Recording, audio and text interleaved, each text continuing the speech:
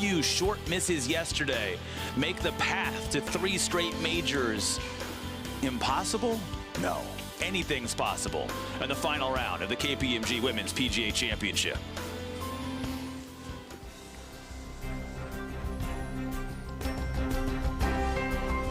The PGA of America and the LPGA proudly present feature group coverage of the KPMG Women's PGA Championship, powered by T-Mobile. And we hope the wait was worth it. 3.5-hour delay today due to a heavy storm that rolled through Chaska, Minnesota this morning, dumping over an inch of rain on the golf course in a very short period of time. And on the backside of it, soft conditions and blustery winds mean that if you are going to win the season's 3rd major today, you are going to have to be in control of your golf ball, something that Hazeltine has been the last couple of days. She leads by 1 with a host of major champions and big names chasing her. There you see cloudy conditions. Don't need the umbrellas right now, but the winds like yesterday going to be a factor. And Nelly Korda hoping that her power, her poise, and her experience can carry her across the line later today to make up a 4-shot deficit to become just the 3rd player in the sport's history to win the first 3 majors of the year. 7 under par is her start. She's alongside Karis Davidson for the 2nd straight day. Davidson leading the field in putting.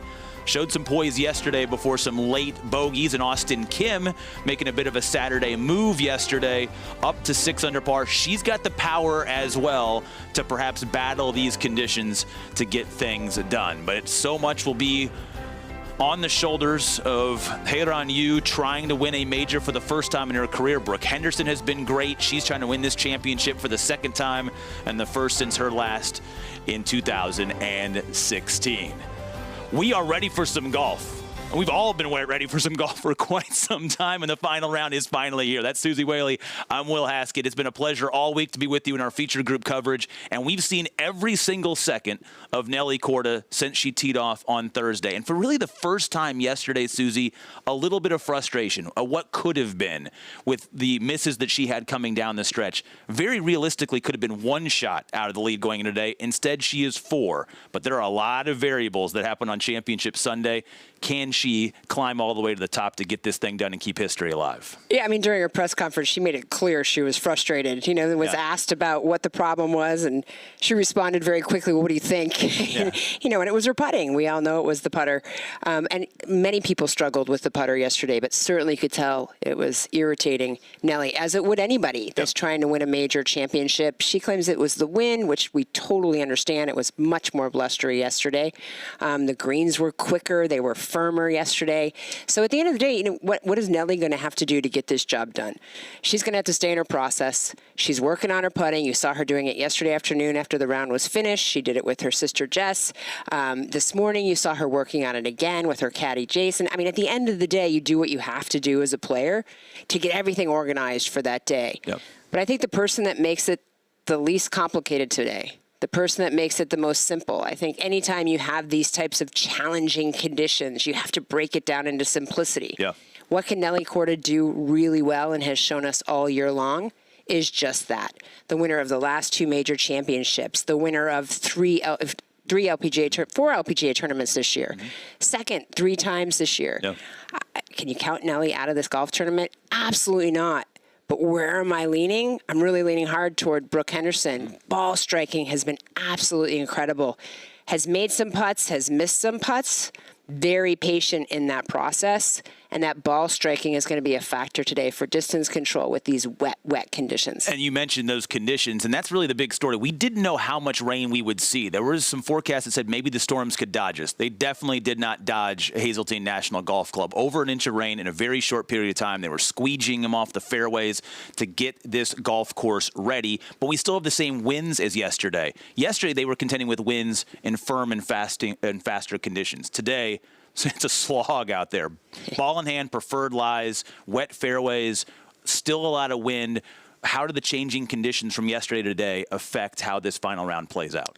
Yeah, I mean, I think we're going to head down to Jarena, too, who has an insight right there on the ground, the changing conditions. But this rough, this bluegrass rough in particular, if you do not keep the ball in the fairway, and the water obviously has made the fairways wider. So if you hit a fairway that's wet, the ball doesn't roll out as far and will stop quicker. That's the good news. The bad news is you're still contending with very tricky landing areas that are most of the time surrounded by bunkers on each side. You get in this bluegrass rough. Bluegrass is already a very moisture-laden rough. It already has 80% water in it. You add this water on top of that, and then you try to come out of that grass, that drag, that friction, the club face getting torque on it, really difficult. And I think you'll see players, as opposed to yesterday, having to make smart choices out of the rough, perhaps even just getting it back into an area they can hit the green from, instead of going for it with a long iron or some sort of fairway wood, because today, very different coming out of that rough. Always a nervous wait to get to your tee time on Championship Sunday of a major, and then that wait was prolonged even more with that 3.5-hour delay because of the weather. So everybody just kind of trying to rev things up right now, and the golfers on the golf course are experiencing something that is very, very different and certainly very difficult. Susie mentioned it. We are the best boots on the ground to try and walk us through exactly what the players are going to face today, and exactly how this golf course has changed. Jarena Mendoza going to be out walking with our featured group today. And Jarena, when you look at these changing conditions, what exactly has happened to the golf course, and how do you expect it to play out when we get the groups on the golf course here in a little bit? Yeah, good morning, Susie. Good morning, Will. Yeah, it is blustery out here today. What I'm looking for today in today's play, today's course, is completely different than what these golfers have seen. Maybe a little bit on Wednesday, since they got it about 1.6 inches on Tuesday night. However, this course was playing long yesterday, and that was with some wind and fast and firm fairways, fast and firm greens. Today, these fairways are going to be saturated. There's going to get minimum roll, which means they're going to have a lot more into these greens. Whereas they're going to be softer, can attack a little more. They're not going to be able to attack that much with the long clubs that they have in their hand. So with that today, I'm definitely going to see a lot of head covers coming off.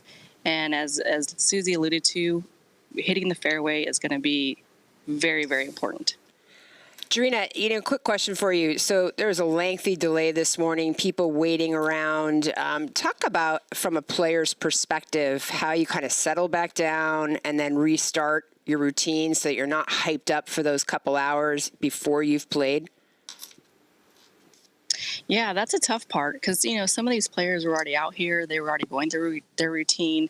Obviously, they're not the ones that are chasing down the leaders. But, this could be a week that someone had made the cut and they're looking to improve their status. So that's important as well. But as far as the leaders go, it's important to take a slow morning. Don't get out of your routine. Just keep doing what you're doing. That's why we have a routine as players, so that you get in these situations and you're not freaking out like, oh my gosh, what do I do? You just go through routine and stick to the process like we've been saying all week on the broadcast.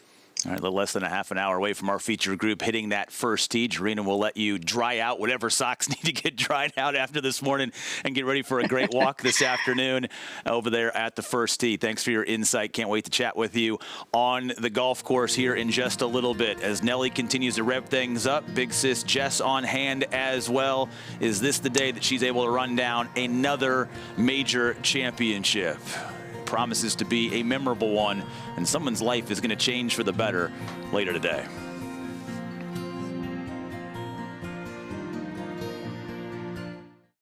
So I got this friend that said T-Mobile's network used to suck. His words. A lot of things used to suck, like cell phones the size of frozen lasagnas. But things change, and after a giant test of millions of customers and data points, now T-Mobile has the best network, by like a lot. Check it out for yourself. You can switch to T-Mobile from your phone in just 15 minutes and see what it means to have America's best network. Hey, dude, you won't believe where I am. What do you see when you walk into a golf course? Lots of fans come out to see these players. Just magic. Maybe her time and moment have gone. incredible.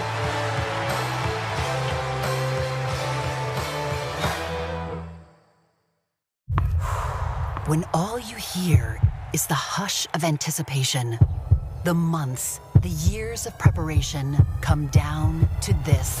KPMG knows that behind every great champion is a great team, one built to find the edge that can make all the difference. We pair insights and inspiration, human intelligence with AI.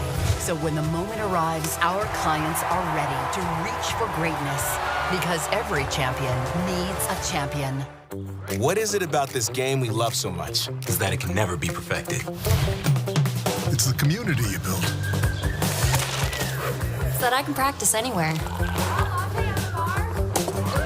It's because it's a game for everyone. Whatever the reason, it all begins with a PGA of America golf professional like me. PGA of America. We love this game.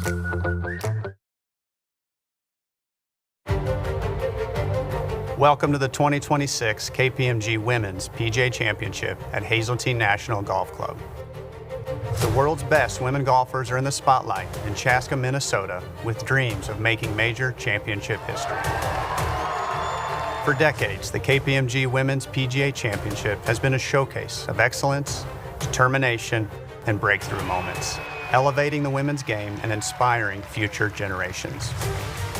We are especially proud this week of the Corebridge financial team of PGA of America and LPGA professionals who work daily to welcome all into this great game we love. On behalf of the PGA of America, enjoy the excitement and world-class competition of the KPMG Women's PGA Championship.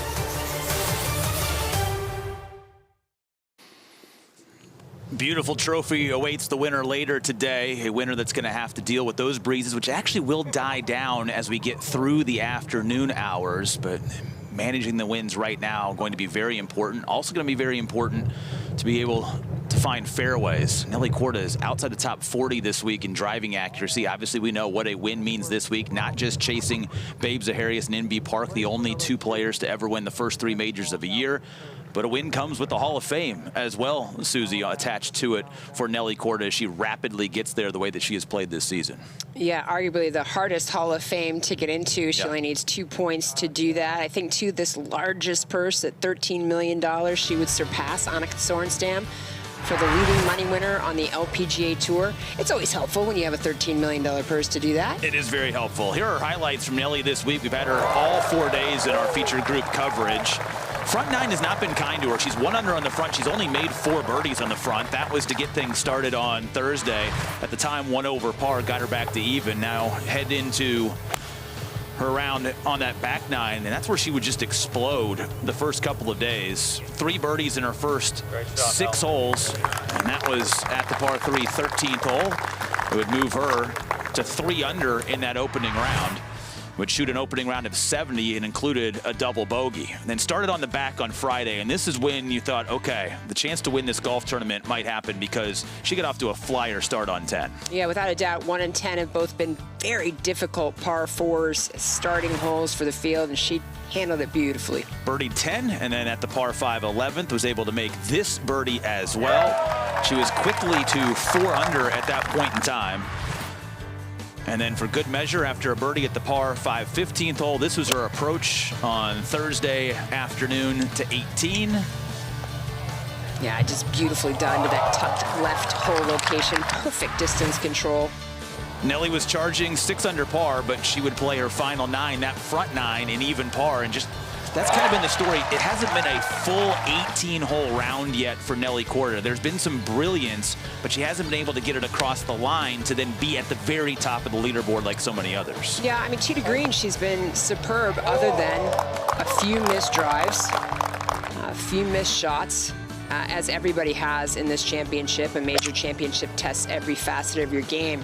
But that front 9 just seems to be a stickler for her today and this week. And let's see if today she can get some birdies and get ahead of herself on it. That was her best shot yesterday, birdieing 13. That would be her last birdie of the round. Couldn't take advantage of 15, missed a short birdie putt at 16, and then it made a bogey coming in. And we really thought we were looking at something, what could have been a 10 under par spot for Nelly Korda, instead in at -7, and now will be 2 groups behind the final group today, heading out 4 shots back of Heiran Yu. All right, so Nelly getting set in just over 15 minutes as we continue setting the stage here for this final round of the KPMG Women's PGA Championship. Been so lucky with the PGA of America to have so many great PGA of America professionals as part of our broadcast all week long, including the best in the biz, Abby Parsons, who's back with us today.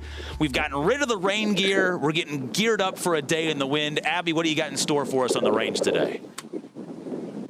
Well, I'm glad you mentioned the wind, Will, because I'm going to hit a shot that's meant for the wind. I'm going to try to hit that low shot and teach those people at home, if it's breezy, swing easy. One of the things that I see the most out of amateur golfers is when there's wind all over the place, kind of like what I'm dealing with now, they try to kill it. They try to just hit it harder because they think that will help the cause. It's not going to help the cause, okay?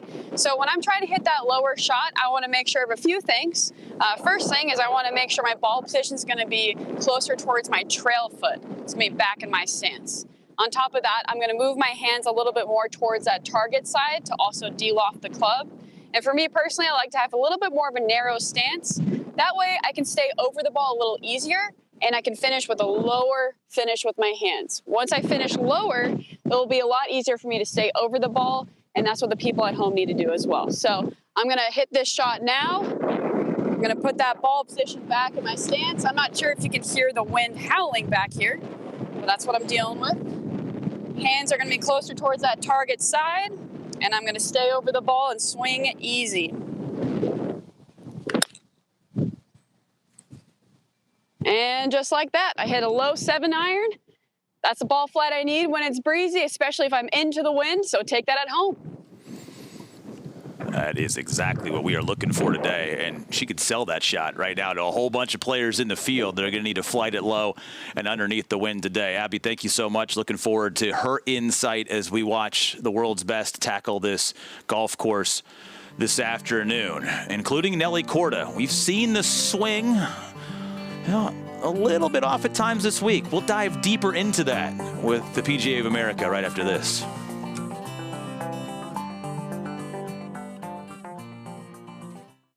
So I got this friend that said T-Mobile's network used to suck. His words. A lot of things used to suck, like cell phones the size of frozen lasagnas. But things change, and after a giant test of millions of customers and data points, now T-Mobile has the best network, by like a lot. Check it out for yourself. You can switch to T-Mobile from your phone in just 15 minutes and see what it means to have America's best network. Hey dude, you won't believe where I am. When all you hear is the hush of anticipation, the months, the years of preparation come down to this.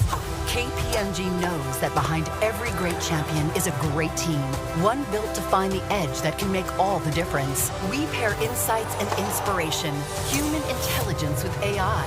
So when the moment arrives, our clients are ready to reach for greatness, because every champion needs a champion. What is it about this game we love so much? Is that it can never be perfected. It's the community you build. So that I can practice anywhere. It's because it's a game for everyone. Whatever the reason, it all begins with a PGA of America golf professional like me. PGA of America. We love this game. What do you see when you walk into a golf course? Lots of fans come out to see these players. Just magic. You know, maybe her time and moment has gone. And in. Incredible.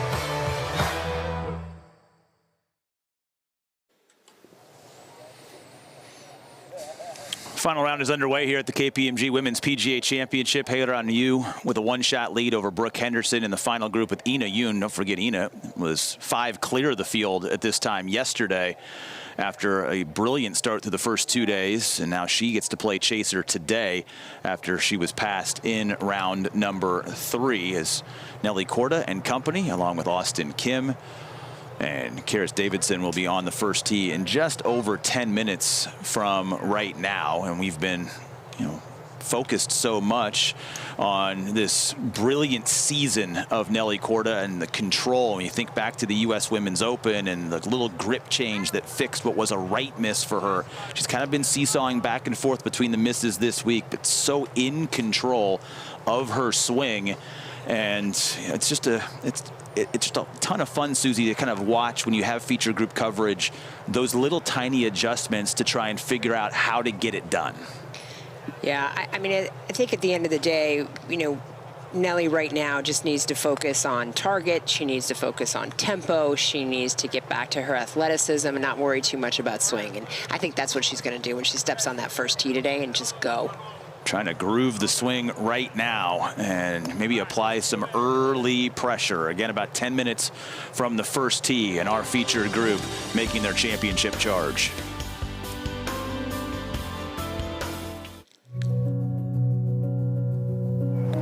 Yes, see, that's perfect there. You want to keep that club out in front of you. I hope the camera sees how much you exaggerate my motions.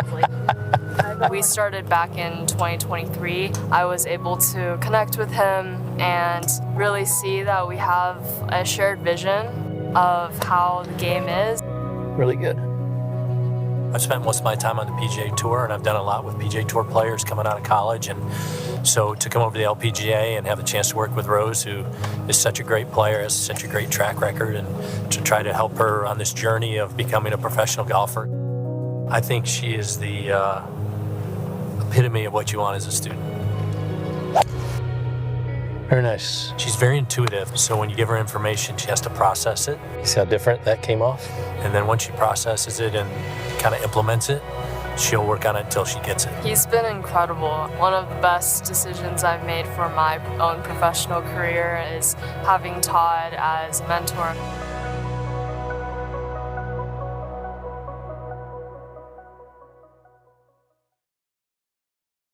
What is it about this game we love so much? Is that it can never be perfected. It's the community you build. So that I can practice anywhere. It's because it's a game for everyone. Whatever the reason, it all begins with a PGA of America golf professional like me. PGA of America. We love this game.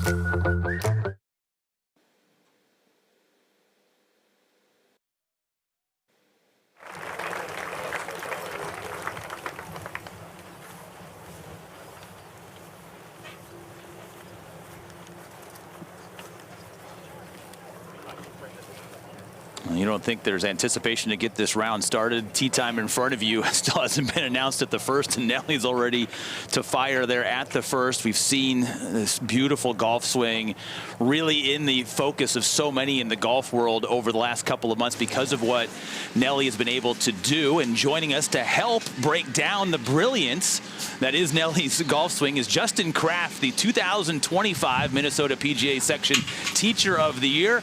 Good afternoon, Pro. What do you see from world number 1 that makes it so effective and so dominant to watch? Yeah, I mean, where do you start? I think you have to talk about how the golf club is basically on plane the entire time, which creates an environment where Nelly doesn't have a lot of compensations down at the bottom. So I really like her chances on a windy day like today. She's got a very stable club face through the ball. She's long, she's accurate, and I think she's got a good chance today. Hey, Justin, when you think about what she mentioned yesterday, we saw her struggle a little with the putter. We saw more than just Nelly struggle with the putter from those short distances. What advice would you give those that are listening on a windy day, how to handle those short putts? Yeah, on a windy day, there's a couple adjustments you can make to make sure the ball comes off the face really solid and the wind has less effect than it might otherwise. You can have a little wider base, and you've got to make sure the putter stays really close to the ground. A lot of times on a windy day, the wind will start to blow the putter around, and it lifts the putter up off the ground, and you end up not making solid contact, and that's what makes the wind start to affect the ball more. If you can create really solid contact by keeping the putter really low to the ground, makes it a lot easier to kind of negate the effects of the wind here. Justin, such a great job detailing what makes Nelly's swing so special. Let's put it to video right here and walk us through in slow motion what you were talking about just a moment ago. Yeah, I mean, you've got one of the best setups in the game with tall, soft knees. She's got a good amount of forward bend from the waist, a good distance from the golf ball. So as you play her back, I want you to just watch how this shaft stays on plane like we were talking about the entire time. So if we pause the swing here in the takeaway, the club head is beautifully just behind her hands. As she loads it up to the top, look at how her kneecaps are starting to change flex. You can see some space there. That's her creating a big turn up to the top of the backswing. So she's got a huge hip turn, a huge shoulder turn, and her left arm covers up her right shoulder perfectly. As you play the downswing, you're going to see basically an athlete in dynamic motion here. She has no compensations to make as this shaft falls right back down on plane. She can pivot, she can use the ground, she can explode her legs up and through to lift her pelvis through the shot, which creates a ton of vertical force and speeds the club head up through the ball. It's one of the reasons she's so accurate, but also so long off the tee, which again, I think gives her a really big advantage today on a day where ball striking is going to be very, very important. When we watch this swing, we'll see it from another sort of line here too, Justin. We've seen her fight a left miss and a right miss at times, and she's able to sort of self-correct. What would we see that's breaking down in this swing if things aren't going her way?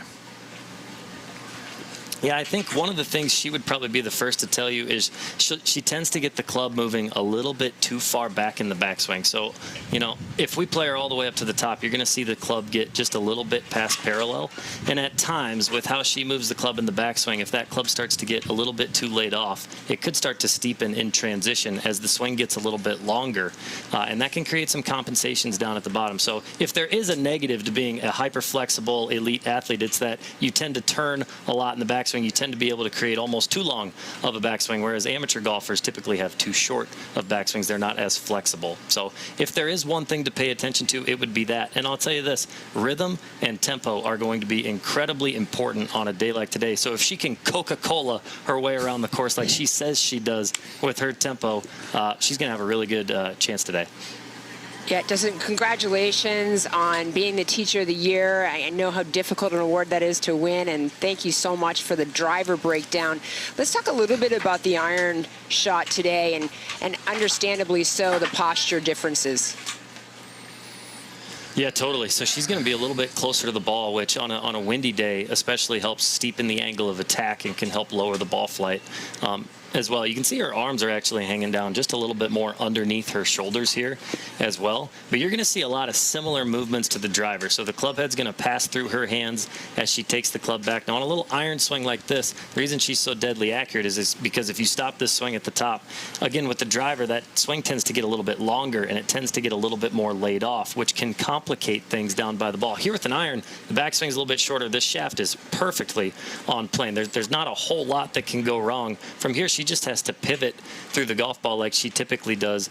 Her hand pass starts to travel a little bit more around the corner here. You're going to see a full release of the club head through the ball as well. But you can see pelvis is open, chest is open with some side bend. She's holding her neck kind of down and over the golf ball very nicely, so her chest is nice and low, and a full release of the club all the way through the ball. So there's so many things to copy here, but if I had to kind of dissect the difference between a driver and an iron swing, her driver swing can just get a little bit too long on her, and that can complicate some things.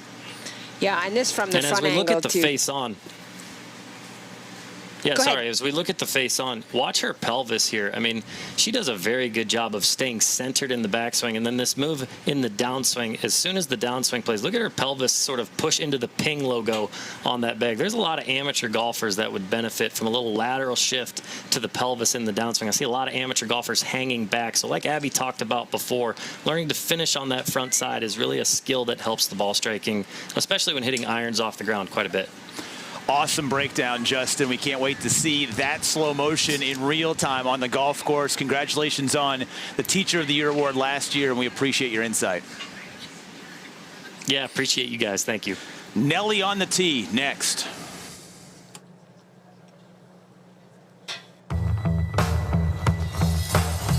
What do you see when you walk into a golf course? Lots of fans come out to see these players. Just magic. You know, maybe her time and moment have gone. And in. Incredible.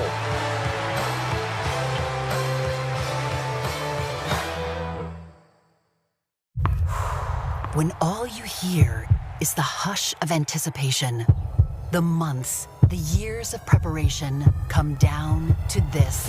KPMG knows that behind every great champion is a great team, one built to find the edge that can make all the difference. We pair insights and inspiration, human intelligence with AI.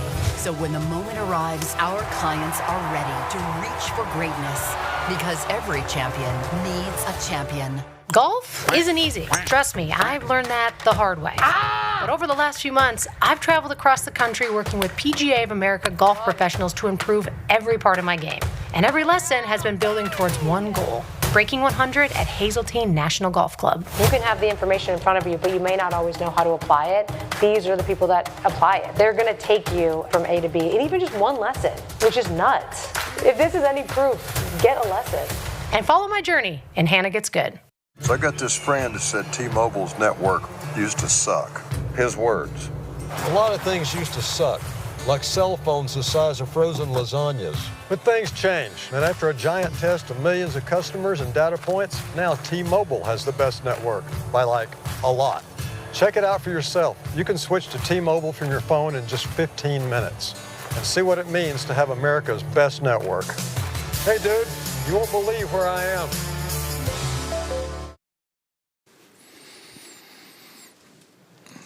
Staring into the wind, Nelly Korda, Karis, Davidson, Auston, Kim getting ready to start this round. We're Susie. There have been 8 bogeys already here at the first hole today. The par 5 third is playing over par. How do you get off to a good start today if you're going to try to be a winner at the end of the day?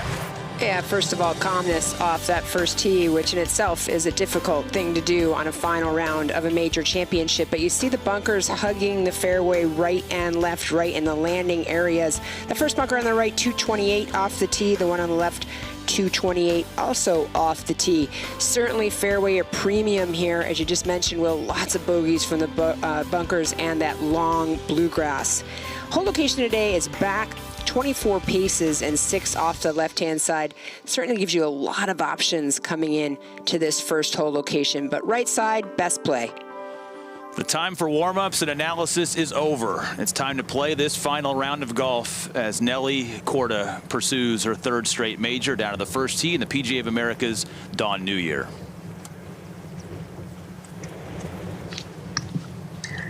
Good afternoon and welcome to the 2026 KPMG Women's PGA Championship. This is the 12:33 starting time. Now on the tee from Florida, the 2021 KPMG Women's PGA Champion, Nelly Korda.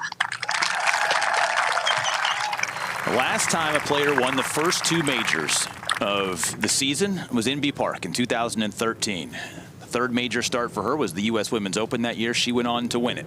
13 years later, Nelly Korda finds herself in the same position. And while she may have cost herself some shots yesterday, no lead is safe if she is on her A game as she starts the final round here at Hazeltine.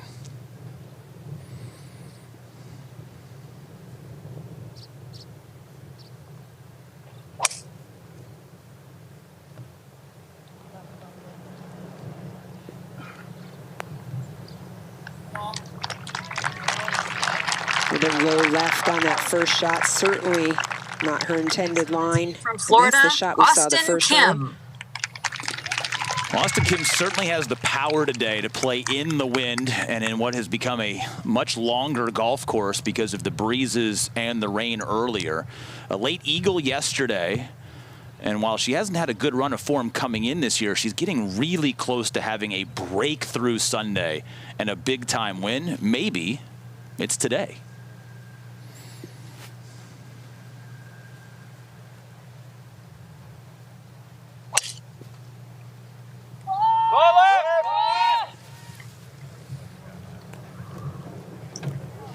Again, already a difficult tee Next shot to play off the from first. Australia, Karis, Davidson. Add those nerves, Will, and it gets even trickier. It was impressive stuff through much of yesterday for the 27-year-old Karis Davidson, who is leading the field in putting. If she doesn't make any big mistakes, tee to green, Susie, that probably no one on property that's more confident on the greens this week the way that she has rolled it. Yeah, and hats off to this partnership between she and her caddy. Just strategically well played yesterday. Took their lumps where they needed to, were aggressive where they could.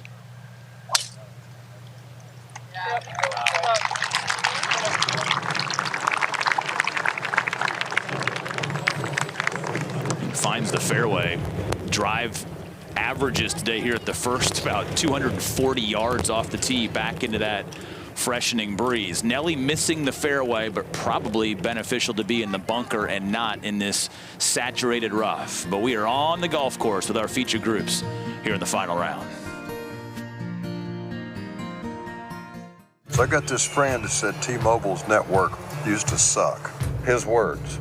A lot of things used to suck, like cell phones the size of frozen lasagnas. But things change, and after a giant test of millions of customers and data points, now T-Mobile has the best network, by like a lot. Check it out for yourself. You can switch to T-Mobile from your phone in just 15 minutes and see what it means to have America's best network. Hey dude, you won't believe where I am. When all you hear is the hush of anticipation, the months, the years of preparation come down to this. KPMG knows that behind every great champion is a great team, one built to find the edge that can make all the difference. We pair insights and inspiration, human intelligence with AI. So when the moment arrives, our clients are ready to reach for greatness, because every champion needs a champion. What is it about this game we love so much? Is that it can never be perfected. It's the community you build. So that I can practice anywhere. It's because it's a game for everyone. Whatever the reason, it all begins with a PGA of America golf professional like me. PGA of America. We love this game. What do you see when you walk into a golf course? Lots of fans come out to see these players. Just magic. You know, maybe her time and moment has gone. And in. Incredible.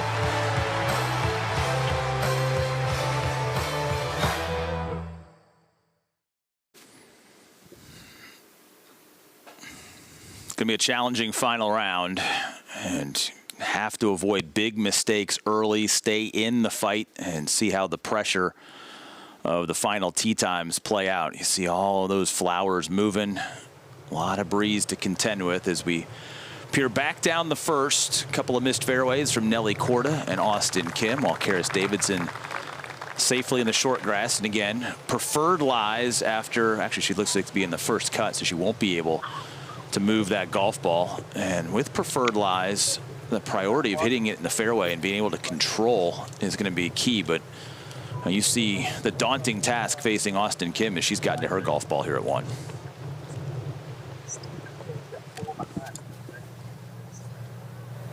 I might try and keep it just a little bit lower. Yeah.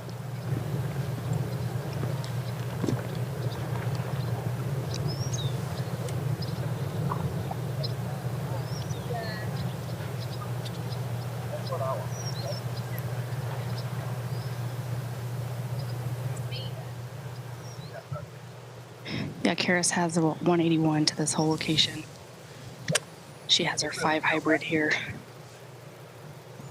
I'd say this wind is probably 10 10 to 15 miles an hour straight into her face. She's looking just left of this whole location. Yeah, plenty of green to work with too, Drina, coming out of this wet first cut. Easy to catch a little bit of a flyer. No friction between the ball and that face. Yeah, this is struck beautifully. Yeah, that flew all the way over the green into the left-hand side bunker. There's that flyer reaction. There's just no friction today out of that first cut with this really damp grass. Yeah, we saw that happen to Weiwei yesterday. I wonder if that was similar to where we just get down in this little valley here and the wind just doesn't affect the ball as much.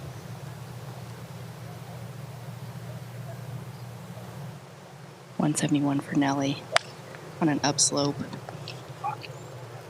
She's hit this just right of the hole.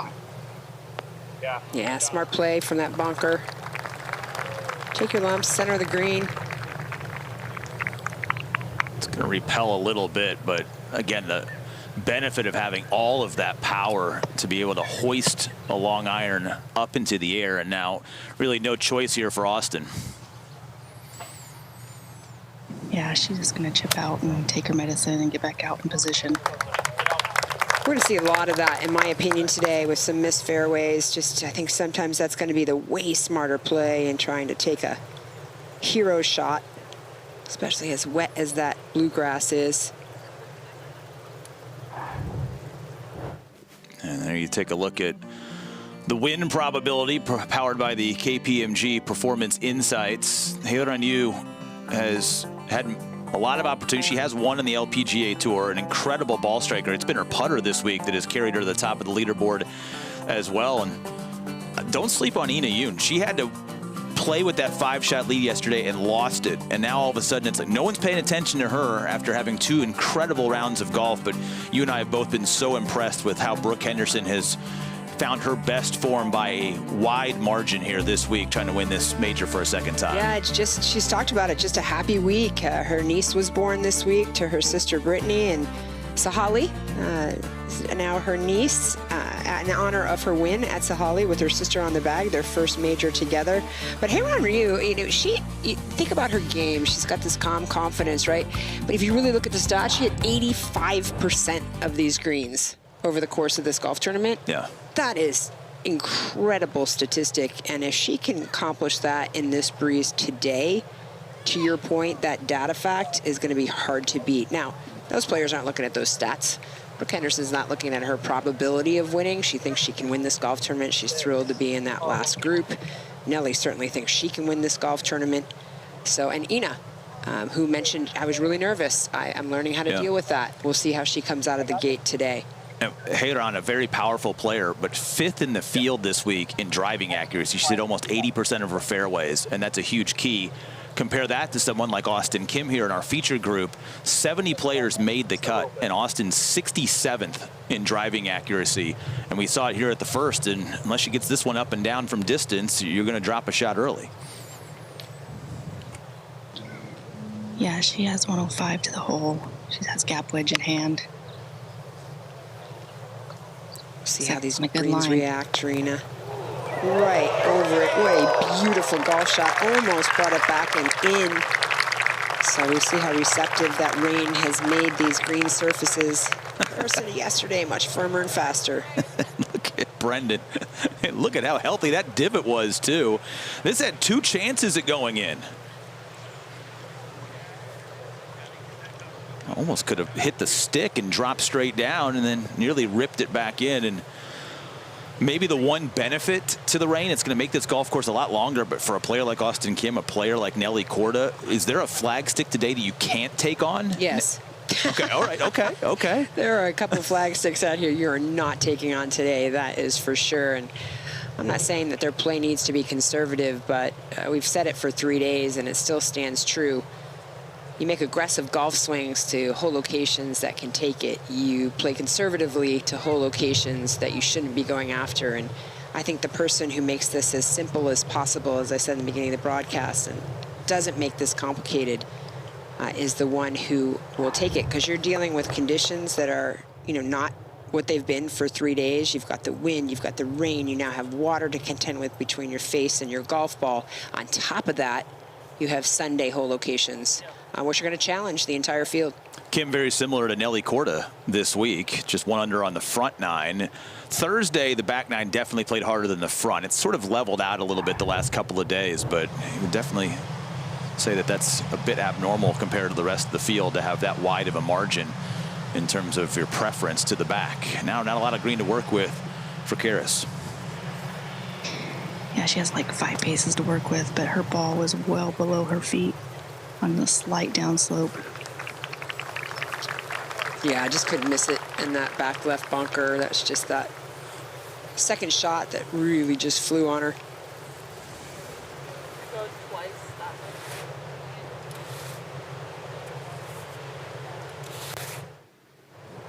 Got to talk with her a little bit on the range and her caddy, and they seemed like they were in good spirits, and I was joking with them. They have a great time, and I said, do y'all want to just take the mic for the rest of the day? It seemed like y'all might be a little more entertaining than what I have to say.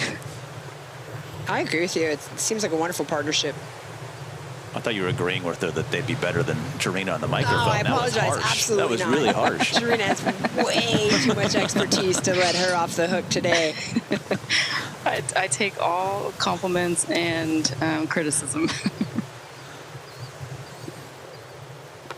That wind is affecting the putts, I can imagine, Tarina. It sure looks like it. Yeah, it's definitely going to be a factor today. Nelly's got straight uphill, right to left, and it sounded like she hit that really hard, and it's still going to come up a little bit short. And now she'll have an early test, a short putt with the breeze. She talked about that in a very brief meeting with the media after the frustrating finish yesterday, and said that it was difficult to deal with the wind on the short putts. When she won the U.S. Women's Open a few weeks back, she missed just 1 putt the entire week on those tricky Poana surfaces from inside of 5 feet. She's already missed 4 of them this week, including a couple yesterday coming down the stretch. So that will be a very early test of where the stroke is here in this final round. Yeah, and to your point, her scrambling at the U.S. Women's Open at Riviera, 80%. Last 3 days, 20 out of 22. So ball striking, you can say to that stat, well, wasn't that great, but didn't matter. She got the job done.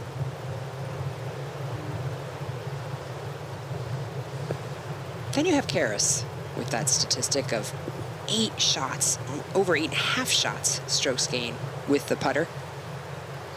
Incredible week of putting for Karis.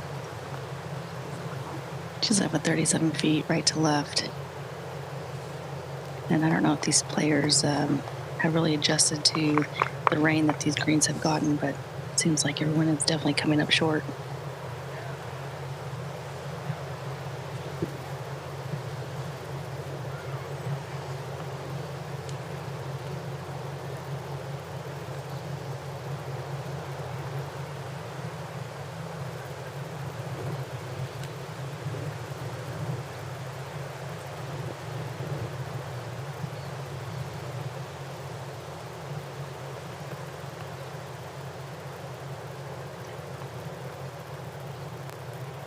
Nelly and her caddy were working extremely hard on this length putt on the practice putting green before her round today.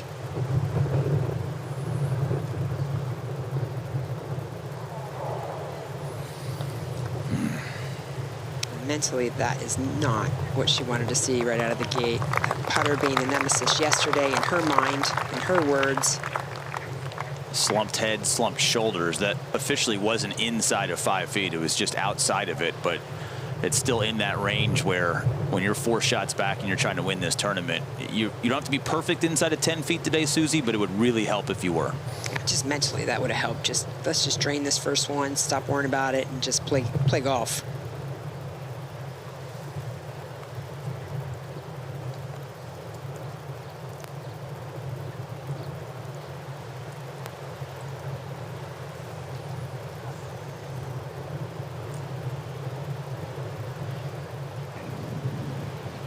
Auston back uphill here, right to left. She would love to get this one to fall and make par the hard way.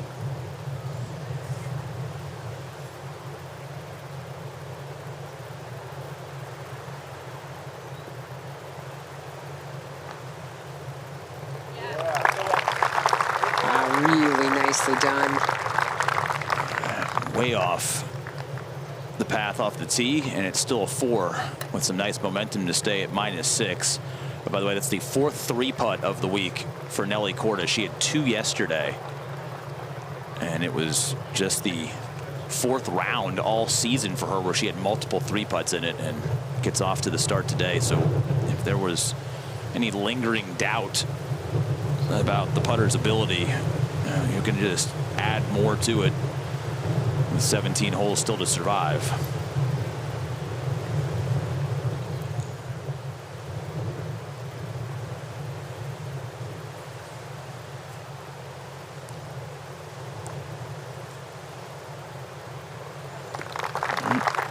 That back bunker is a bogey maker.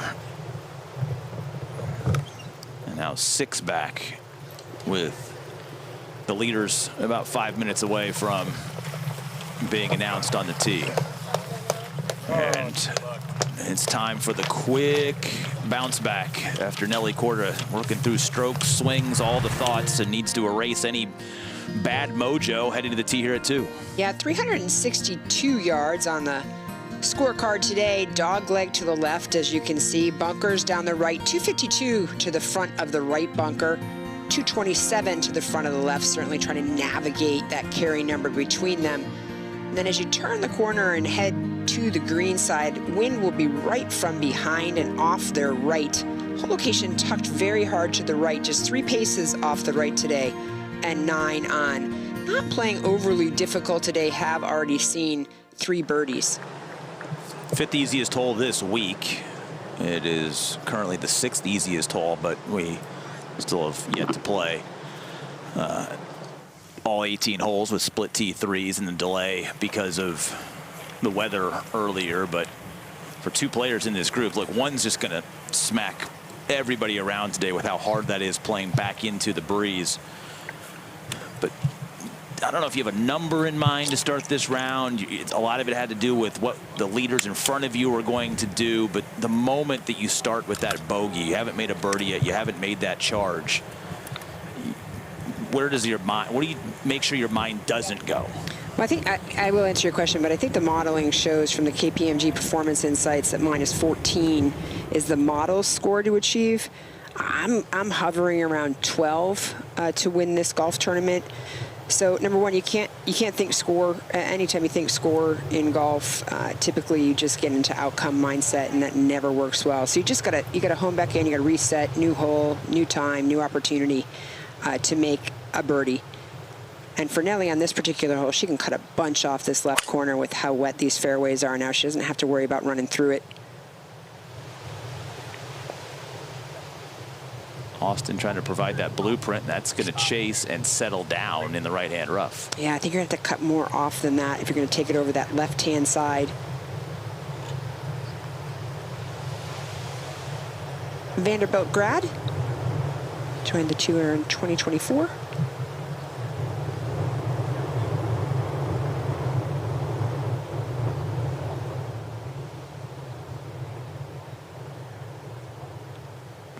It's only about 230 to get to the fairway from our angle. Yep. Wind is helping off the right. Yeah, it's beautiful. A little bit higher trajectory there, lands soft for Nelly, and should have a short club in hand to try to attack to get that shot right back.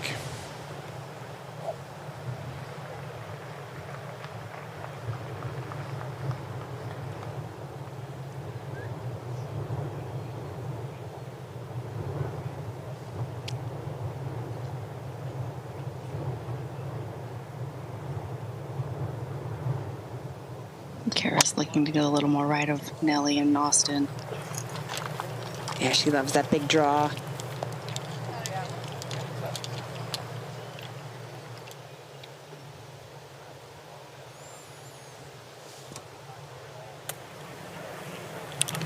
All right, so Nelly having to figure out those little putting problems as she tries to get right back at the second, and allows us, while they walk to their balls here, to bring back in the 2025 Minnesota PGA Teacher of the Year.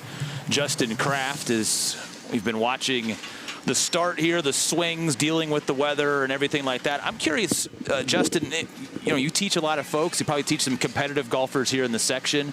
Do you take anything away from this week, watching some of the best in the world play, and what you might teach to your students? Yeah, and it goes a lot further than just the technique of the golf swing, right? I tell all my students that are here this week, watch the composure of the players after they make a bogey. I mean, Nelly's a great example here. Just 3-putted the first hole, and then she hits an absolutely perfect tee shot on the next hole. So not just the technique stuff, but also paying attention to how do these players carry themselves. How do they prepare for a round of golf? Try to get here early and watch Nelly hit a few putts and then went down to the range and then came back and hit a few more chips and then a few more putts. And then also just kind of making sure they're watching their pre-shot routines as well. A lot of the competitive golfers that I coach, if they get nervous, a lot of times, and this goes for any amateur golfer, you're out there playing in your member guest. If you get nervous, a lot of times your pre-shot routine is the first thing to fall apart. You start getting distracted and rushed. And these golfers out here are here because they do a great job of sticking to that pre-shot routine. We just saw the replay of the miss at 1, and obviously a source of her frustration, Justin, has been the short misses on the greens. I'm not necessarily asking you to say, well, what's happening in this particular situation, but when you start having those short misses, how do you try to gather information to fix it? Yeah, I mean, it's such a tough sport, right? Because this is, when she's hitting these putts, this is a kind of a binary outcome. So it's either she makes it or she misses it. Now, she might have hit a good putt, and this might not necessarily be a putting stroke technique issue, but I'll tell you what I tell my players to do. When you start seeing balls miss the hole from short putts, from really close to the hole, it's time to stop worrying about make and miss and start kind of fixating on the smallest blade of grass possible that you're trying to roll the ball over. That way your brain's not so obsessed with make and miss, and it's more obsessed with, did I roll the ball exactly over the spot that I wanted? If you can kind of detach yourself from the outcome, it gets a lot easier to see those balls fall in the hole from such a short distance. Yeah, I love that so much, and I tell some of my players just pretty close to the same thing. I want them to hit the center of the golf ball with the line on their putter, right? Make it something very simple that they know they can achieve, and that way it gets them out of that outcome, that result-focused. And sometimes you get them out of it very quickly. Other times it takes a few drills, maybe a little technique correction, but oftentimes, to your point, it really is just getting them out of the mindset of miss, and instead, what can I do successfully? Yeah, I couldn't agree more. I mean, if we look at her putting stroke when she putts well and when she doesn't putt well, it's very likely that the smallest little technical change, maybe a small change in ball position, a small alignment change, but nothing that she's not skilled enough to overcome. So I think if she goes out there and she starts to see maybe 1 or 2 putts fall in, her mindset will change completely. And you can tell she's kind of not looking forward to these short putts right now, but if she sees 1 or 2 go in, that could change her mindset and her week tremendously. Well, a chance to bounce right back with birdie here. Somewhat accessible hole location. The 2 players that made bogey back at the first, looking to bounce right back here. And Jarena, it'll be first cut for Karis. Yeah, she's got 104 to this whole location. A little uphill, straight downwind. Not much green to work with. She's definitely going to want to hit to this fat part of the green. You can see that ball release. You're facing that all day with this water on the turf.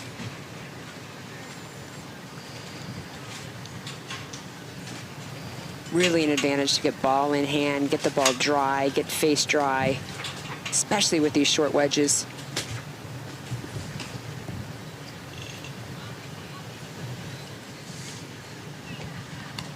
Nelly only has 84 yards. She's got a 58 degree. She's got a little false front to contend with. She's hoisted us really high. Yeah, beautiful shot. Great look to get right back to 7 under par. Yeah, the birdies today will have been from that right side of that whole location. 2 straight missed fairways now for Auston Kim.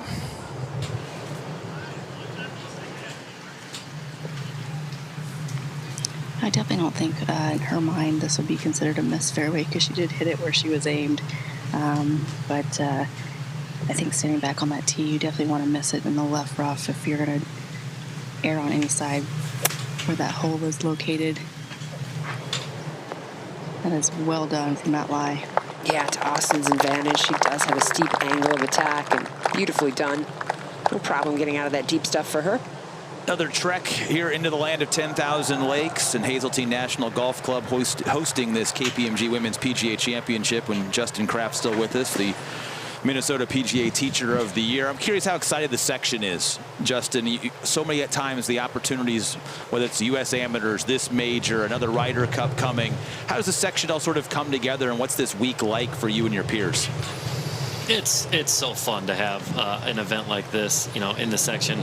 All the buzz surrounding the event leading up to this week, and then also just hearing like even from students and players, hey Justin, are you going to be here on Friday? I'm going to be here Saturday. Like all these young golfers that we get to coach are excited about coming to see, you know, the Nelly Kordas and the Brooke Hendersons and all of the stars we have in our sport. So, you know, there's a lot of buzz around it, I would say, from a student perspective. But then also, I parked down by one green and walked up today, and I probably saw 5 or 6 other PGA professionals from the section that I know. So everyone I know is here. It's like a big party. I think the whole section's excited to have all these stars here.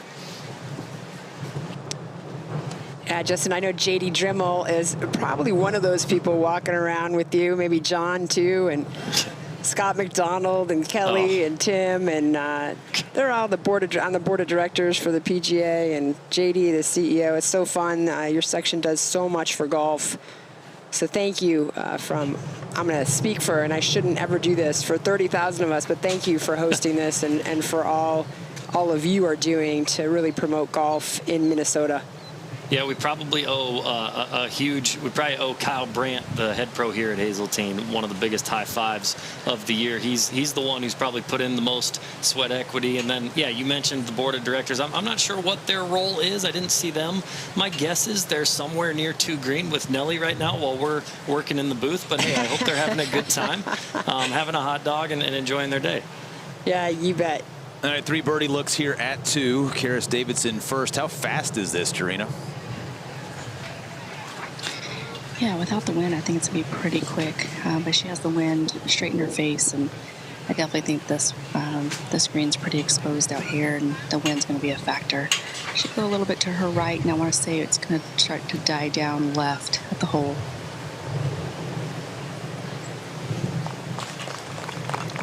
That's well judged.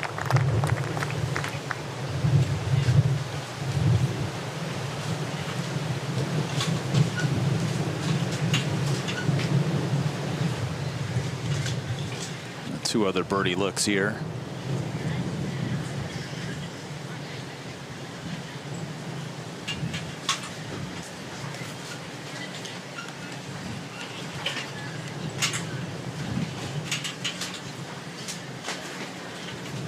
Justin, I got to ask, any competitive experience on this 18-hole championship layout? You know, I have not played Hazeltine in a tournament. I have played it recreationally with a couple members, and holy cow, you talk about a golf course that has some teeth, man. The rough is brutal. The greens are fast. The bunkers are tricky. Like, the whole setup. And to be fair, of course, when we came out, we played it from the Ryder Cup tees, right? So we maybe made it a little harder than it needed to be, but it's a beast of a golf course. The nice thing is, you know, we've got the wind, but we did have a lot of rain this morning, so that's hopefully going to soften the greens enough. We can see some birdies this afternoon. All right, Auston to bounce back. 13 feet. Looks like it wanted to go a little right, but I don't know if the wind's going to hold it up. Started it right, and maybe a bit of a misread there from Kim. So after the par at 1, a 2-putt par here at 2, and has a par 5 coming up. Stays at 6 under par. Par's probably going to be your friend today, although there are some golfers that are making a little bit of a move. Lydia Ko's 3 under through 7 holes. Remember, she was 4 outside the cut number when she teed off on Friday and has played inspired golf. She's gotten herself into the top 10, has Ko today. She just made eagle at the par 5 7. So 2 birdies and an eagle early, offset by just 1 bogey. So there is some good golf to be played out here, and maybe this is the start of a big run for Nelly.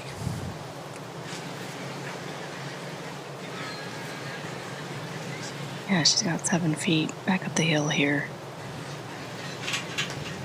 Definitely been watching her head to make sure she keeps it still and stays on the putt. What a great bounce back. Just to Justin's point, you know, make a few of those. That mindset off worrying about the miss and how many more makes can I make, and she knows it. She's like, that's right, that's how it's done.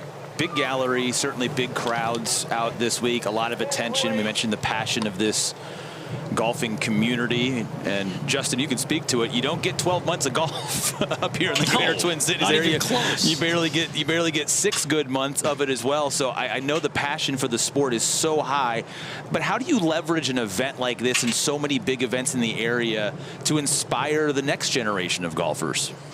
Yeah, I think it starts with the promotion that they've done. I mean, when you walk onto the property here, it feels like a major championship, man. This place is awesome. So if there's young kids walking around right now that have played in the Minnesota PGA Junior Leagues or the Minnesota Junior Soda Series tours, like, man, they walk onto the grounds here, and this is like a big part. It's like a Super Bowl, right? So it really gets them excited to play more golf. We'll continue our conversation with Justin. Nice bounce back birdie for Nelly. She's back within 4, and the first par 5 awaits.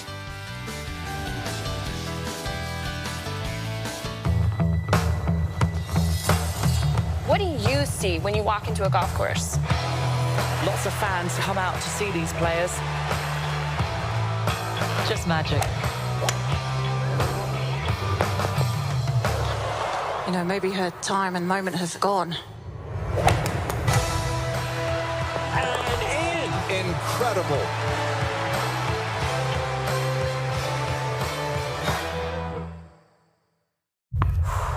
When all you hear is the hush of anticipation, the months, the years of preparation come down to this. KPMG knows that behind every great champion is a great team, one built to find the edge that can make all the difference. We pair insights and inspiration, human intelligence with AI. So when the moment arrives, our clients are ready to reach for greatness.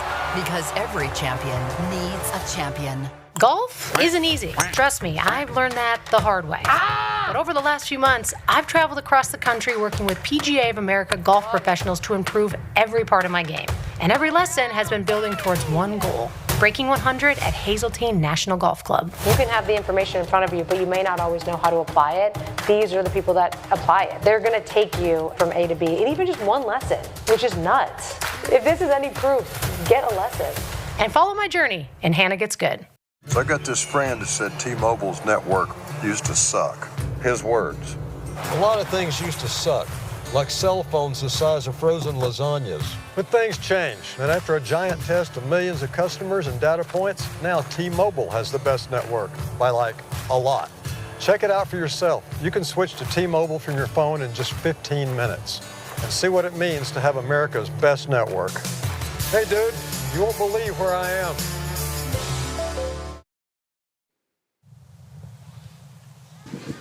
Normally you'd say you got a par 5 coming up. It's an opportunity, but right now the par 5 third is the hardest hole on the golf course. And Nelly starts this one right and just going to hold the fairway. There have been 8 bogeys and 2 doubles so far today here at this third hole.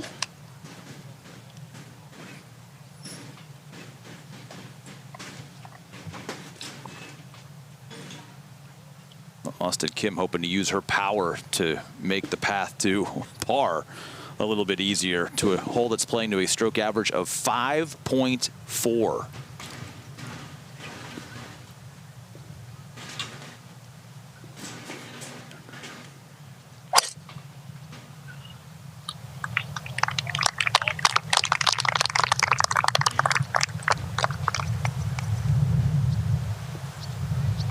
Beauty there.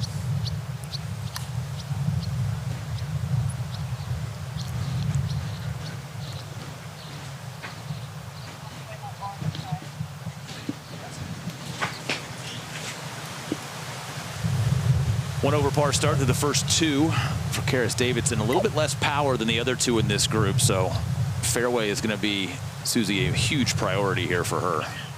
Yeah, as I mentioned, she loves to hit a baby draw, just trying to pick her start line. The wind's coming right at her off the camera tower, so she'll be turning this slightly into the wind.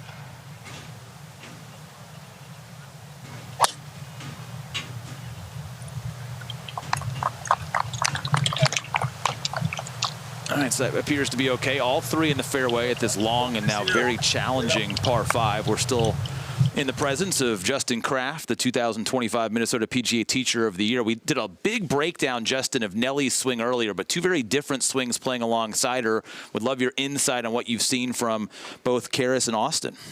Yeah, we mentioned she likes to play a little bit of a draw, so I want everyone to look at her lead hand grip. You can see the lead hand is rotated into a little slightly stronger grip orientation here. That's going to help present the face more closed and help her draw the ball. Now, one of the things we also mentioned here on the broadcast was that she doesn't hit the ball quite as far as the other golfers, but that's not for a lack of turn. So if you look at the top of the backswing, both legs have kind of reflexed. She's starting to dig her pelvis down and into the ground. She's got a nice big coil with her shoulders. And watch the belt buckle rise through impact. So you see how much the legs are extending and lifting the pelvis up through the ball. Again, that's a huge power source that a lot of amateur golfers out there watching would really benefit from. So although she's not as long as the other two in this group, that's a really good golf swing. When we look from this kind of down the line view, you know, she stands a little bit further from the ball to promote kind of this draw. And you can see the club get loaded basically straight down the line at the top. The club face sits in a slightly closed position. She's got a lot of depth to her arms, and this is going to help her come down very nicely from the inside. She does a really good job of staying in her posture as well. There's no pelvic thrusting towards the ball. She's too busy creating all that force going vertically up through the ground. So, again, a very good golf swing. All right, now here's Austin Kim, 4th on the LPGA Tour. She hits at 282.2 on average off the tee. This is one of the most powerful swings in golf. Yeah, this swing is awesome. I took a video of this from the broadcast when you guys were playing it before you sent it over. You're going to see a lot of traditional movements here as she starts to get set up. A lot of waggling, a lot of dynamic movement, and a lot of amateur golfers don't do that, man. They stand there and they get all scared and they start timid and they get frozen over the ball. Look at this big turn. The right hip works up and back, and I want you to watch what the right hip does in the downswing. As she moves in towards the ball, there's a lot of extension happening in this golf swing. So the pelvis is starting to go into what's called extension, or it's starting to thrust a little bit more towards the ball than she probably wants. But again, a lot of vertical force, a huge coil. Her right hip gains a lot of depth there in the backswing. And you can see from this face-on view, not quite as strong as of a grip as we saw earlier in the analysis, and a huge coil. So look at the lead knee moving in towards the golf ball there. I don't see a lot of amateur golfers create that big of a coil. Let that lead knee move in the backswing so you can create a big hip turn and bomb it like these girls do. 282 off the tee is nuts. Wonderful insight there, and it has allowed us to catch the ladies up to their second shots. And talk about how hard this is playing. Jarena, is it just about the wind, or is it the challenge of placing it for this third shot? I think it's D, all of the above. Karis has about 343, and she's, I think, looking to stay on top of this ridge, have a flat lie going into this whole location, and she has about 240. So it's playing long. You're going to be hitting driver, any type of wood, and still have a full wedge in. Two good swings to get her to that spot. And Nelly was nervous for a moment off the tee, but fortunate to hold the fairway. Yeah, especially when it starts going right on this hole. You're going to have these tree troubles on the right if you don't stay in the fairway. And she has 3 wood here, and this is a beautiful shot right up the middle.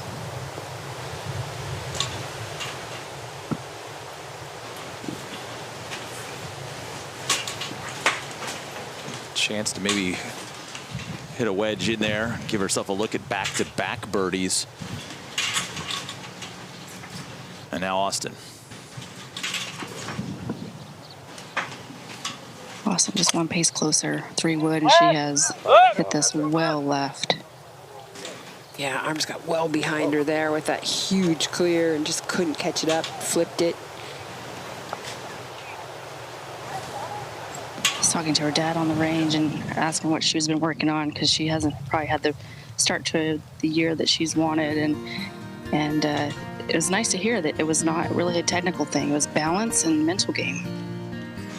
Just going to test the mental game there. How about the mental start? Hazeltine National bogeys the first. Ina Yoon makes birdie. Three-way tie for the lead here in the final round. So I got this friend that said T-Mobile's network used to suck. His words. A lot of things used to suck, like cell phones the size of frozen lasagnas. But things change, and after a giant test of millions of customers and data points, now T-Mobile has the best network, by like a lot. Check it out for yourself. You can switch to T-Mobile from your phone in just 15 minutes and see what it means to have America's best network. Hey dude, you won't believe where I am. What do you see when you walk into a golf course? Lots of fans come out to see these players.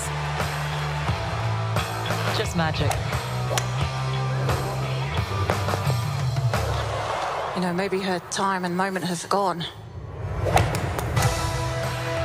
And in. Incredible.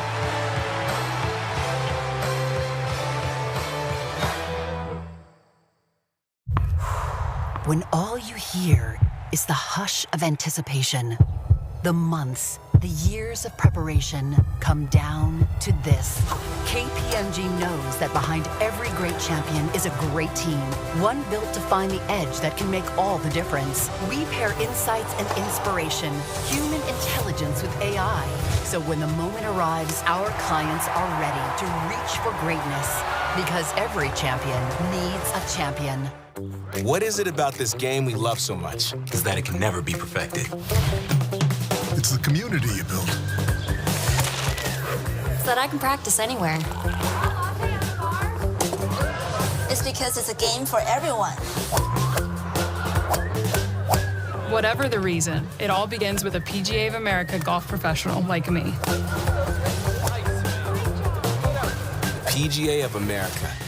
We love this game.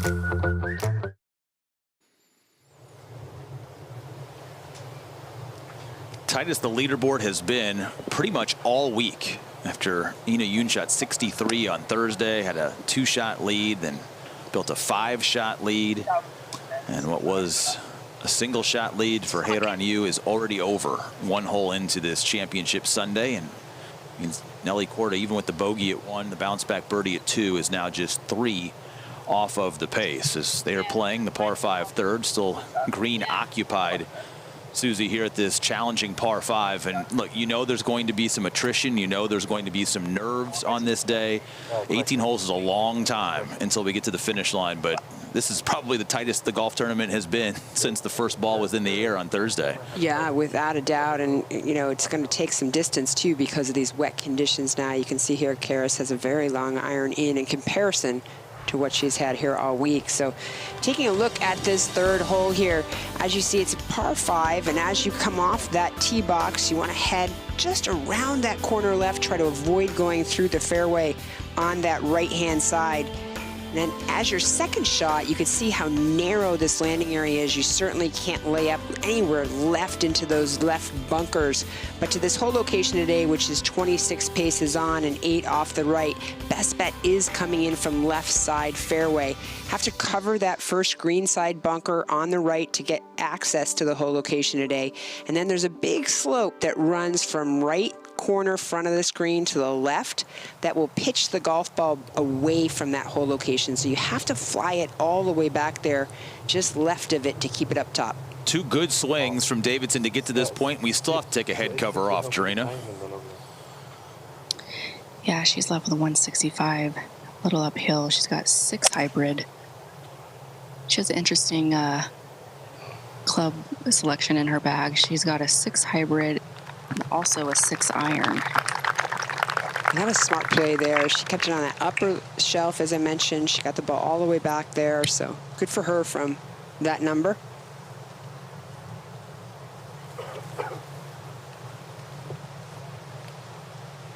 Yeah, that 6 hybrid's probably a little bit longer than the 6 iron, so it gives her more power.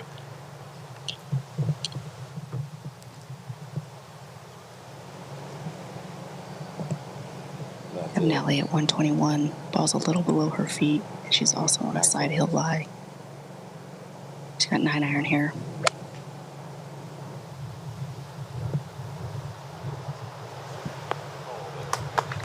There's that slope I mentioned earlier. That's going to fade away from that whole location on that slope. Another test of the lag touch for Nelly. Her bogey at 1 was of the 3-putt variety. And now Auston Kim, this was a huge double cross left.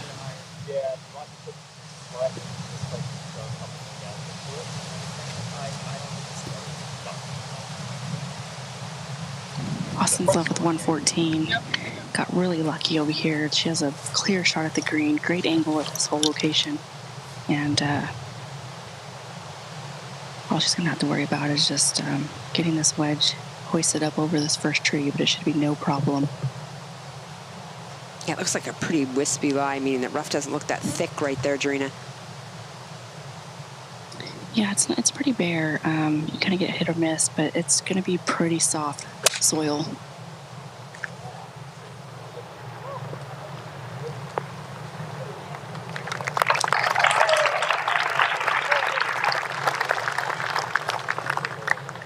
I think to have it in the middle of the green when that ball was in the air after her second and say you don't have a birdie putt, she would have taken it no matter where it is on that putting surface. As they'll make their way up, 3 long birdie putts up on the green, as the challenging conditions have made this hole not the birdie hole that you would expect when you see a par 5 on the card. Yeah, only 2 birdies so far today.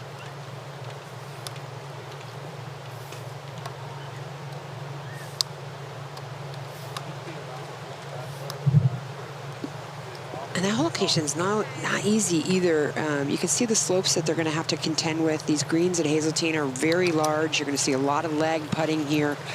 And now with the greens a little bit slower pace, coming up and over these slopes will be a little more difficult to judge. Still have Justin Kraft with us here from the Minnesota PGA section. And Justin, you did such a great job on the swing breakdowns and how different they are, but again, how efficient they are. I'm curious, when you're teaching, and so many people that are watching right now, I know physical limitations mean you can't swing it like Nelly or you can't swing it like Auston Kim, but what's an aspect of the swings out here that you see that more amateur golfers should try to employ to have better contact, to optimize their swings? Yeah, I think when you're focusing on things as an amateur golfer, maybe with some physical limitations, look, you can still move the club into the ball in an effective way. So I tell my students that there are the 3 most important things are your club face, your club path, and your strike location. And if you can learn to dominate those 3 things, it doesn't matter if you have a huge hip turn or you load into the ground or your left wrist is flat.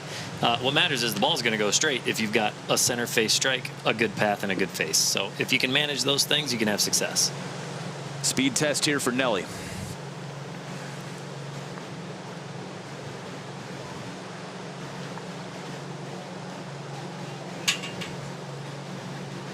And every single one of those types of putts are going to test her concentration and her patience, the way the short ones have not behaved at all. We've had so many great PGA of America coaches and teachers join us this week, and I think I've asked them all the same question at some point in time, so I'll get Justin's thoughts as well. We talk so much about lag putting and the importance this week, Justin, on this golf course, and it feels like one of the hardest things to teach, right? It's a feel thing. Yeah. Do you have any techniques or tips that you work with your students when it comes to trying to master their speed control? Yeah, it's kind of a common misconception that the putter should be accelerating through the ball. We measure like the best putters in the world, like your Cam Smiths and, you know, some of the ladies that are here this week. You're going to see a pretty constant rate of movement of the putter through the ball. So what I like players to do is get a metronome out, and you can download a free metronome app on your phone, and every time the metronome beeps is when the putter should be passing the ball. So you can go somewhere in that 65 to 75 beats per minute range and learn how to have your putter head pass the ball on each beep. That's going to give you a constant rate of acceleration of the putter throughout the whole stroke. Makes distance control way easier. I hadn't even thought of that. Well, I'm in the App Store right now. Downloading Metro that Timer. There That's what I have too, Justin. I'm in the App Store right now while we watch Auston Kim with this birdie effort.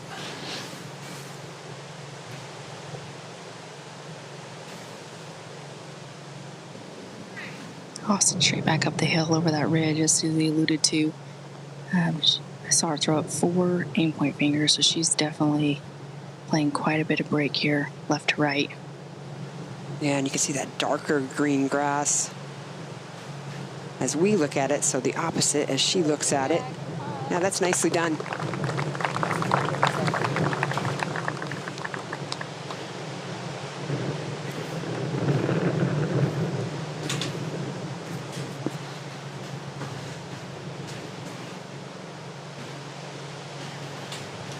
That lighter color. The first and third hole is definitely a definition of getting back into position and allowing yourself a chance at par. And when I played on tour and we would play in pro-ams, they would get upset if I didn't hit the 300-yard drive and hit it to a foot every time. And I said, look, we know how to make a par or birdie from the trees. And Auston has showed that to us today. And that is definitely, I think, the difference between the amateurs and the pro game.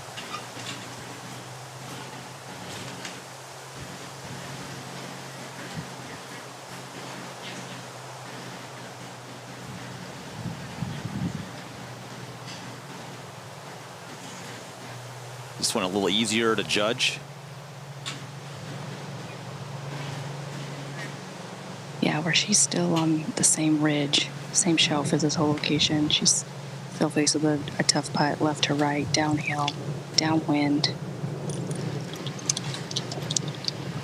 Kind of give that a little too much respect.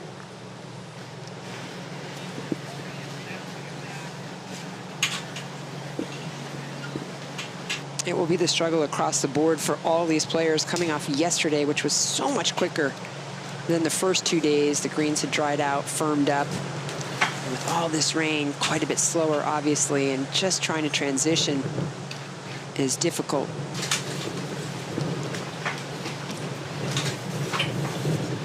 All right, another short test for Nelly Korda. Missed a 5-footer. Just outside 5 feet at the first. That was a 3-putt. This is a healthy 4-footer. Yeah, that's going to be left to right. Back up the hill here, and the wind has just picked up.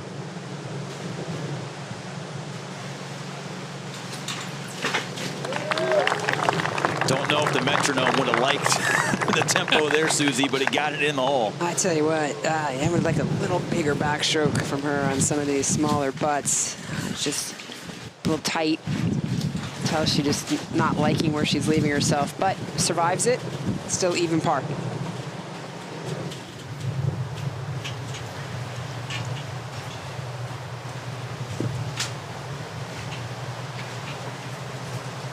I think Susie might be able to agree on this. When it's windy and you have a lighter overhaul putter, maybe a lighter putter head, and you take it back and you see it with your eyes kind of go offline, it's tough to regroup and step off and be disciplined, but we're definitely going to see a lot of that today.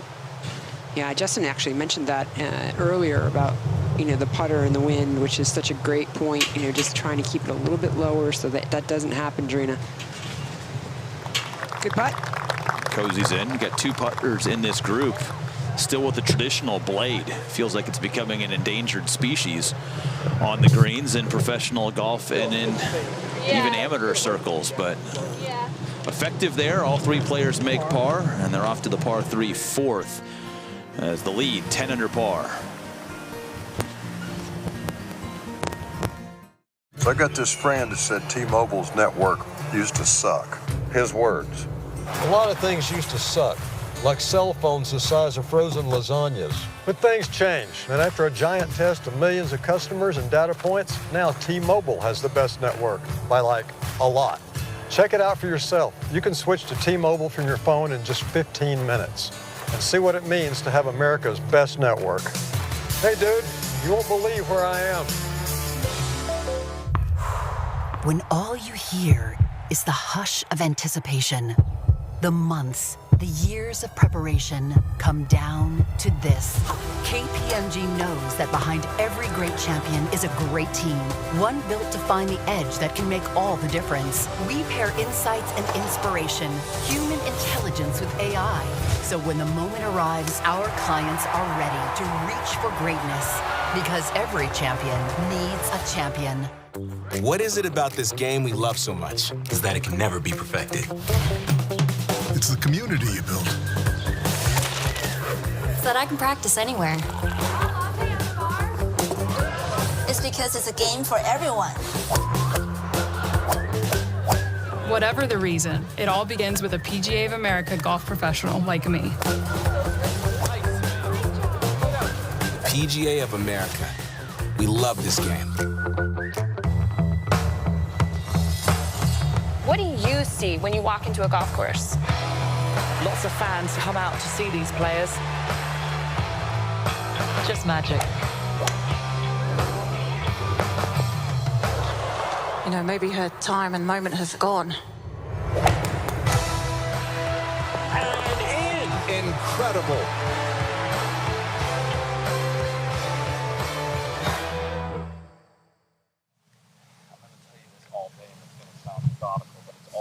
Oh, we found our pet turtle from the other day. He had to duck and cover earlier today when storms came blowing through, and now going to dry out the shell. Get out and get a view of this final round. A final round where Ina Yoon, this was the other day, almost becoming a part of the tournament.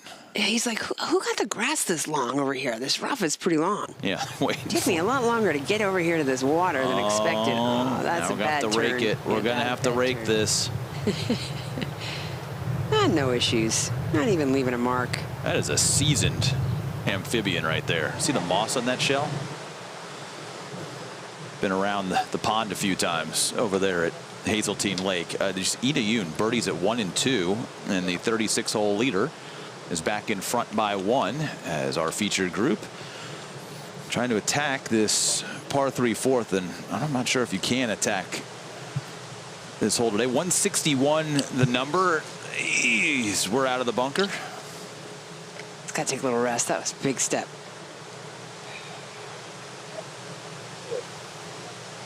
Just trying to watch some golf.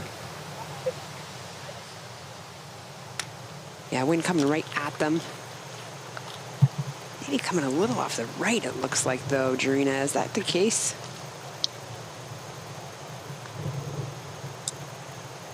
Yeah, Susie, that is right. It's kind of teetering from a little off the right to straight into.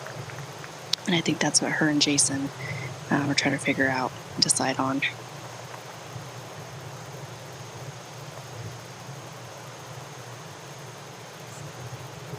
Not a whole lot of room behind this whole location. Kind of tucked in the corner there, so only about 4 paces straight behind it. A little more room to the left.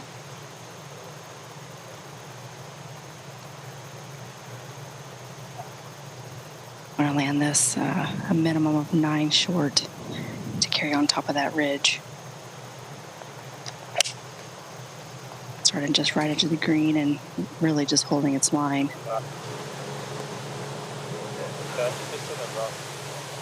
I think that was the right number, just a little too much right start. Maybe gave the wind a little too much credit off the right. Yeah, no, it should be.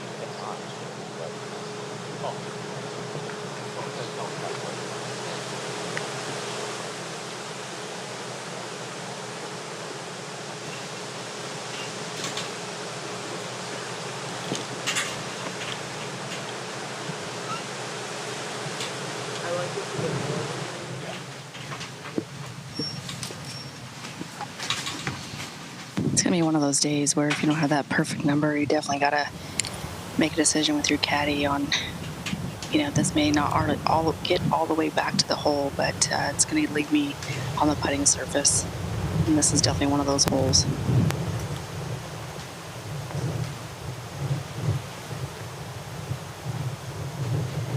Yeah, I like that lower trajectory that Nelly tried to hit here too. If you throw this up in the air and get it a little floaty, there's too much slope left. Short of this whole location, it'll pull it well left.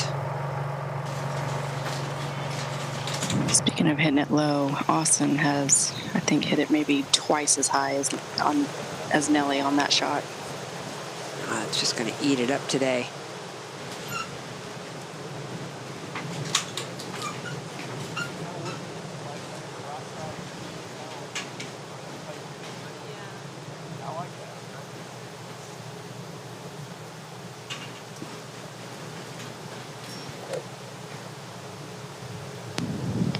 Karis has 6-iron here. This is probably not a friendly wind for her in that she likes to have it start way right and draw back.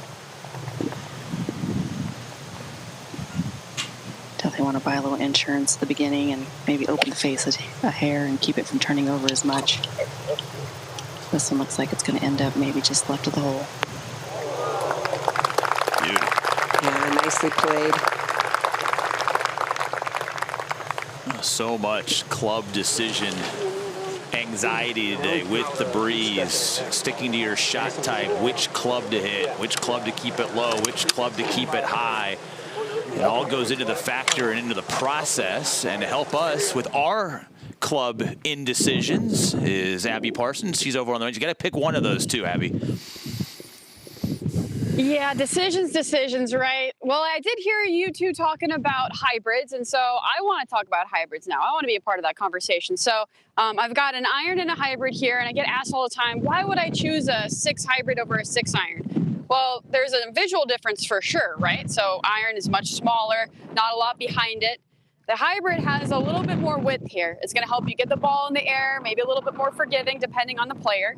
And so what I like to talk about with hybrids is there's a couple of approaches that we have with this swing. It's called a hybrid because it is a hybrid of a wood and an iron. So I can approach it like a fairway wood and have a more shallow swing, a more shallow takeaway, or I can approach it like an iron and have a little bit more of a compression hitting down on it slightly more. Personally, I have a shallow golf swing in the first place, so I have an easy answer. I like to have that more shallow takeaway and try to sweep it, which I'm going to show you here, but I want the people at home to know there's options. So it's always nice to have those. Try them out, try them both out, try that shallow swing, try that steep swing, see what works best for you with this hybrid. You'll see I'll take this club a little lower back and try to sweep it through.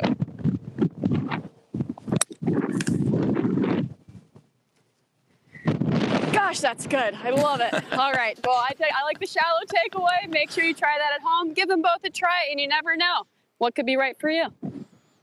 When Abby's making a run at the Corbridge financial team next year, the way that she's putting it this week. Yeah, without a doubt. Or at least for the senior junior with her friend Coach Susie Whaley that's in the booth today. You're right. She's on my radar, that is for sure. That's great. I love how the idea of defining it as a hybrid because it can do both. On a windy day, we saw Auston Kim balloon a shot up into the air, unable to control the trajectory. Would it change which club you're using based off of how you want to flight it, or because of the versatility of clubs these days, is it all just sort of personal preference and what you can do with it? No, 100%. You're just controlling your dynamic launch and your dynamic loft, right? So it impact. What do you want that launch to look like? Trajectory. How do you want that to look? And what loft do you need to make that happen? And so, yes, you could change your club. You could keep the same club and change your setup. You can grip down. There's so many options, but in a day like today, in the situation that she faced there, I'm very surprised she didn't flight that golf ball down. Now she's left with this.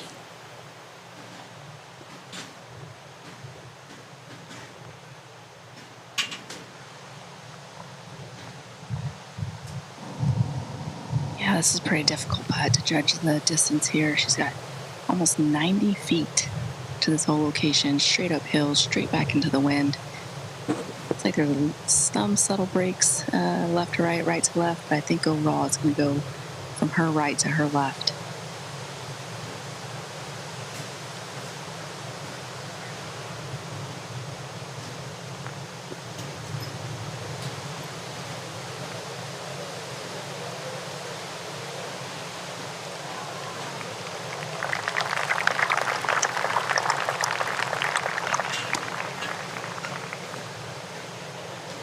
That'll be a little tester for her. What's the challenge now facing Nelly?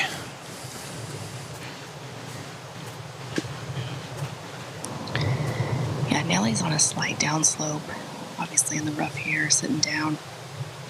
Has plenty of green to work with. However, where the ball's going to be landing is on a slight downslope, so she's going to have a hard time keeping this ball short of this hole, and she has just caught all ball there. Boy, that came out of there really quickly.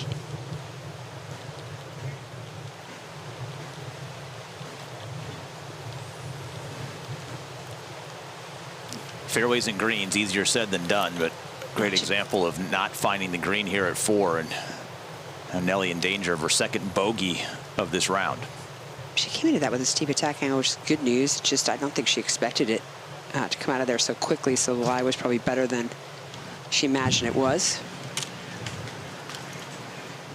Yeah, Susie, I think that's what's so difficult about this Kentucky Bluegrass is just predicting exactly how it's going to come out and how your club's going to go through. Sometimes you see these players, you know, take a big sweeping swing and their club releases and exits, and sometimes they take it back and it just stops the ball.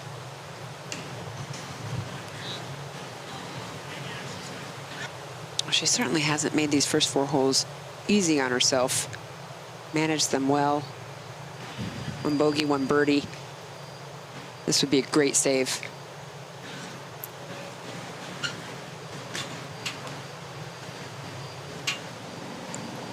Yeah, I would definitely put some boost in that confidence with the flat stick, and definitely that's kind of been her story of weakness for the week.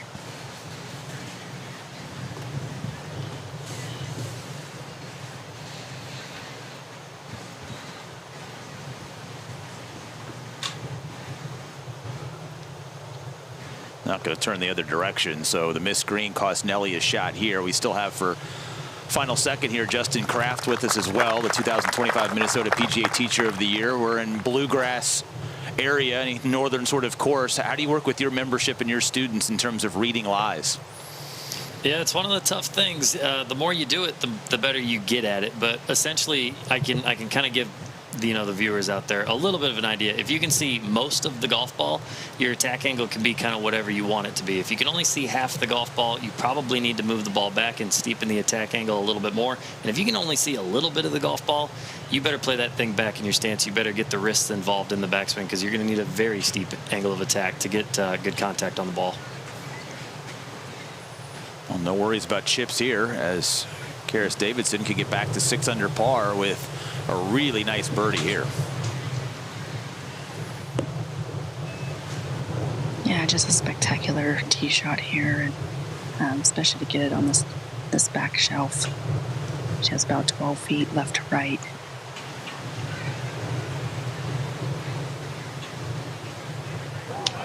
Yeah, good for her. There is that putting prowess that we've seen all week long. Yeah, I'm standing behind her, and I just love, you can see the release of the putter. It's just beautiful.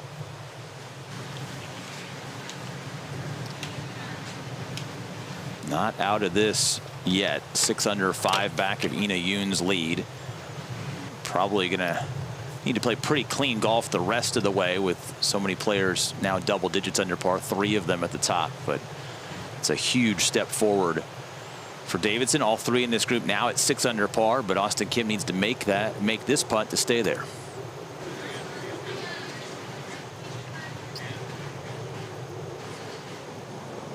Yeah, if we're going by Susie's 10% rule, she has definitely hit it right on the head. We have about 8 feet left, right to left.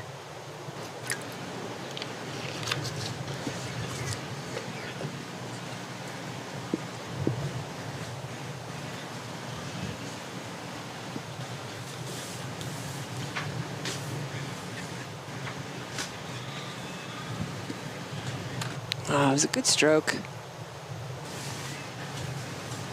Just a little misread. Can't imagine any bogey-free rounds today. They're going to come. The question is, can you limit them? And can you make enough birdies to stay ahead of the bogeys?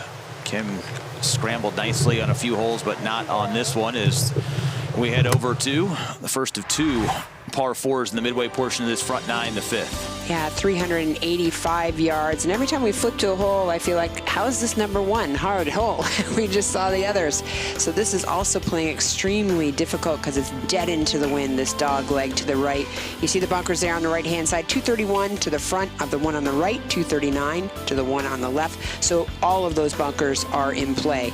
As you turn the corner and head toward the green, the whole location today, 14 paces on and 4 off that left-hand side, bringing that left-hand bunker to the left side of that green in play. You don't want to short side yourself there, especially from the back of that left-hand bunker. Oh, you're right, Susie. A couple minutes ago, we were talking about the par 5 third hole was the hardest hole on the golf course. It's been replaced by this one, where it's playing to a stroke average of 4.42. There's been a lone birdie here at 5. In fact, we've had just one birdie combined on 5 and 6 so far in this final round. I think Karis is looking for a little redemption on this hole.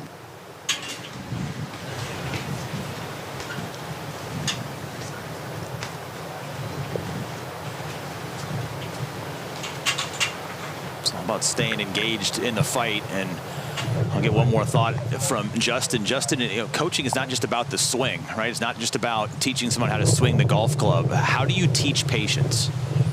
Oh man, when you figure that out, let me know. It's the hardest thing out here. You're out here for 5 hours, right? So I think what you've got to do, it sounds cliche, but you got to stay in the moment. You got to try to be the best version of yourself on every single shot. You can't get distracted. And I've had 2-3 putts, or I'm 2 over through 4. You've got to try to be the best version of yourself on every shot. If you can do that, you got a good chance. Oh no, there's the left miss we saw on Friday. Yeah, just super quick transition there. Finds that left bunker. I just wish she'd lower that tee down and hit that fairway finder she was hitting yesterday, Adriana. She was so in control of her golf ball. Oh. Yeah, I think she was trying to hit that one low, and I think with the wind, it's definitely gonna, cause her to get a little more quick. I know when I played in the wind, I had to really remind myself to slow down, and a little saying that my high school coach used to say was, "The wind is your friend." Did you reply, "But is it?" No, he's my enemy. I hate the wind.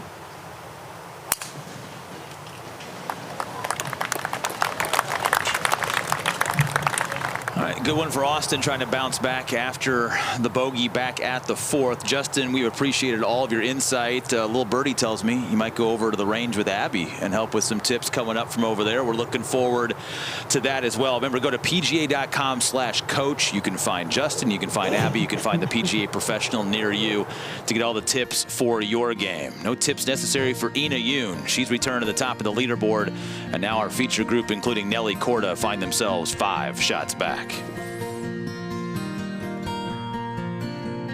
So I got this friend that said T-Mobile's network used to suck. His words. A lot of things used to suck, like cell phones the size of frozen lasagnas. But things change, and after a giant test of millions of customers and data points, now T-Mobile has the best network, by like a lot.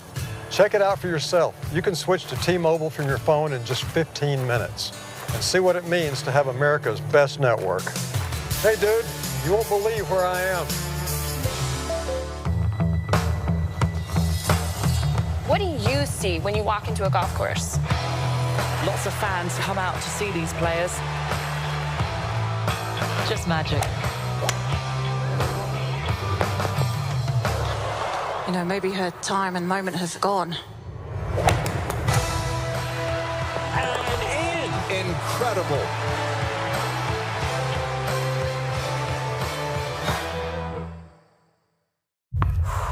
When all you hear is the hush of anticipation, the months, the years of preparation come down to this.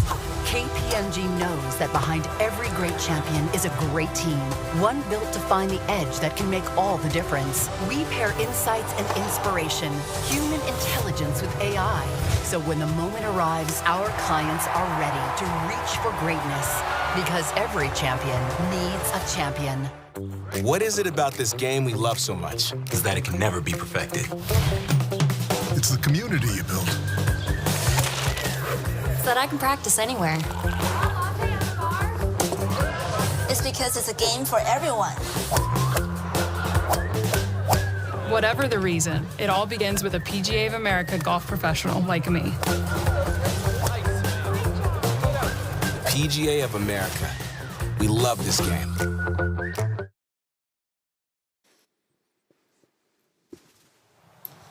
There's been plenty of movement early on the front nine on the leaderboard here in the final round of the KPMG Women's PGA Championship. Nelly Korda was hoping to make the move up the leaderboard. Instead, she has fallen a couple of spots.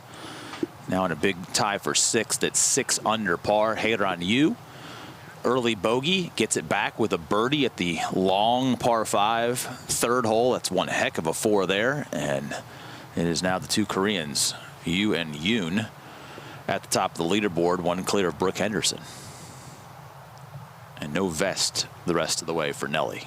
Yeah, finds herself in this left side fairway bunker. First one to be in it today, 165. And that wind will be coming right at her. Drina, is that face at all a problem? No, it doesn't seem like it's a problem, especially the way Nelly's been hitting it out of the bunkers this week. There was a couple fairway bunkers she's hit out of that I was like, well, that face looks like it could be in her way, and she has done a phenomenal job of her ball striking out of these fairway bunkers. It's very, very impressive. Looks like it might be Karis Davidson first. They're both 165 out, and she has put herself in the perfect spot in this fairway. Boy, with the sky and the weather right now, you'd never imagine we had the massive storms we did earlier today that delayed play. Yeah, sun's out and it's getting a little steamy out here. Karis here with a 6-iron. Kind of feel the wind swirling down in this fairway.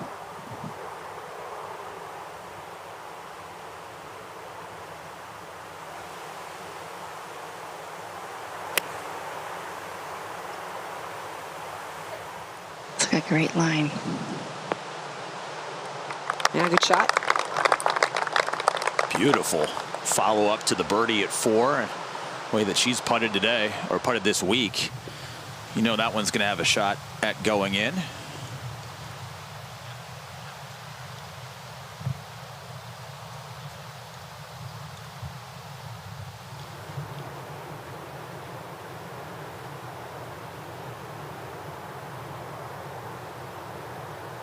Nelly with 7-iron here.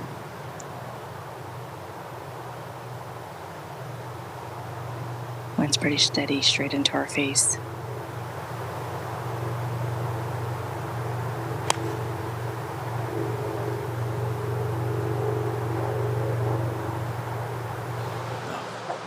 That goes bunker to bunker, and you have to worry about that plugging back into the breeze coming out of the sand for Nelly. Want to give a quick shout out to Chris Tridaball, the golf course superintendent here, his staff, all the volunteers this week. Over an inch of rain earlier today, and look at that bunker that she just stepped out of. Like, perfectly manicured. You got 108 bunkers on this golf course. They were squeegeeing water out of the fairways. There are 3 course dogs here, by the way. They were all running around, frolicking in the aftermath, but as they clean up the bunker there, I mean, you couldn't tell with these bunkers right now that we were underwater about 5 hours ago. Yeah, they were so pristine. Makes you want to go hit some golf balls out of them, doesn't it? No? Not for you? I would like to play from the fairway. That's a stretch, Susie. Oh, it looks so nice, though. You can't see what we're seeing, but it looks really nice. Actually, I use that as a drill for me. I get a little too much motion in my golf swing, so hitting out of fairway bunkers is a nice little drill for me.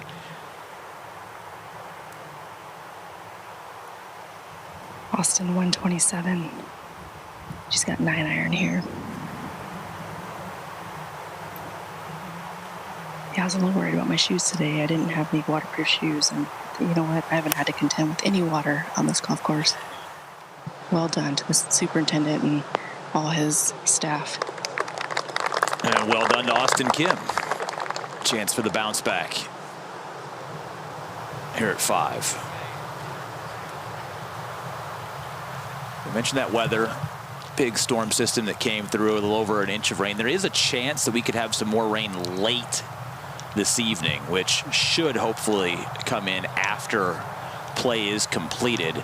And the winds are forecast to actually continue to sort of die down a little bit as the temperatures fall, or actually the temperatures rise with the heat. And there's going to be a huge heat wave in the eastern half of the United States, and it kind of starts with the weather we saw here and all of this southern breeze. It's a very different feel to this golf course than the beginning of the week. It had a cool northern breeze. We were in sweaters on Thursday. The temperature never really rose. Completely different winds, and now the ball's really going to travel, you would imagine, this afternoon.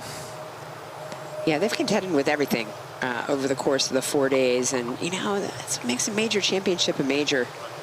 It's a super high challenge, and the bar is set high by the PGA of America, KPMG, the LPGA, this incredible partnership, bringing it to iconic venues, championship venues that have held U.S. Opens, PGA Championships, Ryder Cups, U.S. Women's Opens. You saw Ina Yoon dropping out of a share of the lead. She doubled the par 5 third, so claims another victim at that into the wind par 5. It puts the overnight leader back atop the board by herself. And Nelly Korda, if she wants to win 3 majors in a row, she just can't lose touch with the leaders, and already 5 shots back, needs to find a way to get this up and down.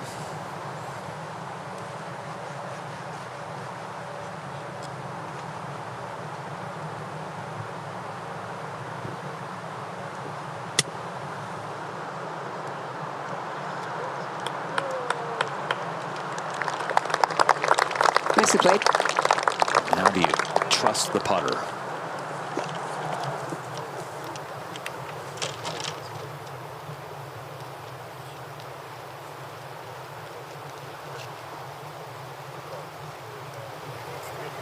Little exhale.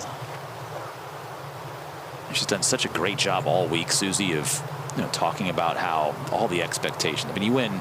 You're already the #1 player in the world. You win 1 major, people start talking. You win the 2nd major, then people really start talking. You're getting interviews, and people are showing up that aren't normally here to track what you are doing. And she said she did such a good job, and credits big sis Jess and her nephew Grayson, who are alongside this week, with just sort of keeping her away from those thoughts. And then when some of the things kind of filtered in, the putts yesterday, the inability to close out what was a good round of golf, it just has sort of felt like the weight of it that she's done such a good job of keeping off of her shoulders has appeared on her shoulders since late yesterday afternoon. Yeah, that weight, that pressure, that non-anonymity comes along with greatness, and that's what she's done all year long. And so when you start to falter, even at the smallest level,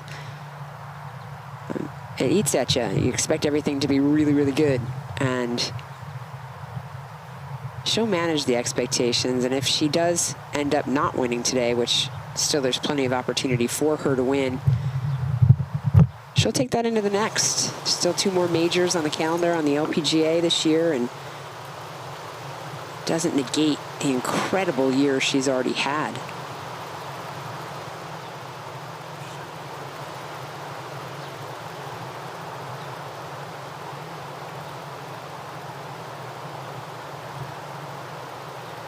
Auston's left with about 20 feet. She's got to go down a ridge and back up a ridge.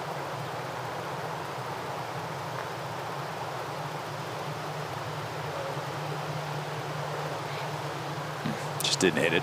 That's a good putt coming off the bogey. Keeps her at 5 under par. A couple of top 3s to start her season. The first Asian swing of the LPGA Tour calendar, and Drina was mentioning it, then really just kind of fell into a bit of a funk that was, as Drina learned, sort of tempo and mental game driven. Entered this week having missed 5 of her last 8 cuts, but here she is still on the first page of the leaderboard in the 3rd major of the year. And now another opportunity for the putter for Nelly Korda to redeem itself.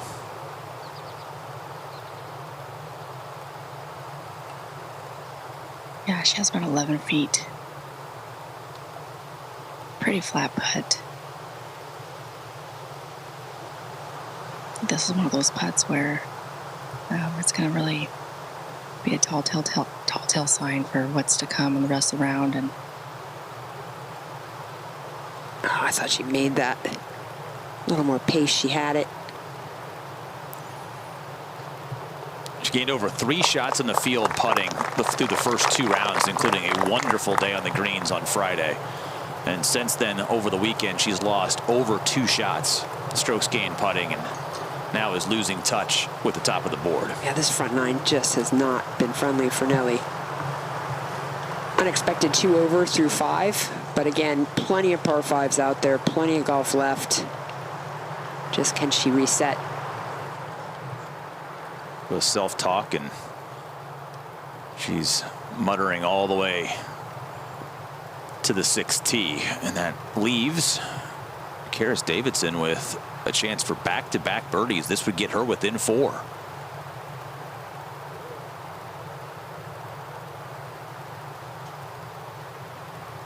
Ten feet here left for Karis.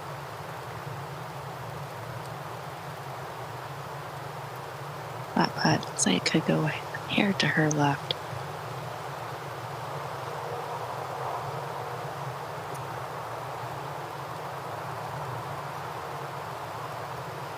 That had gone in, she'd be the only player in the top 7 of the leaderboard under par in this final round. Stays in a tie for 6th at 6 under. And there's a smile on her face, and a smile on her face for good reason. It has been another great stepping stone week, and who knows how big the finish might be with 13 holes to go in this round of golf. And all stacked up. Look at that. 11, 10, 9, 8, 7, and then the 2 at -6. You could probably put anybody in the top 5, maybe for the sake of some drama in our group, the top 6, into a hat right now and pull out the name. And Susie, I could make an argument that they could get it done because of the volatile nature of this golf course right now. Yeah, agreed. I mean, with the wind, with the conditions, with the water that went on the golf course this morning, anybody's tournament right now. However, you still got to keep your eye on Brooke Henderson. She has just been so consistent, incredibly steady. She has the experience above everybody else on there with the most wins. She's won this championship before 10 years ago. She's a 2-time major winner. Got to lean in toward Brooke. Not to mention all the good vibes this week on this major championship layout, Hazeltine National Golf Club. Next year, we're back to Congressional Country Club. And Ji Chun winning the last time we were there for this KPMG Women's PGA Championship. It'll be the 13th playing since the partnership between the PGA of America and KPMG to elevate the 2nd oldest major in women's golf. And who knows how big the purse might be next year. $13 million, the largest purse in women's golf. Karis with 3 wood, just right down the middle. Great shot. Yeah, smart play, downwind today. 385-yard par 4. How about that lineup? We go straight from Congressional to Bethpage for the ladies in 2 years. Still some courses to be announced in between when we go back to PGA Frisco, site of Minjee Lee's win last year at this KPMG Women's PGA Championship. The men at PGA Frisco next year for the PGA Championship. Auston Kim now. Auston with 3 wood, starting it down the left-hand side tree line and cutting back. It sure looks like a good golf swing, but she was eyeing it like she wasn't sure. Turned out perfectly. Haven't seen a whole lot of players this week try to play a cut off of this tee.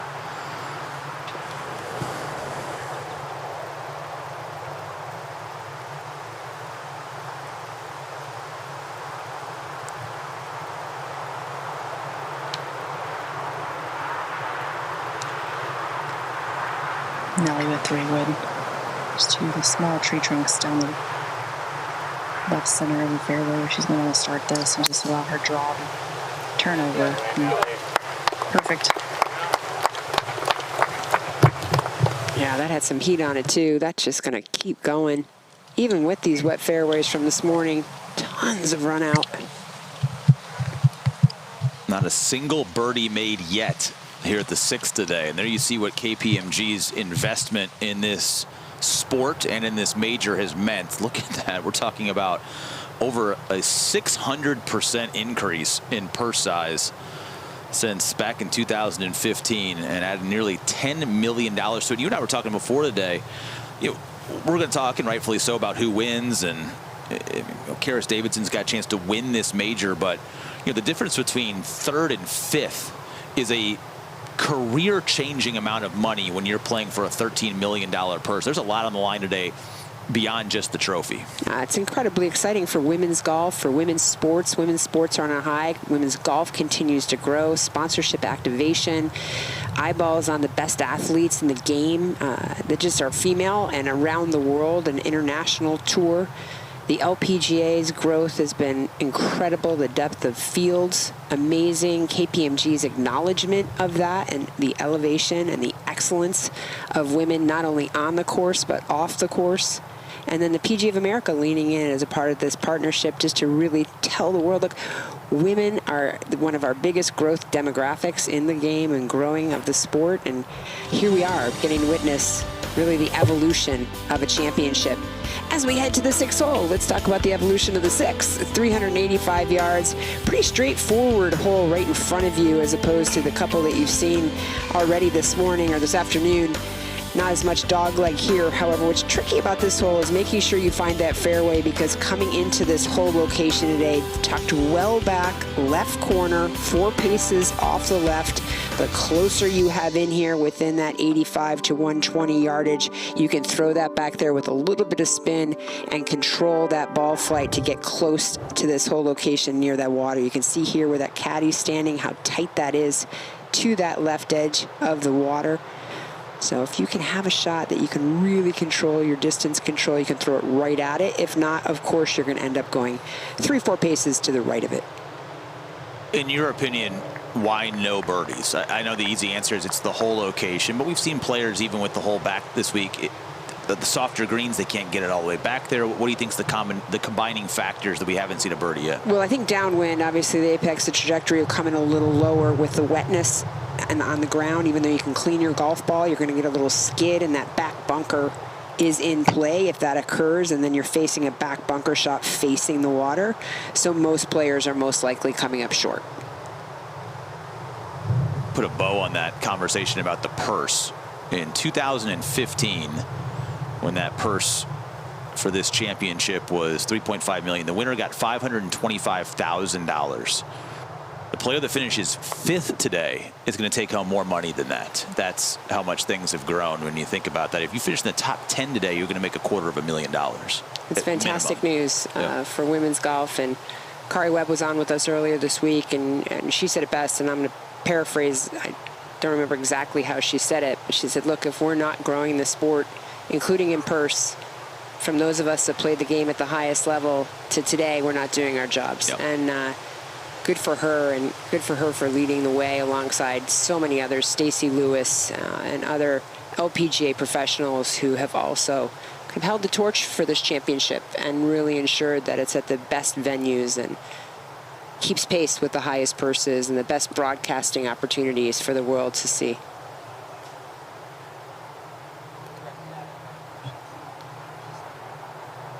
Greats of the game, inspiring the great play of the future. Nelly Korda has been doing that a lot, and we've also seen Nelly Korda demonstratively talking with Jason, her caddy, from yesterday to today. Sometimes golf is hard, and we are seeing the greatest. It is undeniable who's played the best golf in the women's game in all of 2026, and it's taking its toll on her right now. Well, look, this is what the partnership is all about, what you're watching right now, this conversation. This is when you're relying on your caddy to say, I don't know, obviously, what he's saying, but come on, let's go. We can do this still. You still have this in you. You're a great player. And Nelly may be turning around and saying, I know, and taking a deep breath. But you saw her take a couple deep breaths. And I tell you what, they wouldn't have won as much as they did if this weren't the partnership that they love together. And they know how to push each other's buttons and get each other back on course. I just did his lip reading because he made sure that he said it as slowly as possible. Let's take it one shot at a time. And we heard so much about process. trying to stick with that process. She may not win this golf tournament. Again, there's a lot of bodies in between her. It's a 6-shot deficit. It doesn't mean you can't play your best golf of the week, the final 13 holes. I love that. I love that you read his lips. I love that he said that, and that's his job.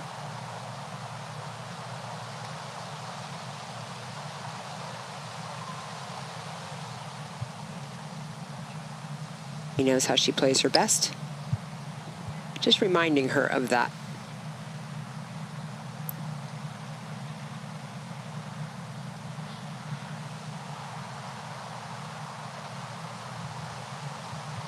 All right, best play so far in this group has been Karis Davidson. Maybe she can give her putter a chance to break the birdie drought here. And Karis left with 145. She's got a pitching wedge in hand. And I can bet she's going to be well right at this whole location. Starts in the middle of the fairway. Sorry, the middle of the green. Really conservative there. She knows. Yeah, I bailed. All right, well, if you're going to bail, you bail right. You don't bail left.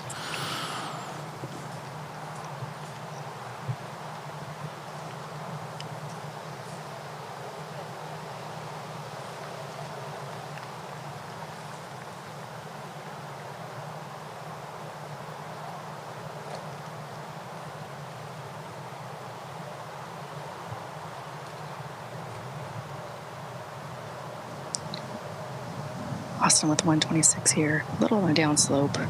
It's going to come off a little flatter. And as well, the wind's probably going to knock this wedge down. Just looking about 10 paces right at this whole location. She's pushed it just a hair. Get out. Wow, that flew a long way.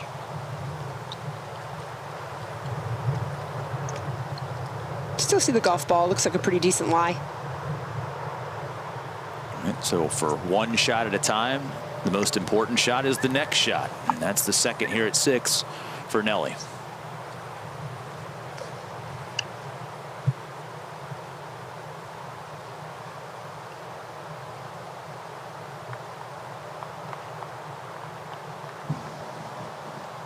I'm going to wait for Nelly.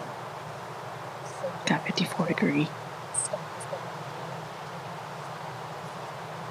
Right on for Jason for just trying to keep her looking forward and focusing on the next shot. That's what good caddies do.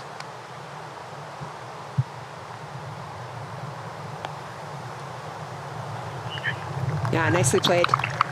Just see her giving it a little bit of lean.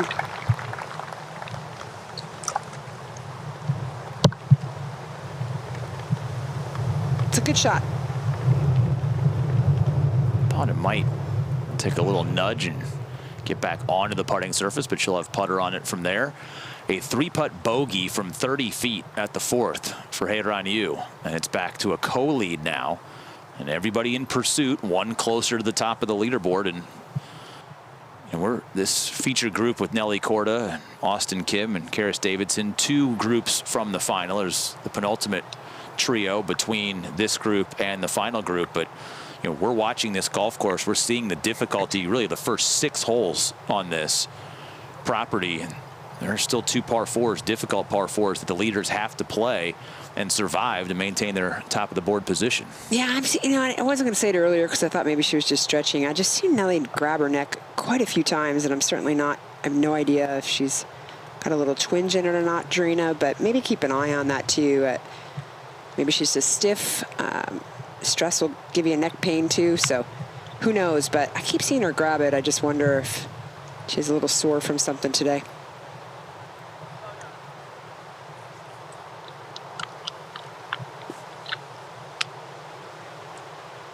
Yeah, Susie, I definitely noticed that as well, and we'll keep an eye on it. Could be just, when you're tense and tired, you're easy to carry all that stress and tension in your neck, and I know I do, so hopefully it's nothing serious and she's just trying to get a little stretch in. Agreed.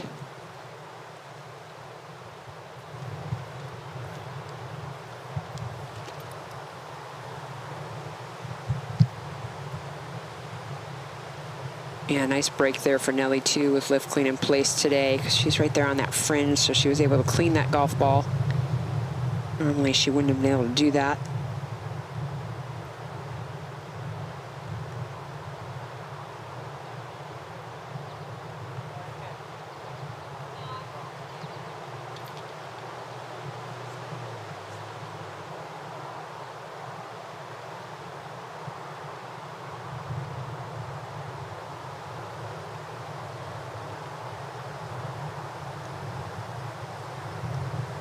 Can the wind help with these shots, with this shot down the slope for Auston, Kim?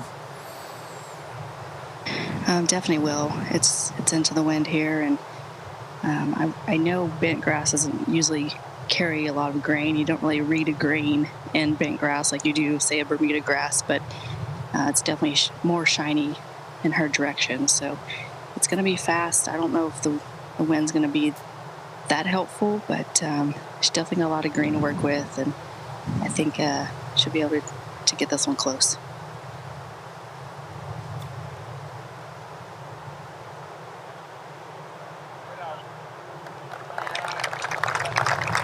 Definitely not as much heat in these greens as we saw yesterday, Susie, and that's to be expected when you get an inch of water right before the start of play, especially on bent grass surfaces, and made that shot a little bit more manageable.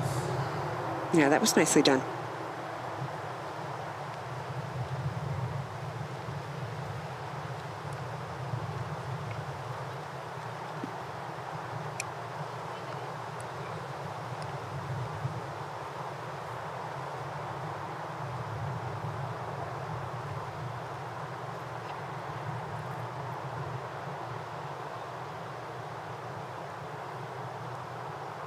Karis is locked with 52 feet here. It's going to swing pretty good right to left. A little downhill and same kind of direction that Auston was coming from that rough, so it's a little shiny. I anticipate this is going to be a pretty quick putt.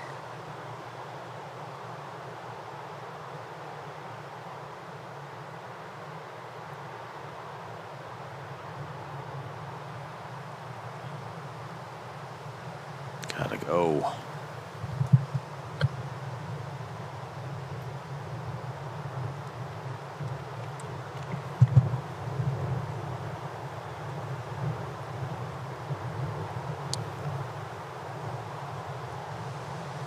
I imagine both the chip and the putt should inform the speed for Nelly here. Yeah, well, more so Austin's chip than Karis's putt, but yeah, she's coming right off that fringe, and there's kind of a severe downslope, only about 3 paces on, or a pace on the green, so it's kind of like slope he really has to contend with.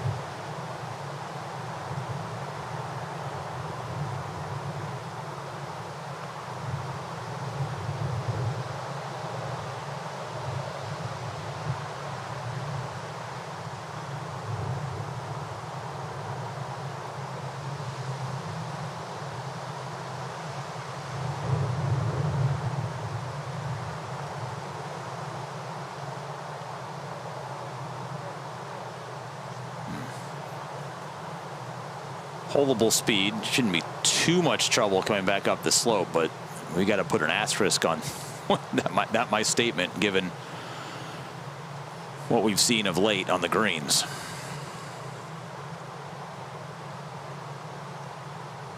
Yeah, that was aggressive coming down that slope.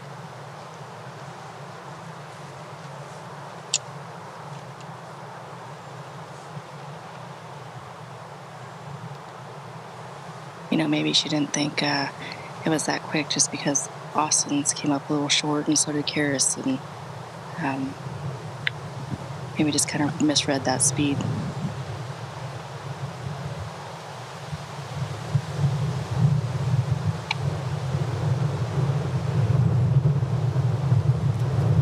Here comes one of those gusts.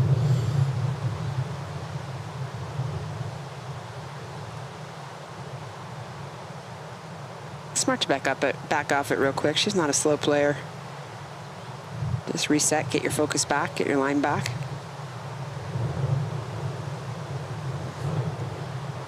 For someone that's putted as well as she has this week, that is an unforced error at the wrong time. Yeah, more so that first putt than the second. It's a good stroke on the second. Just left herself too far. 5 under is 5 back of the co-leaders.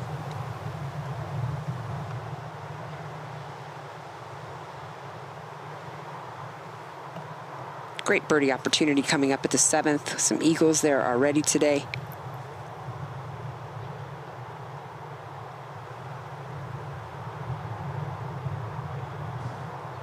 And one thing I bet Nelly is faced with is just trying to press, and I'm sure Jason was trying to get her back to taking one shot at a time. It's easy to, when you're that good and you make so many birdies, you know, you feel like you can just get it back in the next swing, and sometimes hindsight's 20/20, but you know, just got to keep plunking along, making those pars and putting yourself in position. Yeah, great point. Good stroke there for Nelly. Deep breath. Yeah, center cut short putt, just what the doctor ordered.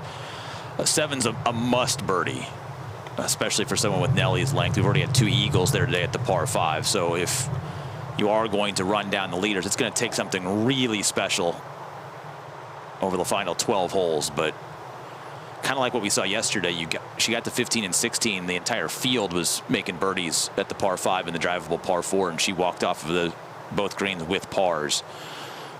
You can't leave birdies on the table at the easy holes today. Agreed.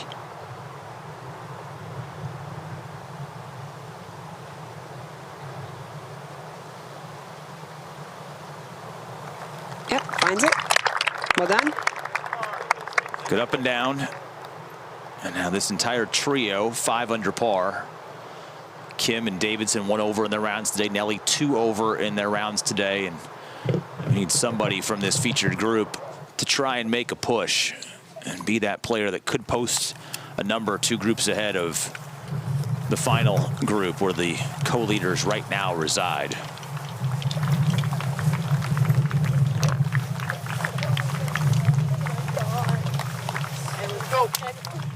Heading to that all-important 7th next. You and Henderson, 10 under par and 5 clear of our featured group. So I got this friend that said T-Mobile's network used to suck. His words. A lot of things used to suck, like cell phones the size of frozen lasagnas. But things change, and after a giant test of millions of customers and data points, now T-Mobile has the best network by like a lot. Check it out for yourself. You can switch to T-Mobile from your phone in just 15 minutes and see what it means to have America's best network. Hey dude, you won't believe where I am. When all you hear is the hush of anticipation, the months, the years of preparation come down to this. KPMG knows that behind every great champion is a great team, one built to find the edge that can make all the difference. We pair insights and inspiration, human intelligence with AI. So when the moment arrives, our clients are ready to reach for greatness, because every champion needs a champion. What is it about this game we love so much? Is that it can never be perfected. It's the community you build. So that I can practice anywhere. It's because it's a game for everyone. Whatever the reason, it all begins with a PGA of America golf professional like me. PGA of America. We love this game. What do you see when you walk into a golf course? Lots of fans come out to see these players. Just magic. You know, maybe her time and moment has gone. And in. Incredible.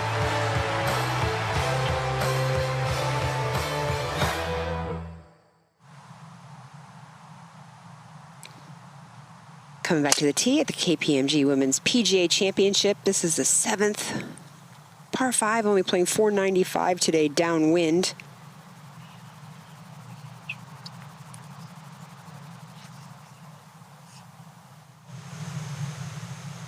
Now on the tee with Nelly.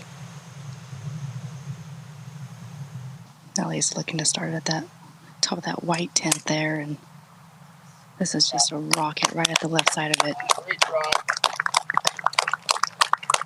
Yeah, beautifully done. Perfect time for her to hit a great drive. Reachable for her easily.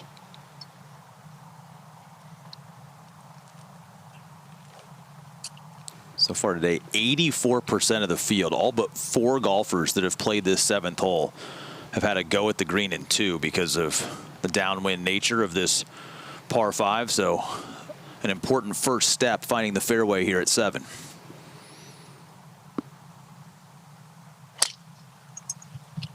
Just down the right tree line.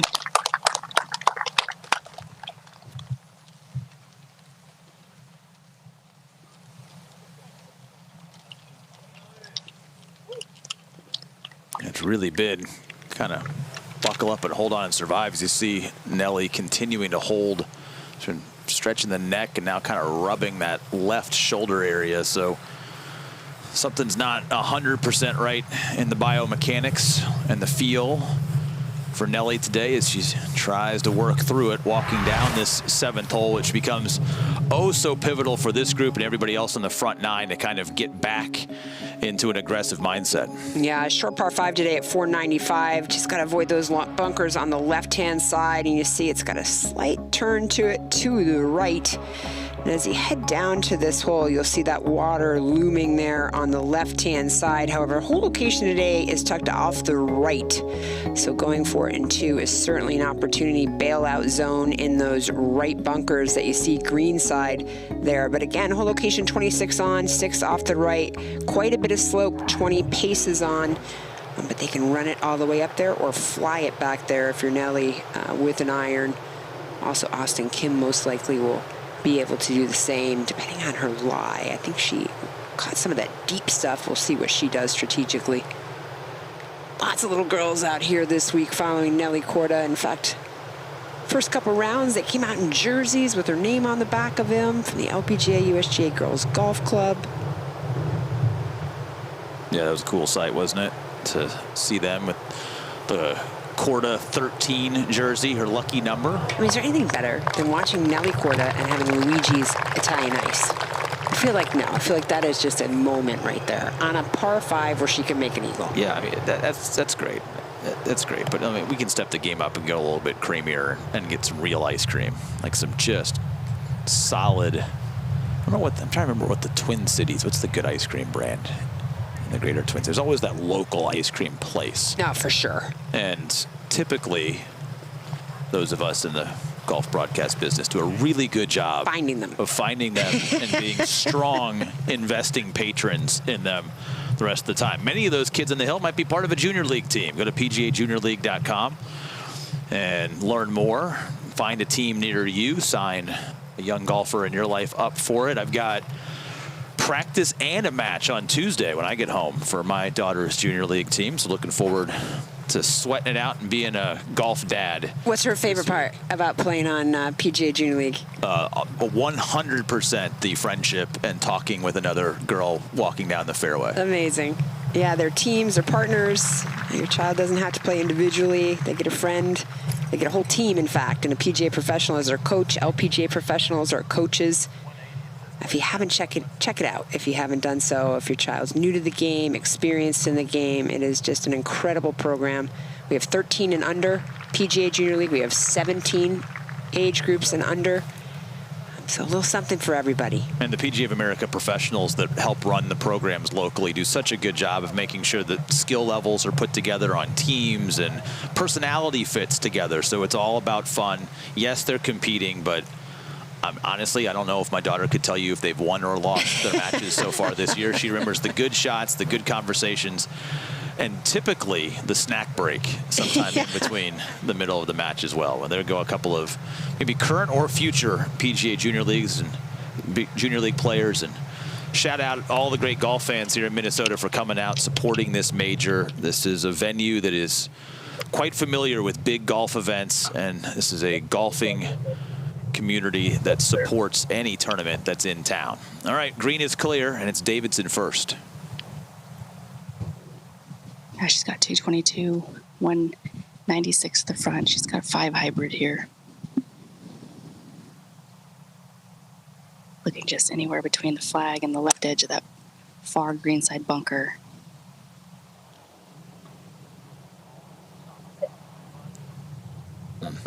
It's definitely not going to kill her there.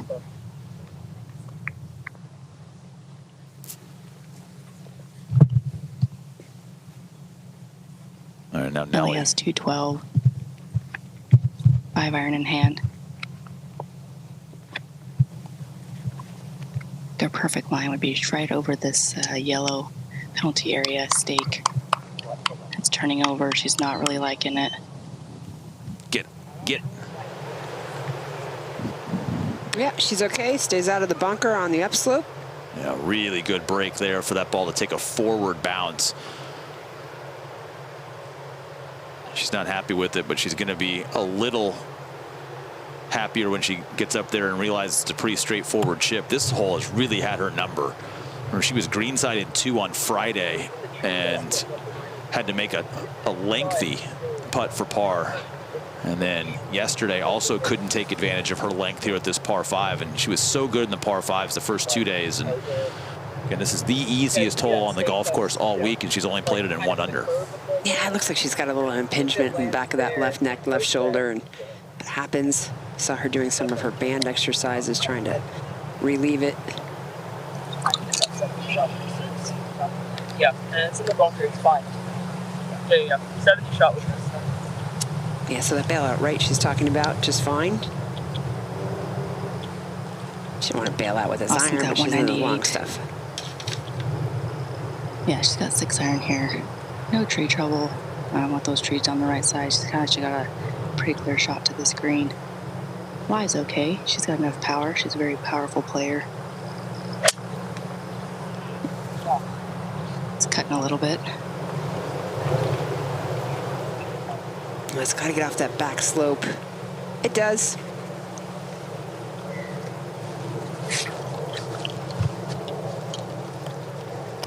Little lucky there that it didn't catch that little bit of turf and stop in that backside. Test of the short game. She tries to get it up and down for birdie. Nelly Korda also trying to get it up and down for birdie, but more bogeys behind them, leaving Brooke Henderson, the solo leader. Only 1 now in double digits.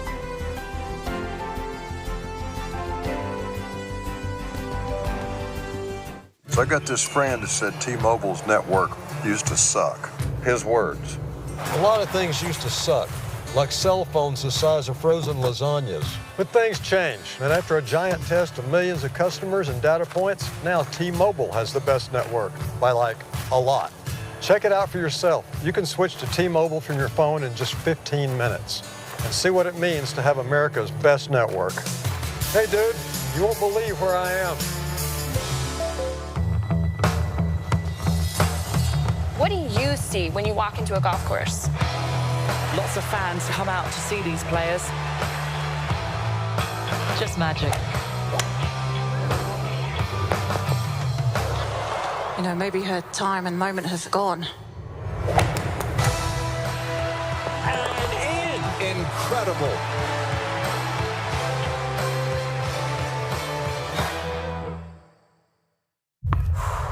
When all you hear is the hush of anticipation, the months, the years of preparation come down to this. KPMG knows that behind every great champion is a great team, one built to find the edge that can make all the difference. We pair insights and inspiration, human intelligence with AI. So when the moment arrives, our clients are ready to reach for greatness, because every champion needs a champion. What is it about this game we love so much? Is that it can never be perfected. It's the community you build. So that I can practice anywhere. It's because it's a game for everyone.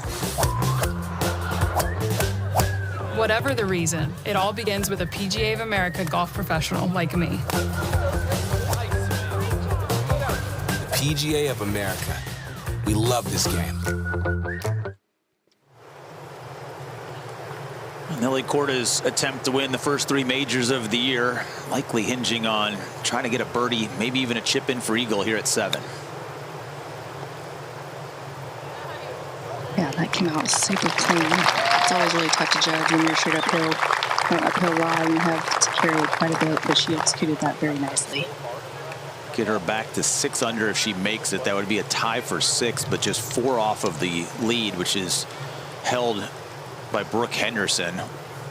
At both Heiran Yu and Ina Yoon, at one point in time, top of the board. They've made some recent bogeys. We've seen how difficult this front 9 is, and there are some players that started on the back 9 and have actually put up a couple of good rounds, threatening to race up the board and try and post a number. But again, gusty winds after the weather came through this morning are starting, will continue to dissipate a little bit through the day, but those out late have had to deal with some really tough conditions on this challenging front 9, which is why getting to this 7th hole, the easiest hole on the golf course, was much needed for this group, as they were certainly being tested. And now a couple of short shots from the other side of this flagstick.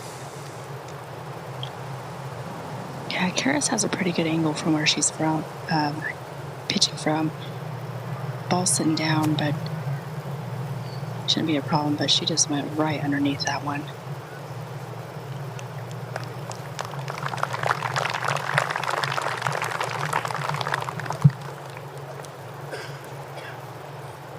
Not as close as she would have liked to be for that shot. And we saw the shot from the rough ricochet up the back slope of this bunker and tried to get down to the flat, Jarena.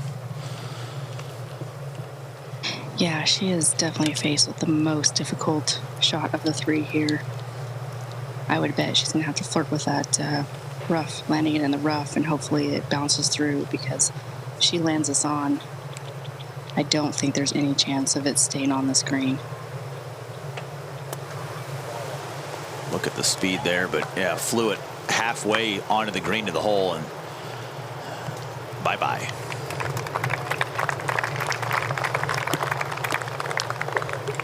She has not lost her turn, it would appear.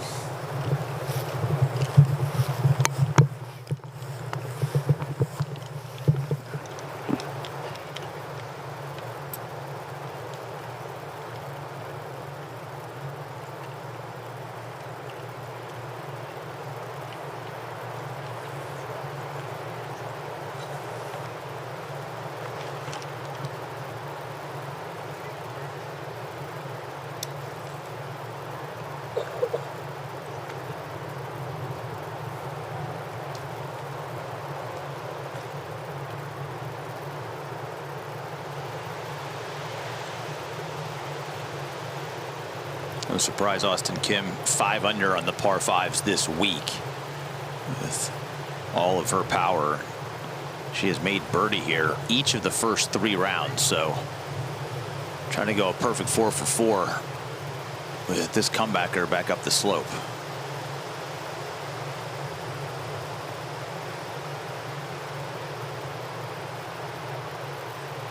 Space with about a 23-footer back up slope, like you just said, Will. Definitely got a good read of it as it went by the hole from the bunker.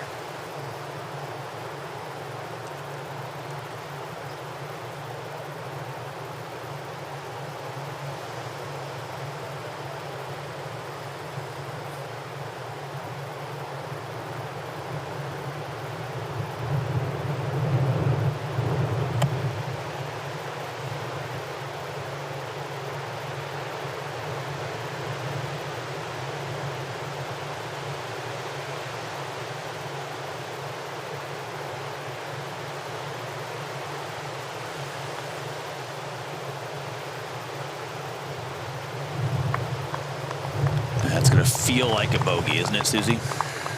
Yeah, with her power, you know, the mistake was off that tee box, leaving herself in that rough, and not knowing if the rough was going to torque that hosel coming through. She bailed out to the right. Just a tricky bunker shot from up there with that water looming.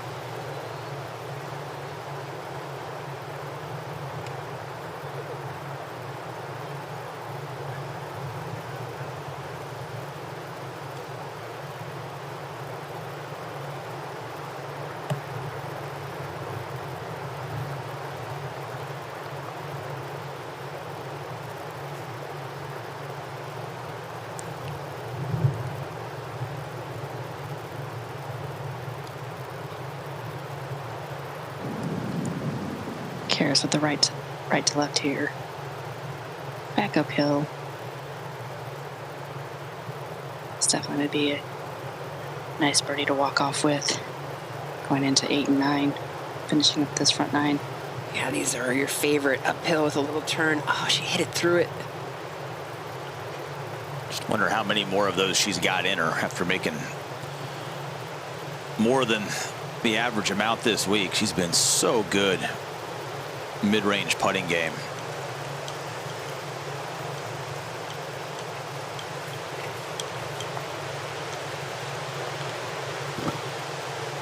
Nelly put a really nice stroke on that last putt. Certainly wasn't this far, but a beautiful stroke. Any break in this one, Drina? No, I'm not seeing much, Susie. I know she got a really good read from Auston's. It's only be a matter of how much this wind's going to gust. We just hit a really big gust right now.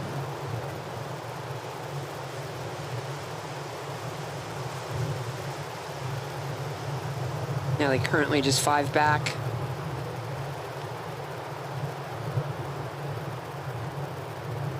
Discipline there to back off from that gust. She talked so much yesterday after the round about the short ones and saying that how much the wind affected them. She's certainly aware of that. That's nicely done. Expectation, of course, is those behind her also have an unbelievable birdie opportunity there, an eagle opportunity, but she does gain some ground currently. Now only 4 off the lead. Had to have the birdie and did. Meanwhile, the leader, Brooke Henderson's got a 20-footer for par at 6. So if she doesn't make that, now Hayron, you does have a birdie putt there as well, but you could be just 3 shots back. Keep in mind the leaders still have to play this par 5, and we'll have the opportunity to get it right back. But even with the start that Nelly has had, 1 over par in this round of golf, she's not lost ground. In fact, she could have gained ground if that Henderson putt doesn't go in a moment back there. So yes, it's not the perfect start. It's anything but the perfect start. But we knew that there would be challenges, and we know what pressure is like on a major championship Sunday. There are a lot of players still in play to win this title.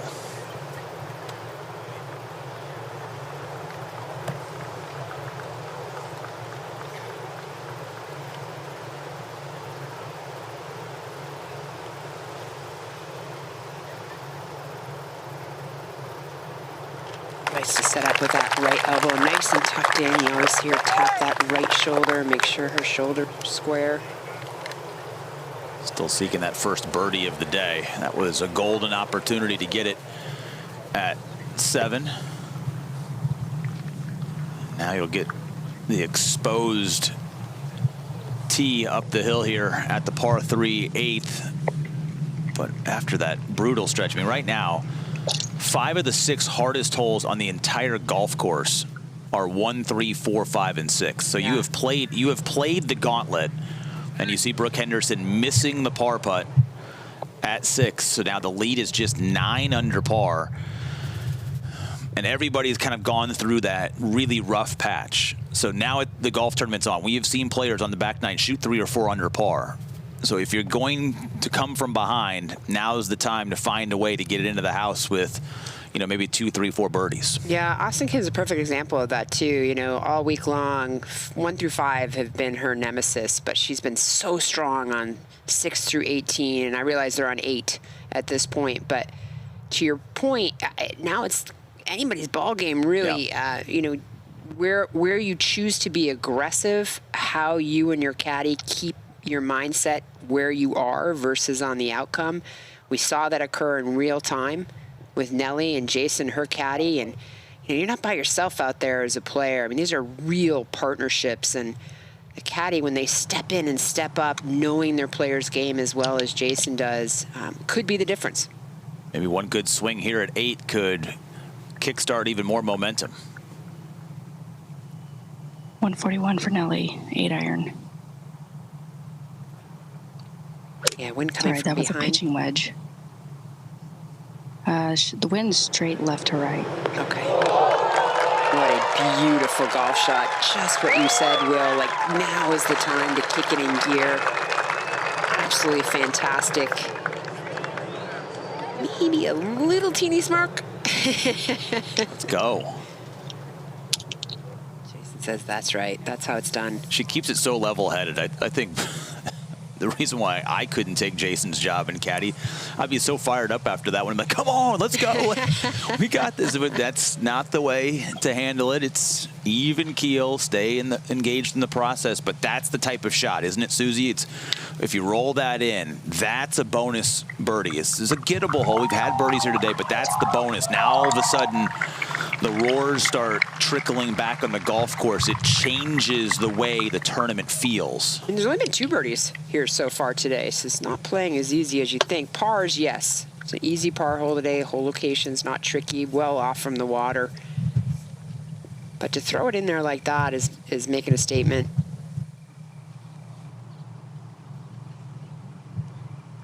Auston had to wait for a crane to pass by. The wind's howling off the left, and I don't think that crane could fly fast enough to get out of the way. He's got 9-iron here. Yeah, the crane has the right of way. Kind of looked like a flight just standing still. Starting on the left side of the green. And definitely thought that was a lot of club for Auston.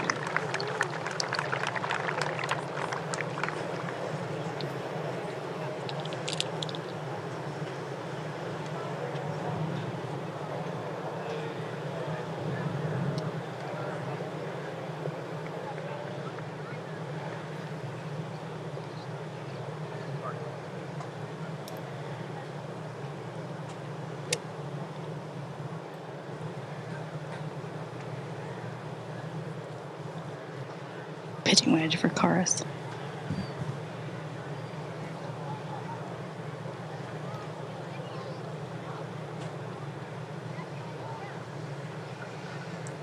Definitely a really difficult hole location today with that wind howling off the left. So starting left edge of the green and falling right. So right stick should be great. Yeah, nicely done. Beautiful shot. Gonna try and draft off of Nelly perhaps and maybe get into a little bit of a birdie competition the rest of the way even with the pain or whatever that's bothering that left shoulder. Several bogeys on the card.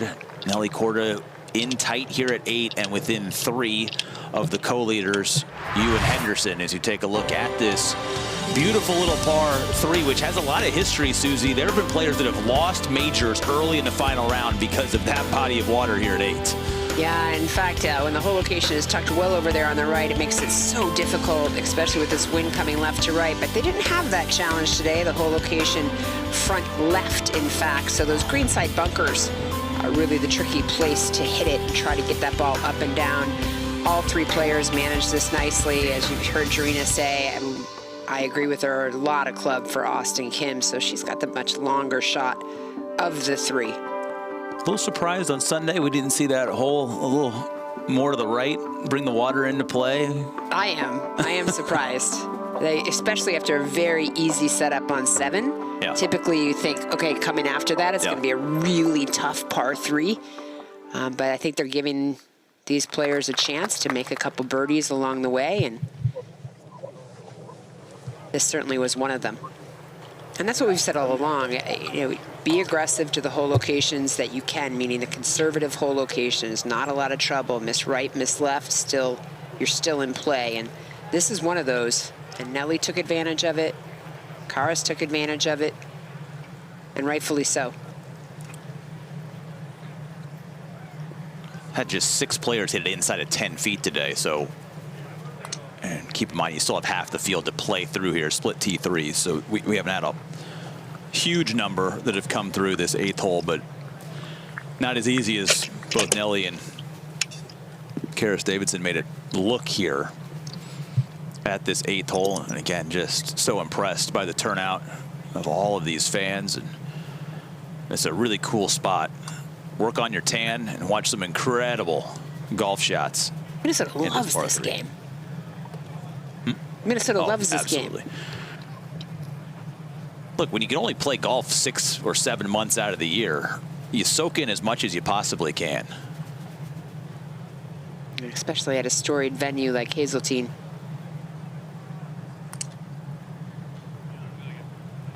What's she facing here, Drina? Yeah, ball's sitting a little down, but should be a pretty straightforward chip. Thinking she may have to cut it a little close to the right edge of the green because of the slope, and looks like she just left it right out there. Oh, that's certainly an unforced error.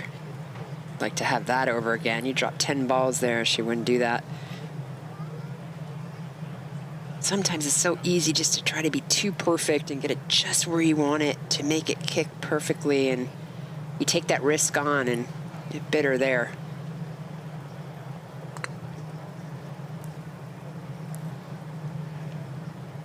That's the type of shot you look back on and it's like, man, if I should just go back to my process and think about, solid contact and, the distance I want to aim it. And it seemed like she kind of picked up her head a little quick, and club went left and ball went right and just lost all momentum.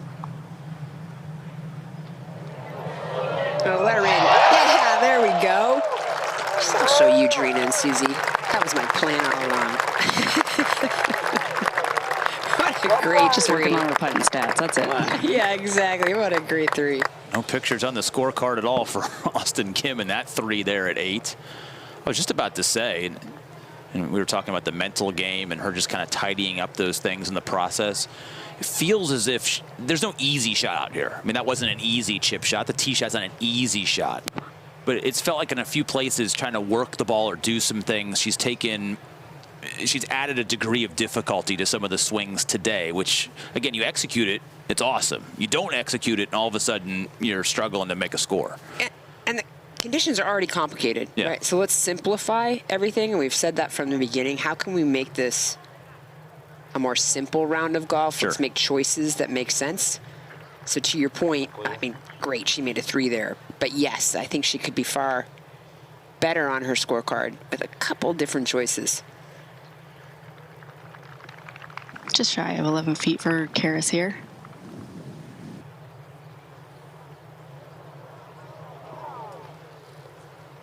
Again, another good putt. Slightly under red. Her pace to the hole is so beautiful.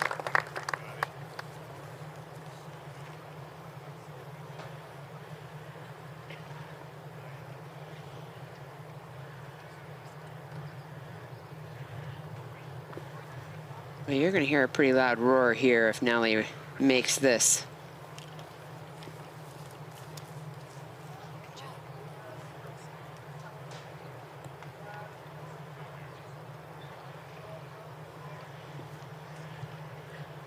Yeah, the crowds are definitely have filled in nicely, and the rain has not scared them away. It's a great atmosphere out here.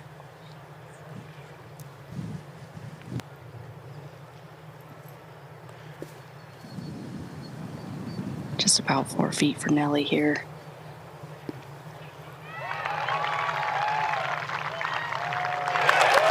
Yeah, great birdie.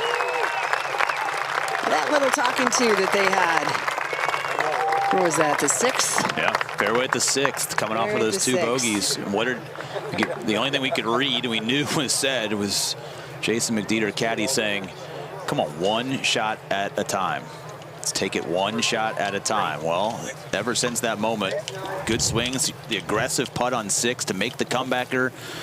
You see where she's been in this, now just 2 shots back. Now we've got everybody's behind still playing the par 5, and eagle and birdie opportunities certainly a possibility, but that's an extra birdie on the card. Now carry it to the 9th, maybe 3 in a row.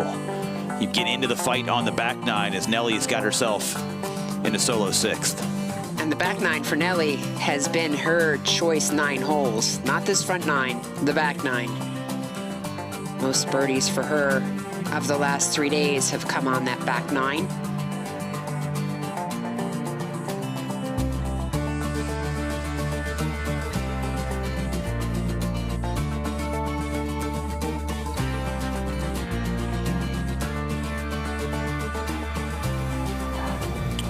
weekend. All sorts of fun stuff going on, and even with the rain earlier today, Susie, we had a PGA Hope clinic taking place. Oh, that's just amazing. PGA Hope helping our Patriots everywhere. These are female veterans that participate in PGA Hope with PGA professionals from all over the country. Thrilled to have them a part of this today.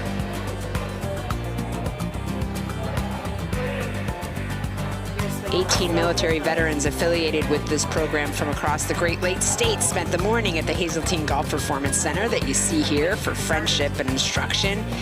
8 PGA of America professionals came. They had lessons, stations, just unbelievable. A huge thank you to Amber Bogle, Marvel Bernard, Rob Elliott, Kathy Matthews-Kane, Don New Year, and the rest of the Hope certified staff who took their time away from their families to be a part of that today.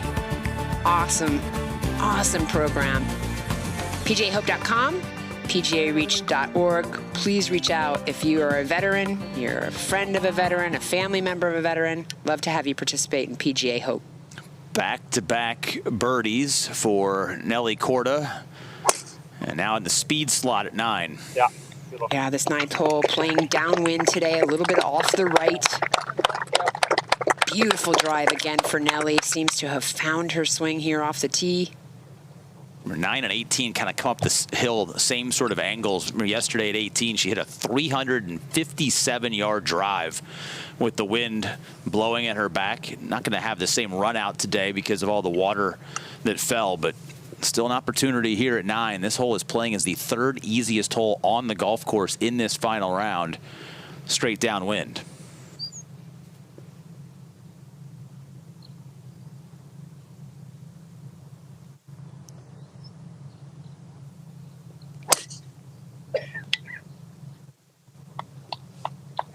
See those bunkers hugging the right and left side of the fairway.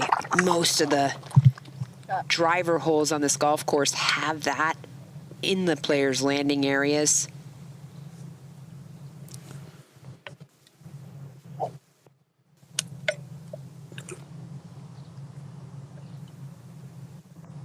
Davey Weber, Eagles 7, and for the moment is your outright leader. But both Heiran Yu and Brooke Henderson are likely to give themselves eagle looks as well at that reachable par 5.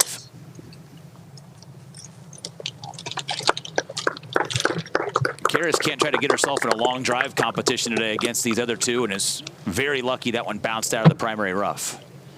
Yeah, you can see her leaning hard left, hoping she'd get a bigger bounce than she did. All right, so you know the leaders are going to add to that gap behind, but Nelly Korda re-engaged in this championship and in good position here at the 9th.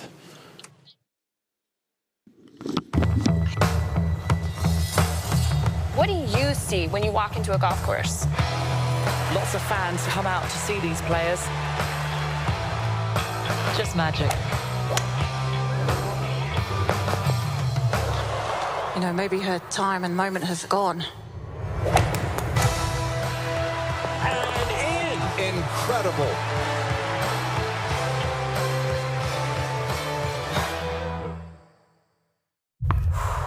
When all you hear is the hush of anticipation, the months, the years of preparation come down to this. KPMG knows that behind every great champion is a great team, one built to find the edge that can make all the difference. We pair insights and inspiration, human intelligence with AI. So when the moment arrives, our clients are ready to reach for greatness, because every champion needs a champion. Golf isn't easy. Trust me, I've learned that the hard way. But over the last few months, I've traveled across the country working with PGA of America golf professionals to improve every part of my game. And every lesson has been building towards one goal: breaking 100 at Hazeltine National Golf Club. You can have the information in front of you, but you may not always know how to apply it. These are the people that apply it. They're going to take you from A to B, and even just one lesson, which is nuts. If this is any proof, get a lesson. And follow my journey in Hannah Gets Good. So I got this friend that said T-Mobile's network used to suck. His words. A lot of things used to suck, like cell phones the size of frozen lasagnas. But things change, and after a giant test of millions of customers and data points, now T-Mobile has the best network, by like a lot. Check it out for yourself. You can switch to T-Mobile from your phone in just 15 minutes. and see what it means to have America's best network. Hey, dude, you won't believe where I am.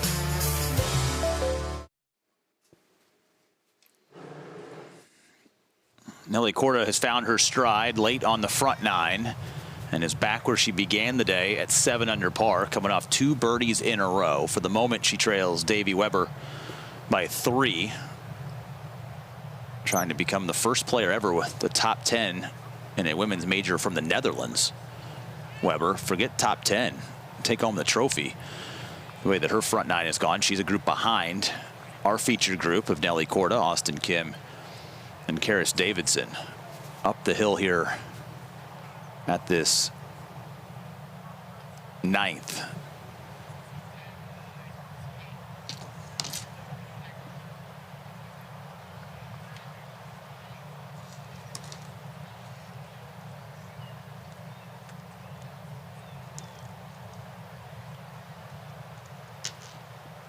Got some good golf on the golf course. We're talking about making the turn to the back nine a little bit. Want to shout out, we were talking about it in the break, Gabby Lopez, who looked really good to start this tournament, and then putter betrayed her a few times. She started on the back.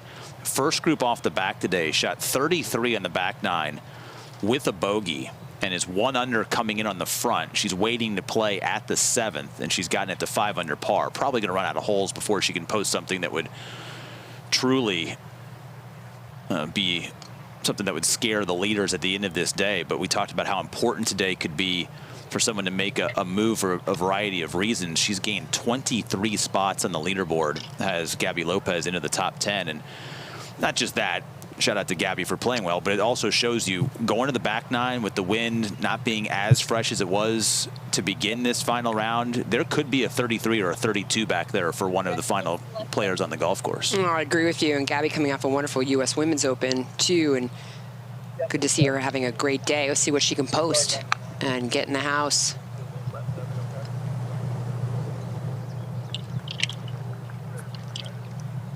A little bit of distance between the Davidson tee ball and the other two in this group, but she's fortunate to be in this first cut. Yeah, she has 147 to this hole.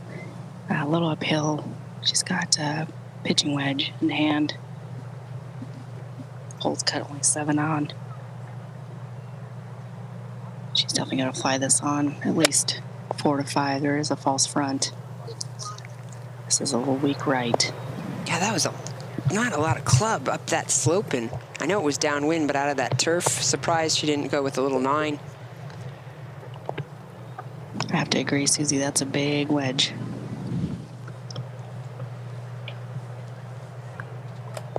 That was so short to the right, it may not have even gotten into the green side bunker. Now Auston Kim, so important for her to find fairways if she's going to be effective. 5 under par, needs to probably make a birdie and then have a really special back nine. But this is her 4th hit fairway of this round, 3rd on the LPGA Tour this year in terms of birdie or better percentage from the fairway. So you know she's going to try to attack here.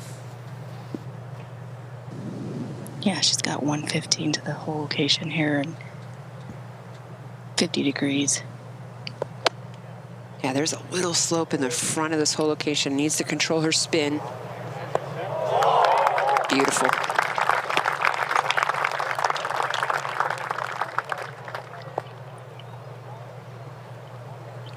It's that to break the birdie drought. And Nelly would love a shot just like that one.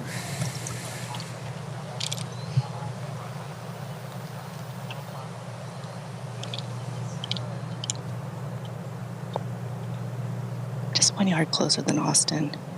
Gap wedge for Nelly. Straight down, maybe a hair off the left. Guarantee this is going to be right at it.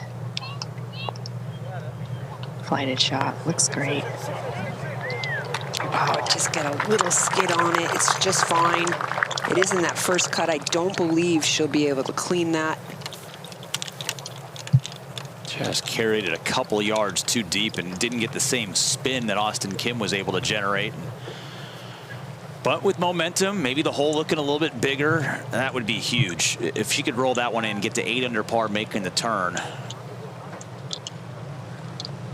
be a massive opportunity. No eagles from the final group over at 7. Hazeltine Hughes making birdie. Brooke Henderson did not make birdie at the par 5. So the lead right now with that 7th hole done for all of the leaders is 10 under par. It's Davey Weber and Hazeltine Hughes. So Nelly Korda walking up this 9th fairway, began this round 4 back of the lead. She's now 3 back of the lead, so she has, in theory, gained a little bit of ground. But she's going to have to go and win this golf tournament starting now and on the back 9. Yeah, hard to believe that Brooke didn't make birdie at the 7th with how far she hits it and how well she's been hitting it. It's 3-putt for par. There's the history that Nelly Korda has already accomplished this year, the last 60 years. She's trying to become the 5th woman in the sport's history to win 3 majors in a year, and just the 3rd to win the first 3 majors in a year. The last to do both of those was Inbee Park's magical season in 2013 that you see right there. Pat Bradley, Mickey Wright, Babe Zaharias, the other 4 who have won 3 majors in a season. That graphic alone is pretty special. Yeah. To be on that graphic with Sandra Haney and Pat Bradley, Angie and Annika. Now Karis Davidson maybe running out of time to contend in this one, but what you don't want to do is start making bogeys and letting others pass you, because a great opportunity for a top 10 finish and all of the rewards that come with it.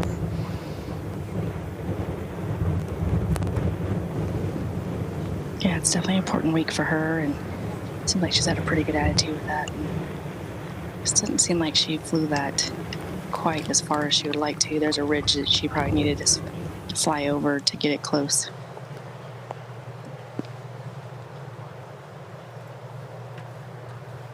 Very easy for us to always focus on who's going to win the golf tournament.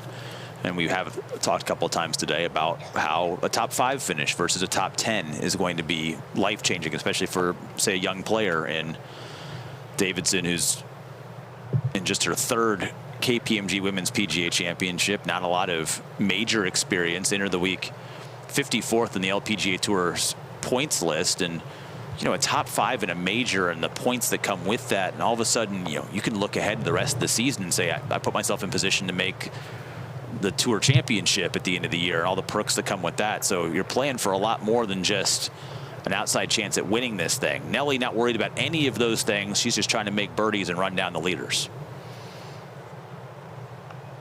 Yeah, she's looking for this to go left to right. It's all a matter of how it's going to come out of this first cut, and it kind of bobbled.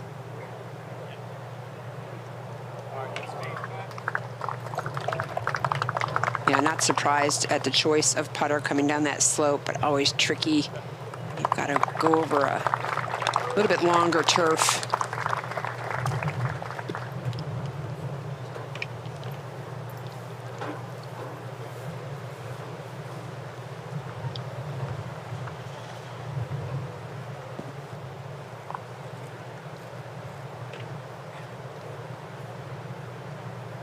Davidson before the Auston Kim birdie effort.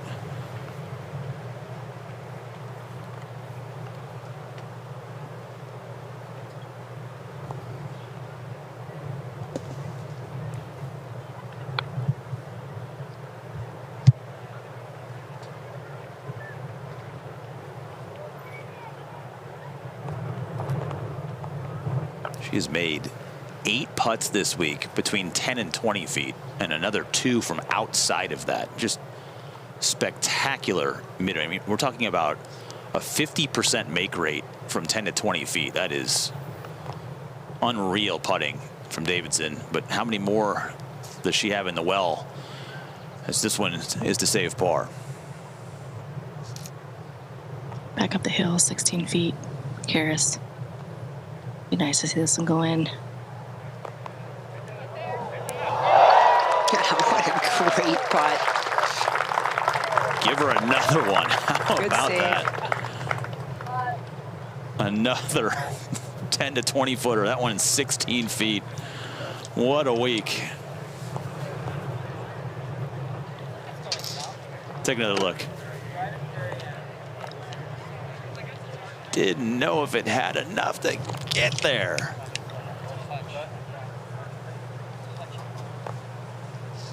Ball was That's breaking exactly over. what her caddy Chris has said going into yesterday. Was asked him what was going well, and he said she was hitting her driver great and she was putting really good. That's kept her in this championship.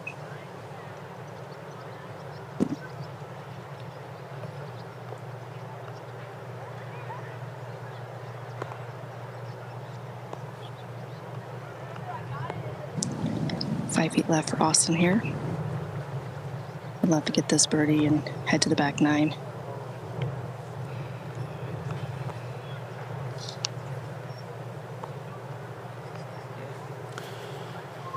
Drought continues. Had a couple of really good scrambles on that front nine, but 5 back. If this one, it was just pulled, and you can see with that line kind of wobbling a little bit. And so Kim 5 under with some ground to make up on the back nine. They've got the walk over to the 10th tee. Davey Weber has bogeyed 8. So the 54-hole leader back where she began the day with a 1-shot lead, but that chase pack is closer and it is larger. Speaking of a group that's getting larger, why have one PGA professional on the range here at Hazeltine National Golf Club when we can have 2? Take it away, guys. I mean, exactly. You get a buddy in the booth. I wanted a buddy, so guess what? I brought one. I got Justin Kraft here. He's been talking about Nelly's swing all day, especially about keeping it on plane.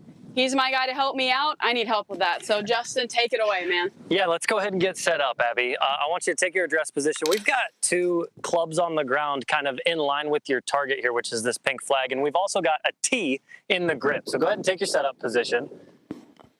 Yes. What yes, I want sir. you to focus on is in the takeaway. We're going to bring this club back, and we're going to try to get this club parallel with these 2 sticks that are on the ground, okay? I see a lot of amateur golfers bring this club too far inside, okay? Me being then, one of them. from here, we're going to go about chest high. Yep, a little bit higher. And I want you to try to point this tee in the ground right at this line of clubs that we've created right here, okay? Again, a lot of amateur golfers get this club too flat. This is what you struggled with earlier, okay? So I'm going to have you pause at each position and take the club back. Okay. He's 100% correct. So just do the takeaway for me. Okay. Freeze. Good. A little bit higher. A little bit higher. Okay, that's a little inside. There we go. Now go to chest high. So we're going to point that club a little bit more at the golf ball line extended right here at this club. Now go up to the top. Perfect. And then let's hit one. Perfect. Really nice. Let's do one more. Love it. Now, I struggle with laying it off. So if people at home struggle with laying off, this is the drill to do, right? Okay, perfect. Let's do the takeaway. Okay. Good. Now point the tee at those golf clubs to the top. Really nice. Hit it. That way. Oh, let's go. Perfect. So if you're looking to get your backswing a little bit more on plane, I love this drill. Try it out. It'll help you swing it a little bit more like Nelly. So, Abby, Justin, quick question for you. Can you tell us and show us what laid off is? Yeah. Oh, in a little bit. Next I time. can show you with my regular golf club. All right, 1 second there, guys. We got Nelly on the tee at 10. So you guys get all set up. And now Nelly downhill right to lefter here. That was not laid off. Yeah. Hoping that it hooks enough. Just need to avoid these left bunkers down the left-hand side where that hole location is today. That will be just perfect. Certainly looks more comfortable, swinging in a bit more rhythm. Auston Kim was hoping that she'd be a little closer to the top of the board when she made the turn, but again, one spectacular finish could completely change her Sunday outlook. This 10th hole is playing the hardest currently on the golf course. Again, that left side, even left fairway, rough, bunkers, tricky. Location today, back left, tucked near the water, green side. Stay down this right side or center fairway.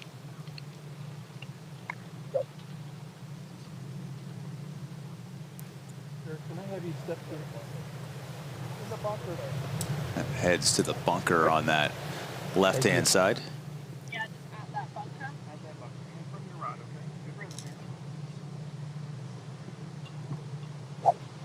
Hold, please.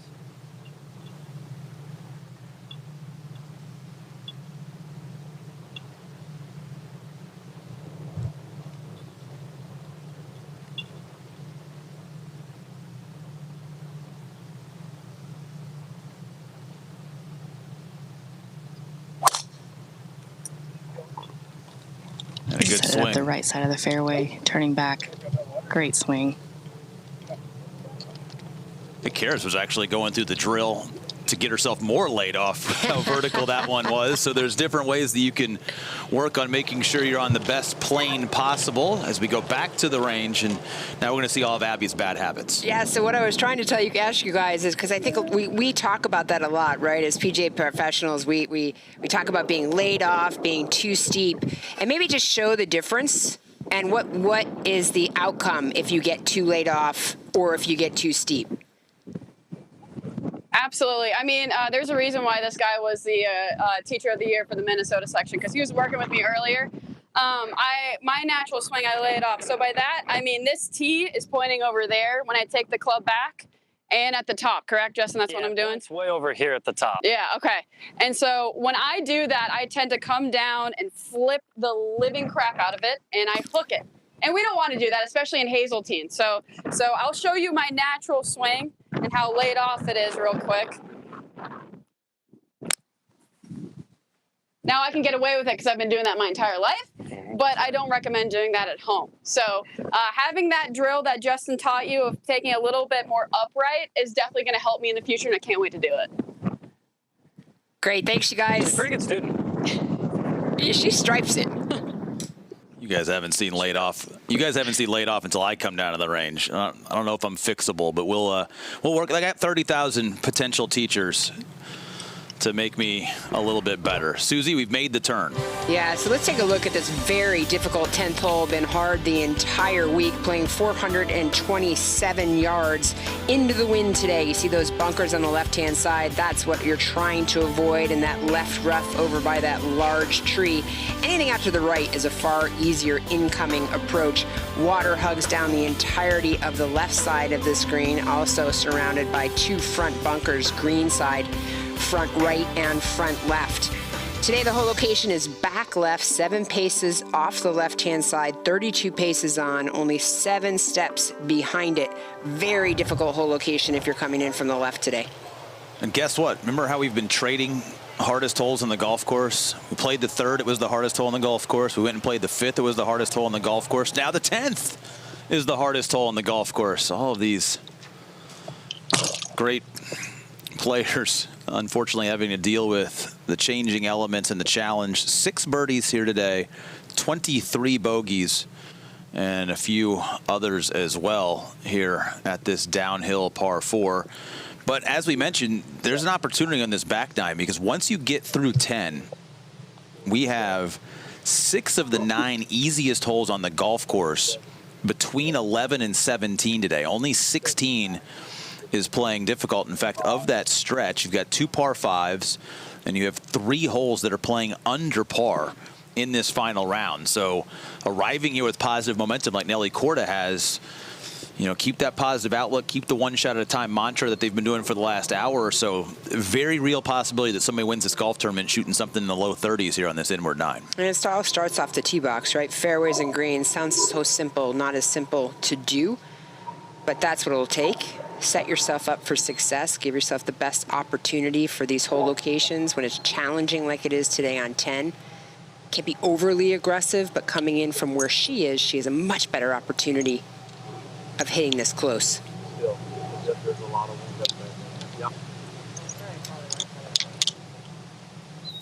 Back nine has been her friend this week. She's 185 yards from this hole, downhill, not playing 185, slightly into the wind. She's going to be at least 5 to 6 paces right of that KPMG sign to start this golf ball. Let the breeze help her get it toward the target. See this downslope, the green slopes from front to back, and how incredible is this golf shot? Better and better by the second. Nelly Korda 5 feet away from 8 under par.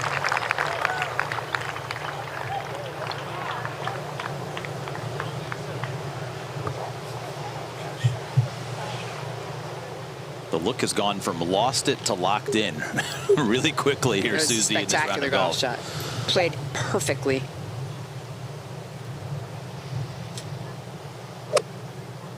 Karis from 180. Not quite as good a look at it because she can't see the bottom of that hole location. With her big right to left swinging draw, she's going to bring this probably just left of that crane to start and then let the ball slope just like Nelly did back toward this hole location.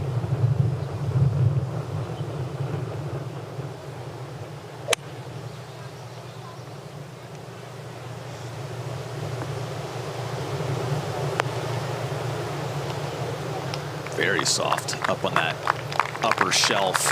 Doesn't get to that downslope like Nelly's did, and that'll be a very quick putt downhill, downwind for Davidson.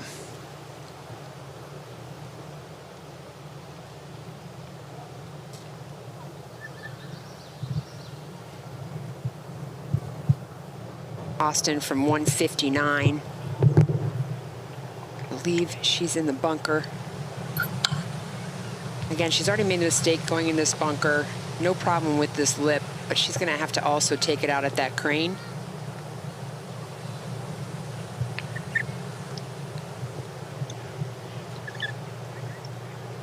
This is where you play conservative, get this ball center of the green that feeds back to the hole location great.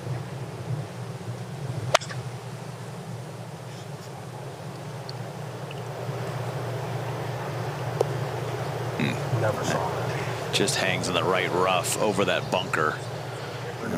That is some really thick cabbage right there. Off the green here at 10. It'll be a speedy chip, but Nelly inside of 5 feet to get within 2.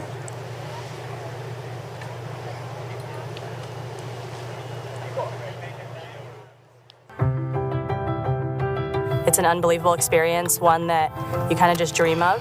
There it is. My day-to-day is teaching and coaching and growing the game, and I'm so passionate about that. These are the best girls in the world. And so for me as a coach to get to learn from them and take that knowledge back to my students is why I'm here. To come back out on tour just to kind of test my skills against the best players in the world. It's amazing to have this opportunity as a PGA professional. You know, this is a challenge that I look forward to. Hopefully, gonna prove something to myself and see what I'm made of. It means the world. Corebridge Financial supporting not just the players, but I don't think a lot of people realize they also support the caddies. So to have the support of Corebridge Financial throughout this week takes a lot of pressure off and just allows us to come out and enjoy the week. I just have a ton of gratitude for the whole week, gratitude for my staff at home, people supporting me. You know, you work hard to get to this moment, and it doesn't happen very often, so it's special. To be a representative of this organization, the PGA of America, that's given me so much, all these opportunities, to make them proud, that is one of my biggest goals.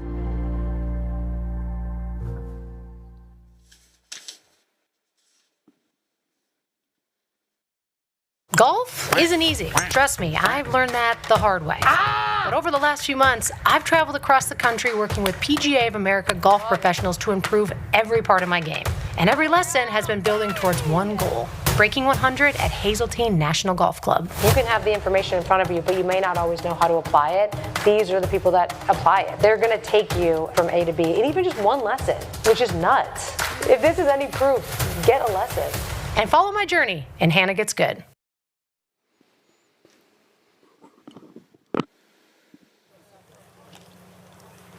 Feature group coverage in this final round of the KPMG Women's PGA Championship has reached the back 9. 9 holes to go, and Nelly Korda has fought her way back into this championship when things looked like they could be spiraling a bit on the front. Hit one of the best shots of the day into this green at the very difficult 10th. And what she hopes is a huge back 9 charge to history. Auston Kim will be first to play here on the green after finding the heavy rough short and right. Yeah, you can see that slope she's there. facing the... Sorry, Jarena. No worries, no worries. Yeah, just same as Susie was about to allude to, that slope, it's pretty flat up here at the top, and then once it gets over that slope, it's pretty quick. And from our view, the only thing that's staring her in the face is Hazeltine Lake. There's not much room after this hole that the green goes away.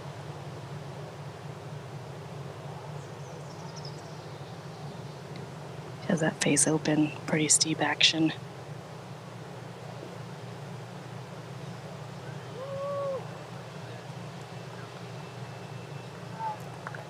Oh, that's a beautiful golf shot.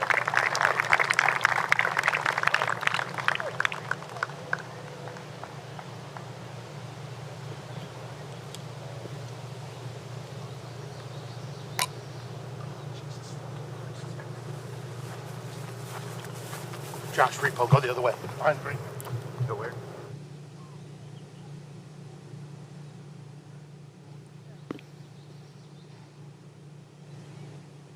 I always find the game to be so fascinating, Susie, where it often feels like there's a 63-hole tournament, and that tournament gets you in position for the 9-hole tournament. Yeah, and how exactly different right. these 9 holes feel and play versus the rest of the week.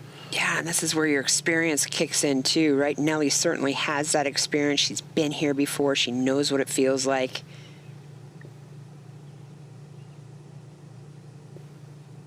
I mean, you get the momentum heading your direction like Nelly does now. It's going to be hard to stop her.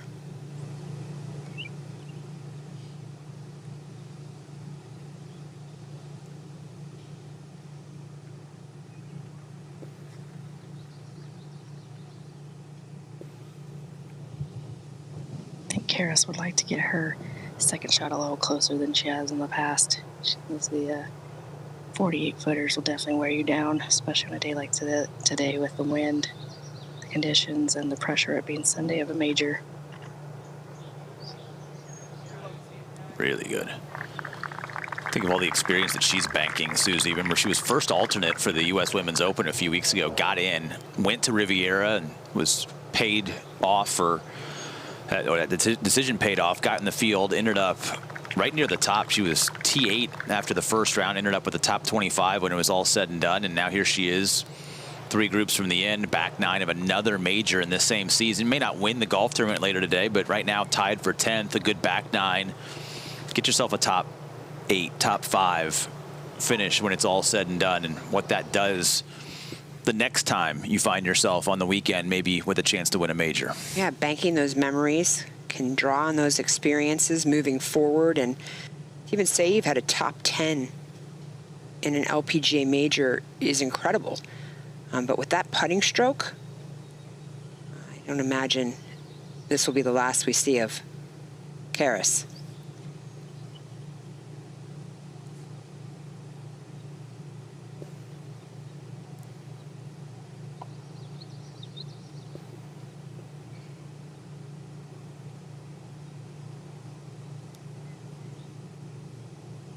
Left to right for Auston here. A great save. That miscue off the tee. Yeah, that was just a beautiful little pitch shot she played. Left herself with a pretty straight putt. Well, she's made a lot of quality pars today, including the first one. She had to chip out from the rough, and it's getting tiring trying to avoid bogeys, but she's avoided them for the most part. Now, this was not the best shot of the day into the 10th, but it certainly was close.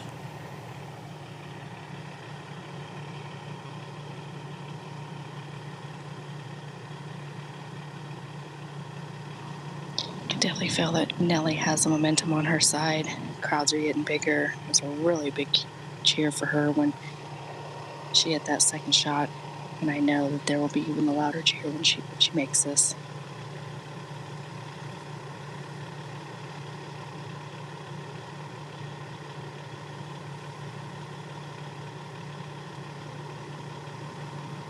Don't see much in this putt.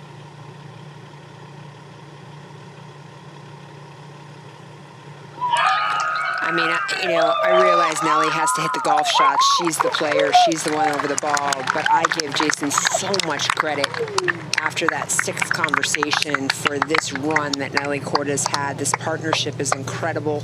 She has turned this round around. She is now 2 back? She is 2 back of Hater on You. Began the day 4 back.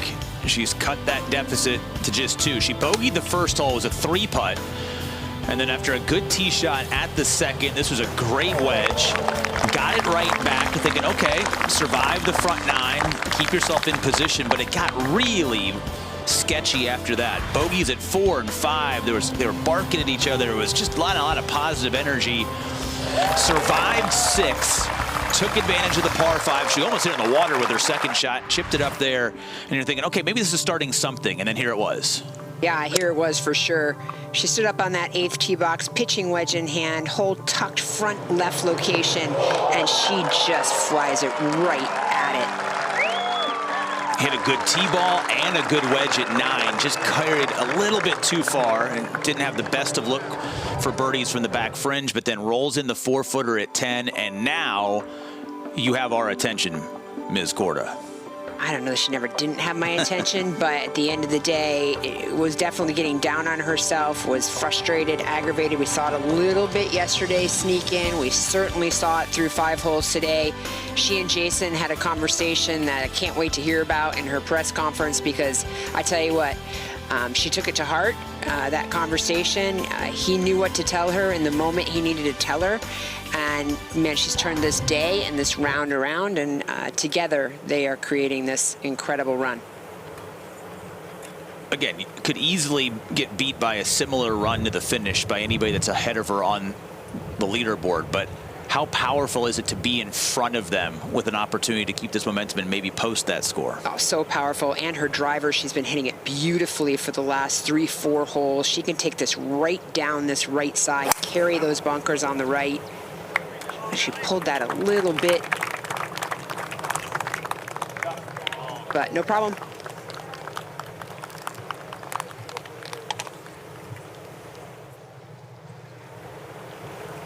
Nobody reaching today. Really, really long hole, 562 yards. The wind a factor. Big cluster of bunkers down there. There haven't been a lot of birdies today. Not a lot of trouble on this hole, Susie, but if anybody's got the power to maybe get this down there a little bit farther and put a wedge in play, not just Nelly, but Auston Kim looking for her first birdie.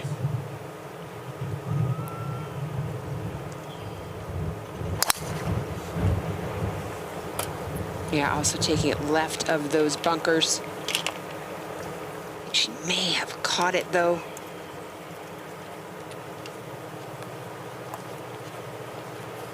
Par 5's recoverable, but certainly not the best opportunity. She really is looking for that first birdie.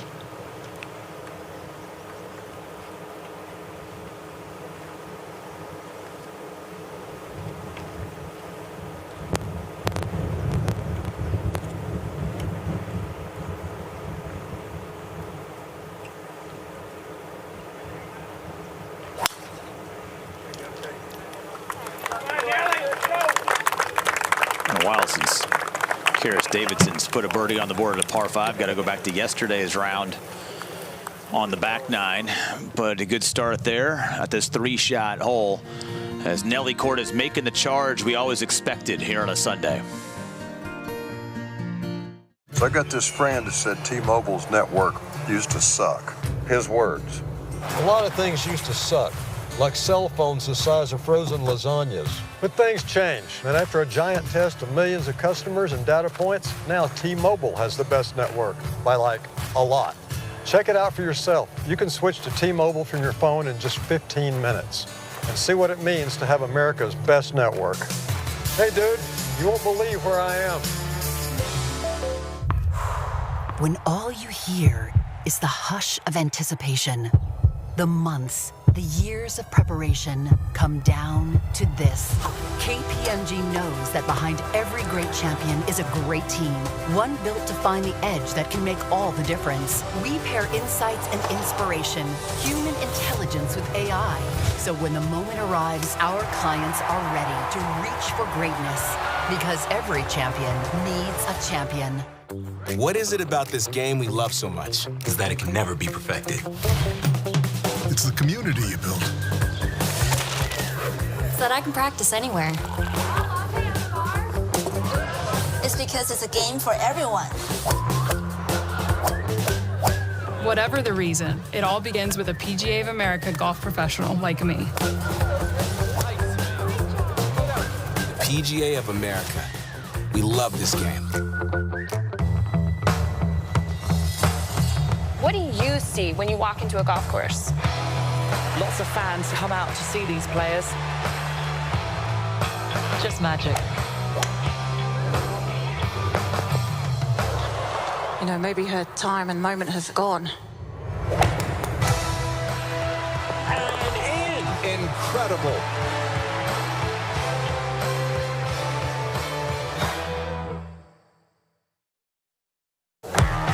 The best in women's golf have returned to Hazeltine National Golf Club. Thank you for joining the KPMG Women's PGA Championship featured groups. Powered by T-Mobile, bringing you more angles and more access through its 5G advanced network.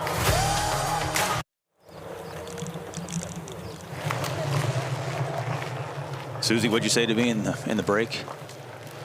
Got ourselves a golf tournament. Oh, yeah, I did. I said golf tournament. You got a golf tournament. Nelly Korda, the winner of this championship back in 2021, trying to win her 5th major and the 2nd time at this KPMG Women's PGA Championship. Part of our featured group coverage on Championship Sunday. She is 2 off the lead. It is, for the moment, a co-lead. Brooke Henderson birdieing 9 before she makes the turn. Hater on you. Not in yet at 9 as well, as that final group has had its fair share of a roller coaster ride on the front 9. Featured group here at the 3-shot par 5 11th. And it's going to be a tough 2nd shot coming up for Auston Kim, but before she plays, it's Karis Davidson. Yeah, she's looking to lay up about 220. She's got 3 wood in hand, wind in the face. It's a pretty skinny layup just past those bunkers.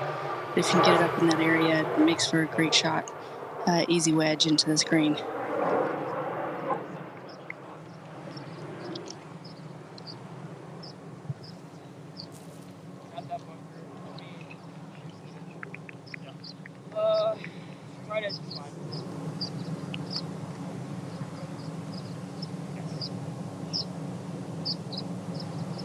Auston has 292 to the flag, and I would think that the layup here is probably with some type of wood to get it down there, but because she's in this bunker and with this lip, she has 8-iron, just looking to get it back into play. Yeah, maybe left side fairway. This whole location tucked well on the right today.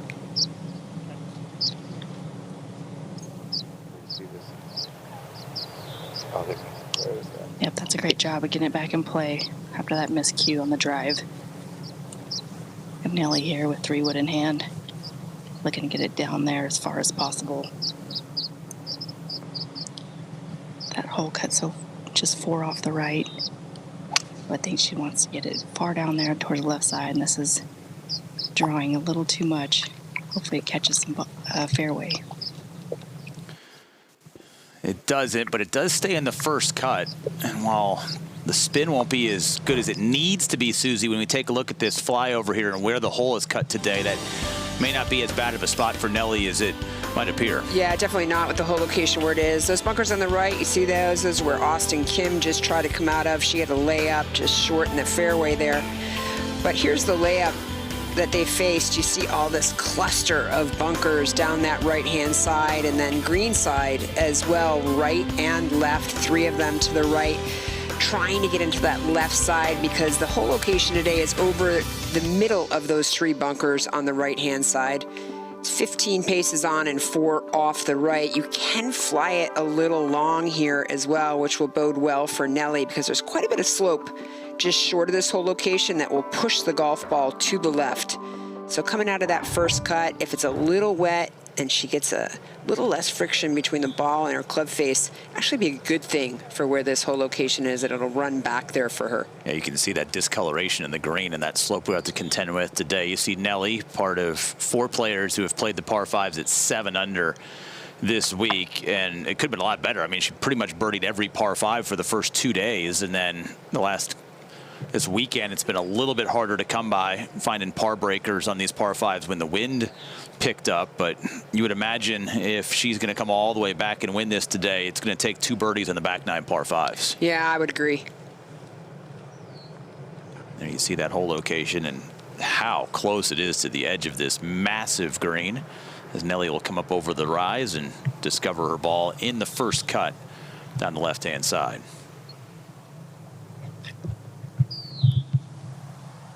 You know, players always want different levels of information. Caddies are taking everything, and it's just a question of what they communicate to their players. If you were in the mix of a tournament, major or otherwise, whatever it might be. As a player, what do you want to know? Or did you just race to the scorecard? At some point in time, you need to have information. What information would you want right now if you were in, say, Nelly Korda's position? Me personally, which I'm never going to compare myself to Nelly Korda, but me personally, I always wanted to tell the shot shape I wanted to hit or the flight that I wanted to hit, and then talk through that with my caddy. Well, where do you see that landing? Why do I want to hit that shot? If there's any argument about it, and argument's the wrong word, but conversation about it, and maybe have the caddy say, have you thought through this? But as a player, I always wanted to say first what my intention was, and I wanted to focus on that intention and have them help me get there. What about leaderboard information? Back 9 on Sunday.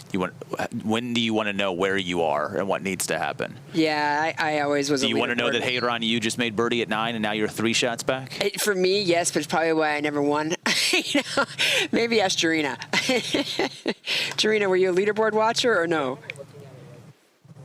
No, I always was a process girl, and you can't control what the other players are doing, and there's only one thing that you can control, and that's yourself, and that's your game. And if I took care of myself and my game, and I hit great shots and I made birdies, it's gonna, at the end of the day, you're gonna be near the top, if not in the winner's circle. That's such a great mindset. Yep. Yeah, but that's 88 into right now. How about with your caddy, Jarena? Did you also put the work in, do your yardages, compare, or? I really didn't do a whole lot of comparing his yardages, but we did a lot of discussion of where I wanted to land this, where I wanted to. I kind of did like a min and max line. What's my max left? What's my max right? Kind of give me like a shoot to shoot down. But yeah, I definitely was a player that was a more do-it-myself kind of gal. Mm-hmm. 180 here for Auston. She's got 5-iron here. I don't think she's going to be going at this whole location at all, being that it's 4 off the right, 15 on, but on her angle there's only 4 paces, and she does not like this at all. Stop. But it actually is just fine. I think it's a little wrong, but yeah.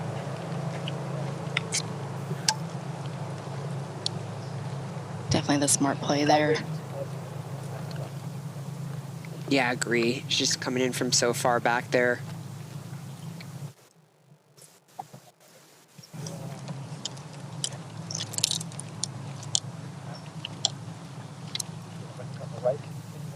Walking away, put the club in the bag. You getting the rig there, probably like, oh, you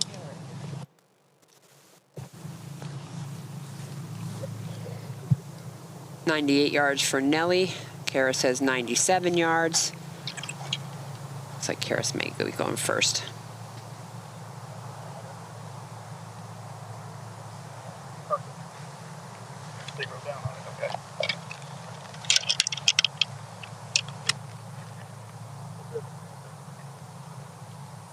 This short a number, Jarena. Can she go right at it? I was just about to say, she's obviously in the fairway where she wants to be, and aesthetically, it does not look like this hole is on the green. She can't see any other putting surface, but she has taken dead aim at this. Oh, almost flew it in. Wow, great shot. Looks like she wanted to give it a little fist pump on the side. A little low. Really, really well done by Karis.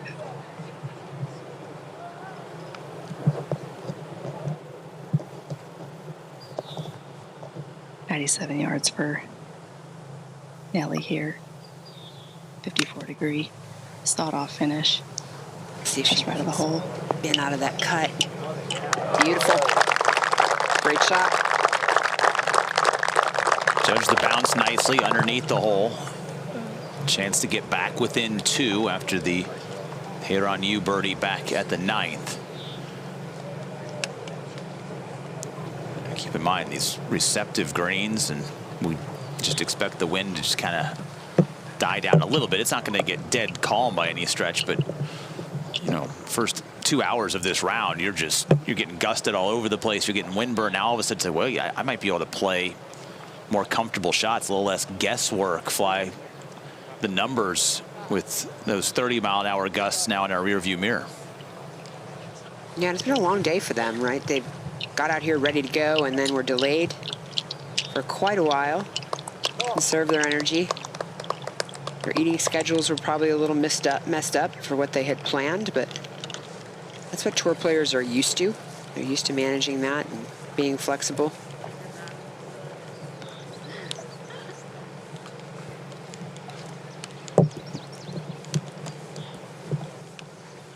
Now it's just keeping your focus for that entirety of the 18 holes for each and every shot.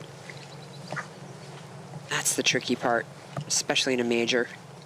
It's so easy to get ahead of yourself.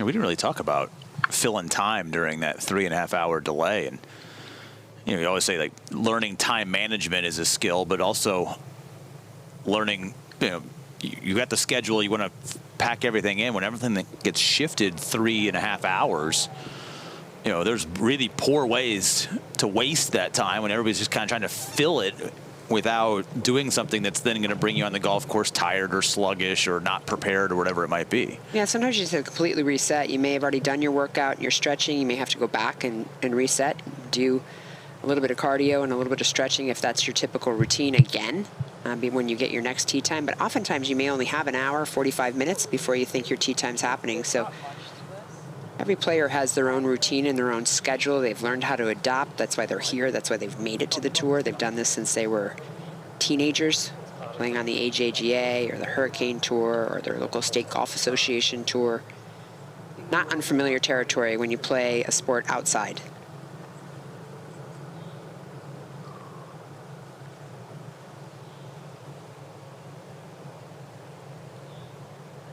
Yeah, to piggyback off that, I know that all these players have their routines, but also you have to be flexible in that.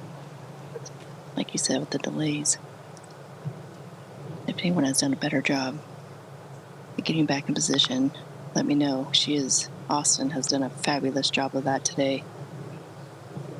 Putt's tracking very nicely. Yeah, that's a decent lag from that far away. You know, the PGA Junior section tours across the country in 41 sections. You know, we actually have conversations with them during rain delays. You know, how do you handle it? What do you do? Just to train. So eating a bunch of candy and scrolling your phone for 3 hours isn't on there? I think that is part of the doing sometimes, but, you know, we're trying to curb that a little bit.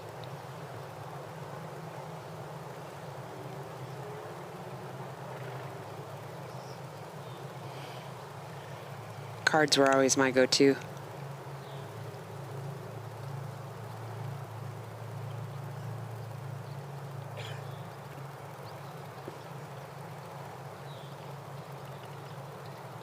And have to break out the Mahjong set. Susie, have you got into Mahjong yet? No, but I would love to learn. Oh, it's great. So fun. Nelly here from about 10 feet.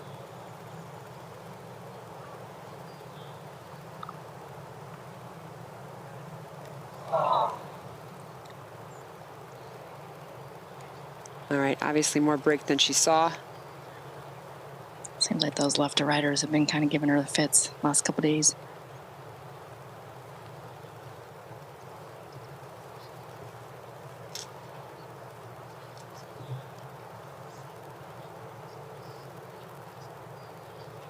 What a great wedge this was from Davidson. And a chance to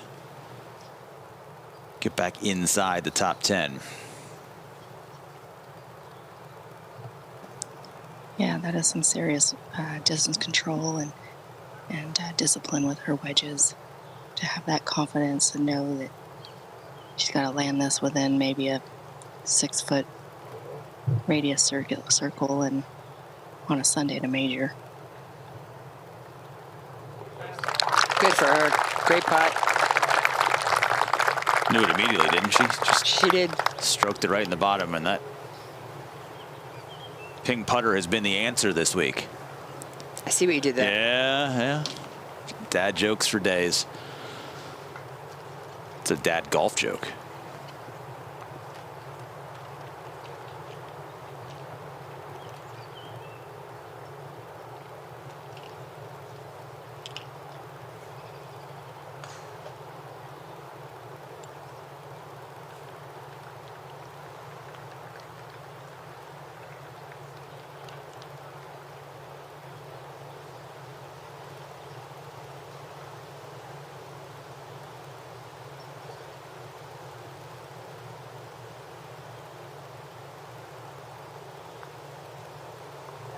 Great two-putt there. The highlight reel of Auston Kim pars today has been pretty impressive. I mean, she's got a nice little mixtape of various ways to scramble and make par. Just now needs to add some birdies to the card to make up for all of the birdie drought that she has had. And Nelly wanted this ball to settle down as it went past the hole. Only went by a little over 2 feet.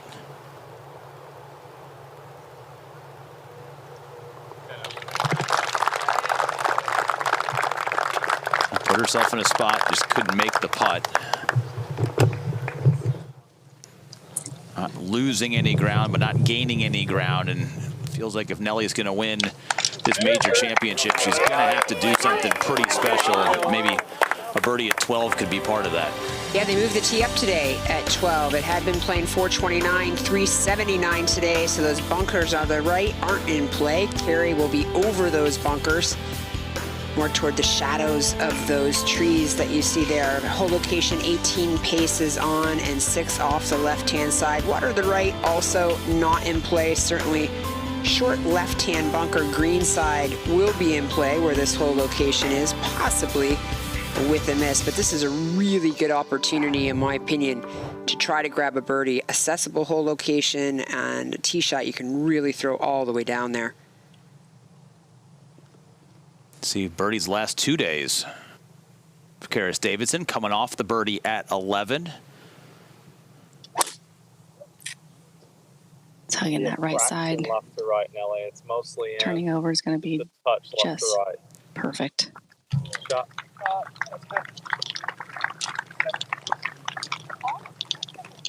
Yeah, that anywhere in that top left corner of that top bunker is perfect.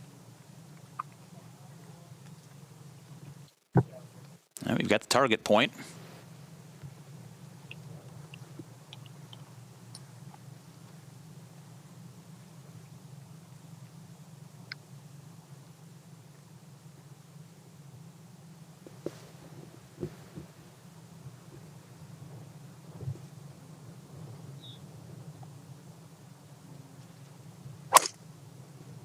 Swing.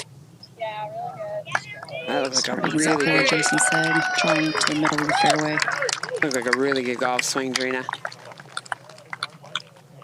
Yeah, that was something she wants to store in the back of the mind and have that in a couple, maybe an hour or so when we're coming up 18.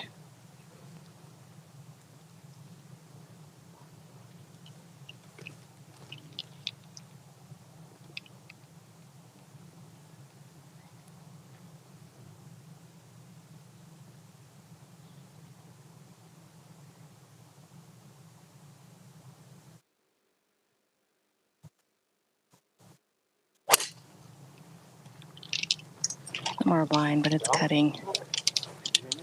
Hopefully catches a little bit of the fairway. Took a soft bounce, but a good start for Nelly Korda here at the 12th. Needed a few more birdies, and her pursuit of history is still very much alive.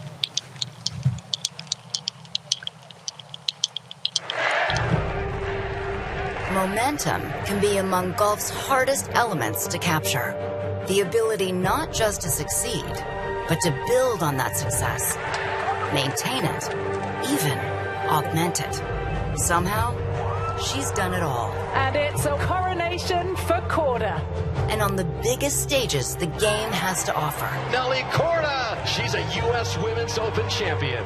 Now, Nelly Korda's arrived at Hazeltine, with a chance to write yet another chapter in her extraordinary run. What an opportunity to find a path to a third consecutive major, to a slice of history. But a championship like this doesn't yield to sentiment. The elite field who converged on the Hazeltine National Golf Club in Minnesota. And a club like this, so familiar with history, makes no exceptions in its demands. Had a green from down under. This is a course where momentum can disappear in a single swing.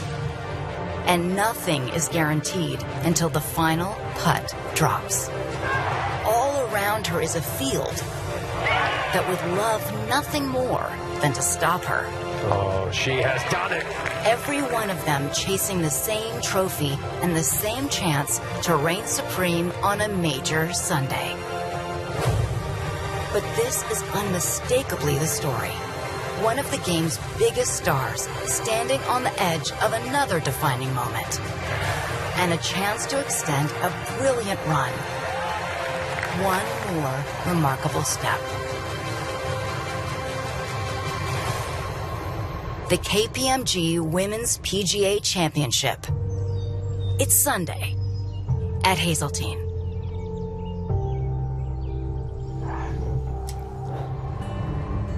There you see the list of just 4 that have won 3 majors in the same season. And only 2 on that list. Zaharias in 1950 and Park in 2013, winning the first 3 majors of the year, which is what Nelly Korda was trying to do here this week. Had to answer a lot of questions about it, didn't really take a lot of the bait.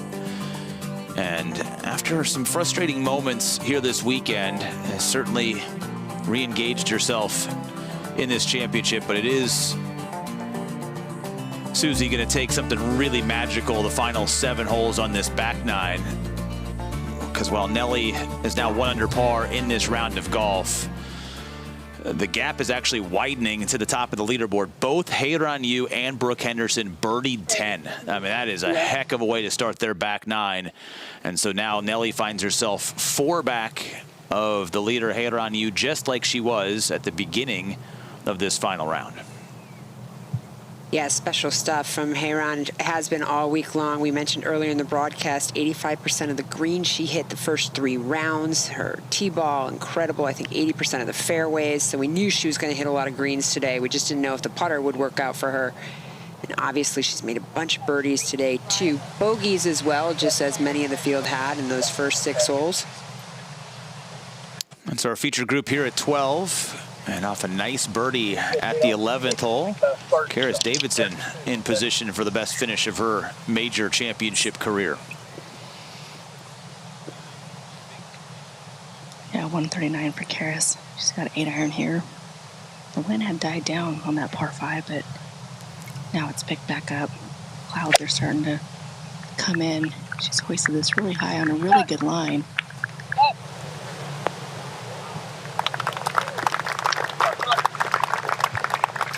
Give the putter a chance. It's all she needs this week. She's been so good on the greens. Still number 1 in the field this week in strokes gained putting. She's approaching 10 shots gained on the field with the putter.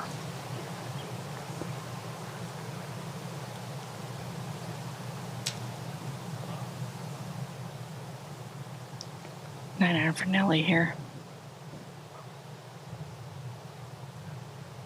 Sorry, this is a 7-iron. Flip this out to the right.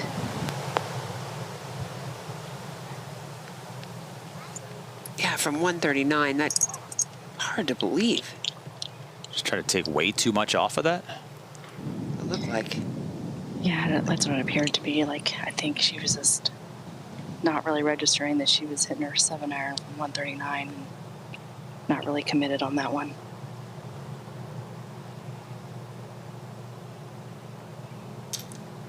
Auston from 127. Little 8-iron here. Knocked down. Center of the green.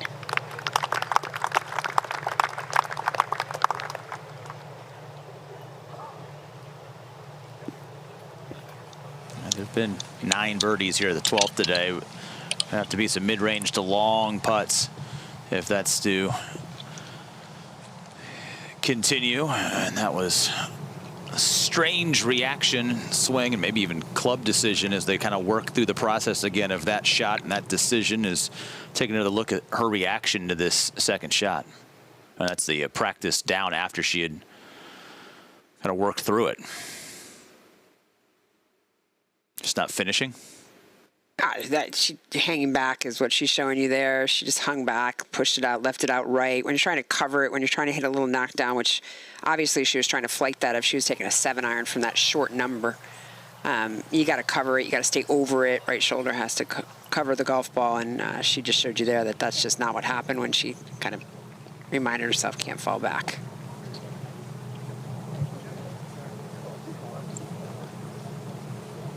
All right, we're on to the back nine. We've seen the great start from both Heiran Yu and Brooke Henderson. I know you're not a leaderboard watcher, or you were. Jarena wasn't a leaderboard watcher, but now you're in. Now you guys have microphones in your hands. What's a number? What do you want to try to get to? I still think it's 12. I know the modeling, the KPMG Insights say 14, but I think 12 will win this golf tournament.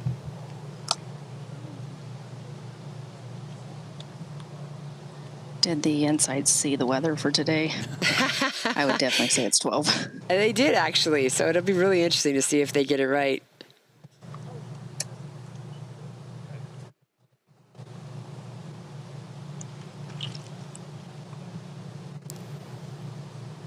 Well, we have not had kind of that surprise explosive moment this week from Nelly Korda. It's been the game of the best golfer with maybe not her A-plus stuff or A stuff at times during the week, but there hasn't been that chip in. There hasn't been that long birdie putt. Right. Maybe something like this, really puts pardon the pun here, a lightning bolt of energy into this golf course. We don't want to say lightning bolts. We had a few too many of those earlier today, but going a little electric charge. Yeah, it would be fun. Love to see it.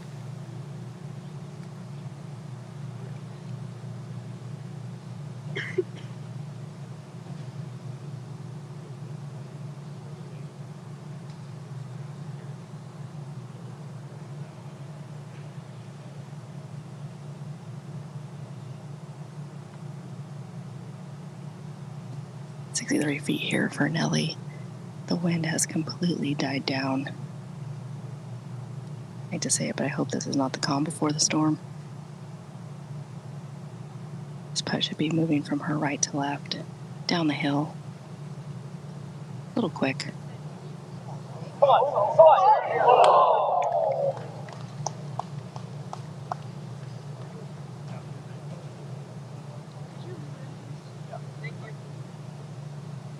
Gave it a great run.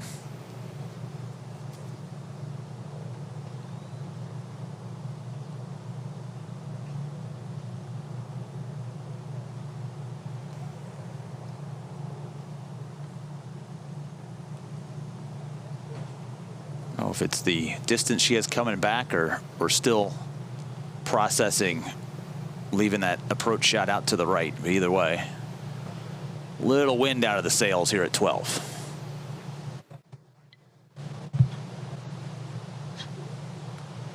Jason got a little bit of an earful there. I'm not sure what the earful was, and he managed it beautifully. Sometimes you just need to vent a little bit. That's why he gets paid the big bucks. Yeah, you bet. Sometimes you just need to vent.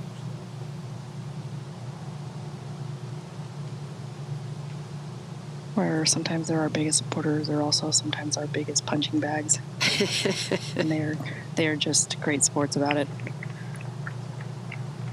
Auston Kim here for her birdie.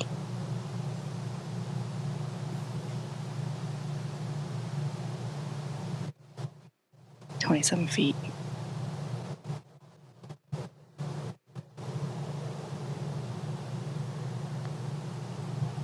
Be nice to see her to get one. Oh, beautiful line.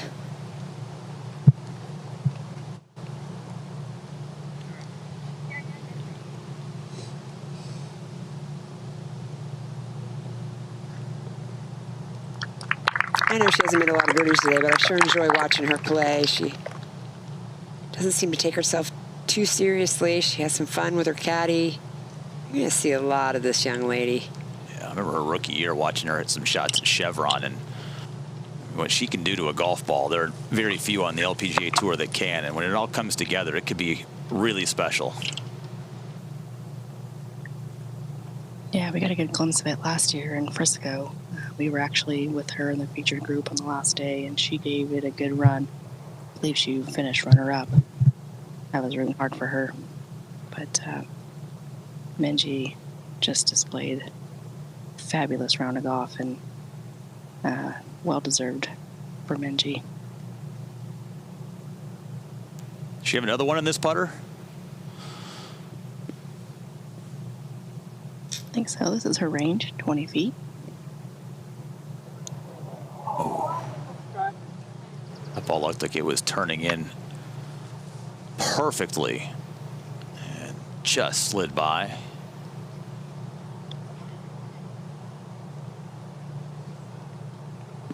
You watch someone who's having a hot putting week and how comfortable they make it look. And you wonder for yourself and for everybody else in the field, like, why can't we all do that? Why can't we all hit it on line every time? Why can't we all not be afraid of the 3-foot comebacker and give those birdie putts a real chance to go in? She just has this beautiful pace to the hole. They just fall in. If they don't fall in, just a couple inches by.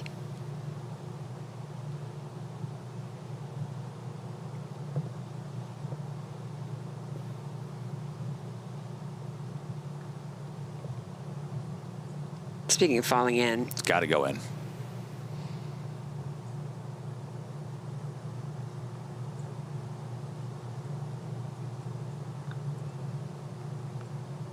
Oh, I thought she had it. And that might be the end of the rally. 2 3-putts yesterday, and now 2 3-putts today for Nelly Korda. And after a brilliant putting round on Friday, got her back in this tournament. It's just not been the same level of consistency and belief in the putter here on the weekend.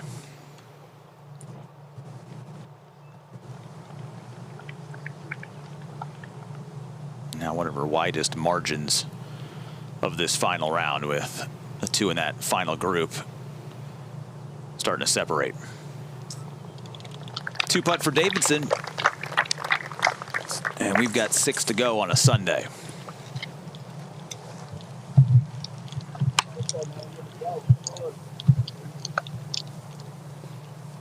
So we got 2 par 3s still to go on this back 9. It was a par 3 in the front 9 that really got Nelly back in this. Maybe a good swing where she's birdied this hole twice this week. It could be a catalyst for a bounce back birdie. Yeah, 147 today. Wind should be coming at them and off the left. We'll check in with Jarena to see if it's more cross than that. You see the 2 bunkers guarding the front side of this green, right and left, water guarding the left-hand side. Not a worry today, though. That whole location nowhere near that water. 20 paces on, 4 off the right. See it right there in the corner of the screen, just peeking out.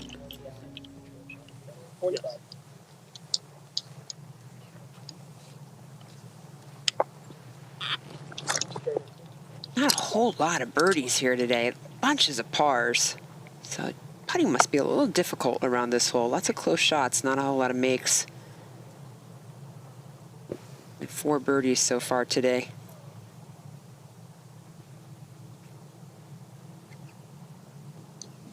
Austin's got 9-iron here.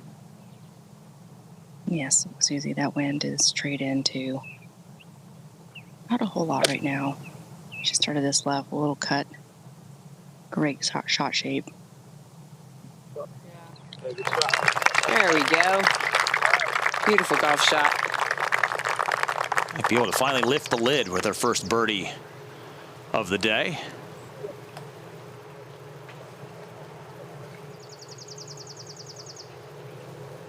Gonna fight her way back into the top 10 with the 1 over par round.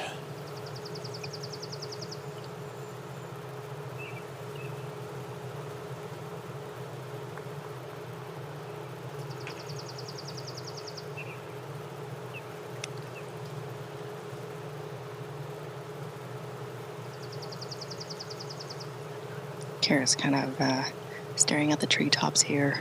It got really still. The flag up the green is not moving at all.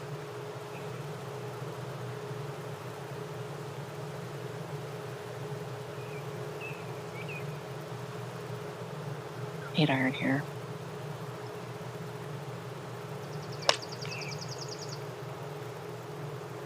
Charlie just left drawing.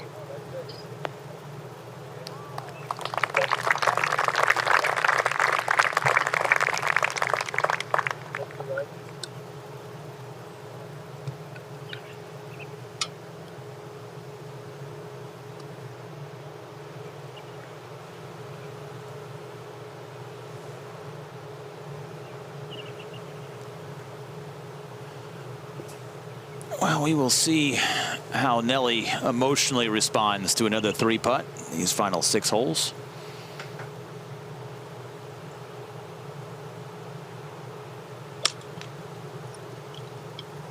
She just pulled this left, doesn't like it at all. The wind had just picked up right before she swung.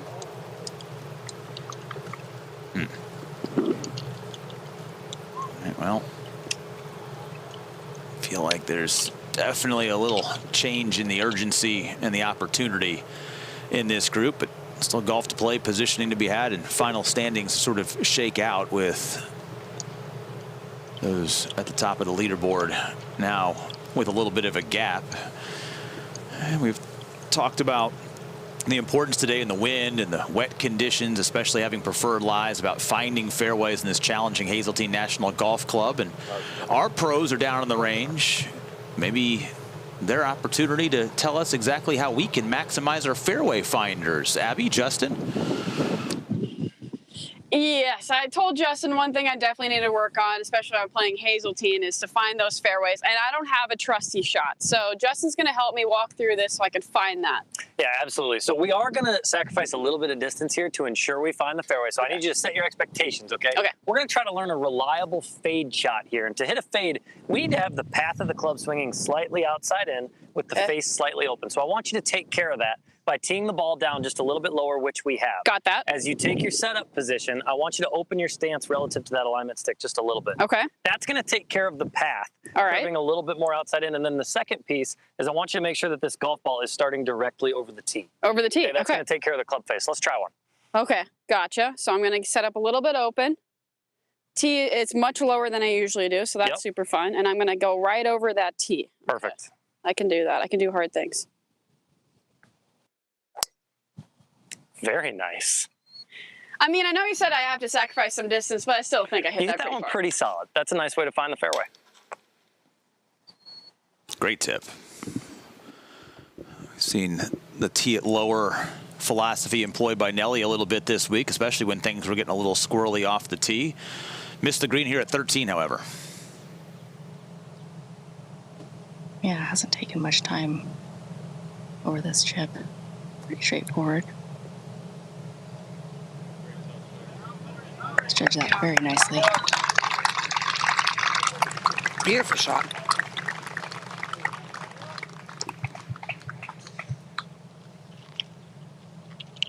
So after the disappointment from the previous hole, looks like she'll salvage her par here. A heavy hitting group that she's tied for 5th with. Gina Tidikoon's rallied again today. She's gotten it to -7. Allison Corpuz, major winner. Alim Kim, major winner, all inside the top 5. And keep in mind, the woman at the top of the leaderboard right now looking for that first major. It's penny for the thoughts right now of hater on you in that final group, just trying to be able to see one ball instead of 2 when you're looking down at it. I don't envy the pressure that everybody feels when you're trying to win a major. I don't even know how you guys ever took the club back with the pressure of these types of moments. Maybe you just thought about the rhythm of this putting stroke.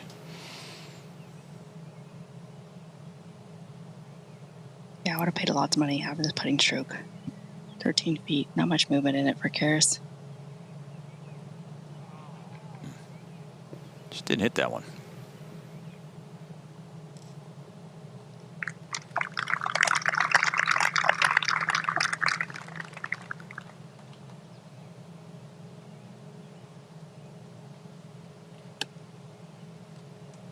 still smiling. Been a solid week. Looking for that solid finish with 5 to go. And now Auston Kim, this hole has started to look smaller and smaller to her. This would be the finally lift the lid.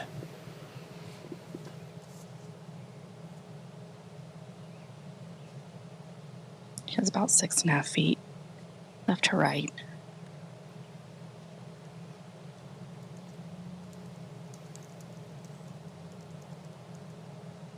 Birdie here would get her inside that top 10.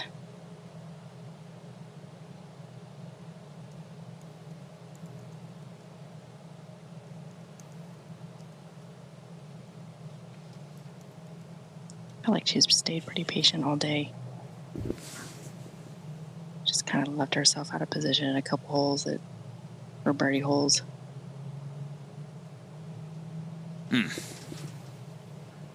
Oh, so frustrating. Right edge. Very frustrating. Can't buy one. I mean, she's hit it close a couple of times. Think about the short miss at 9. Now here at 13. I mean, that was a brilliant tee shot here at the par 3. Yeah, and the chances she's had opportunities like that one, she's missed to the right each time. Nothing that a laser can't fix.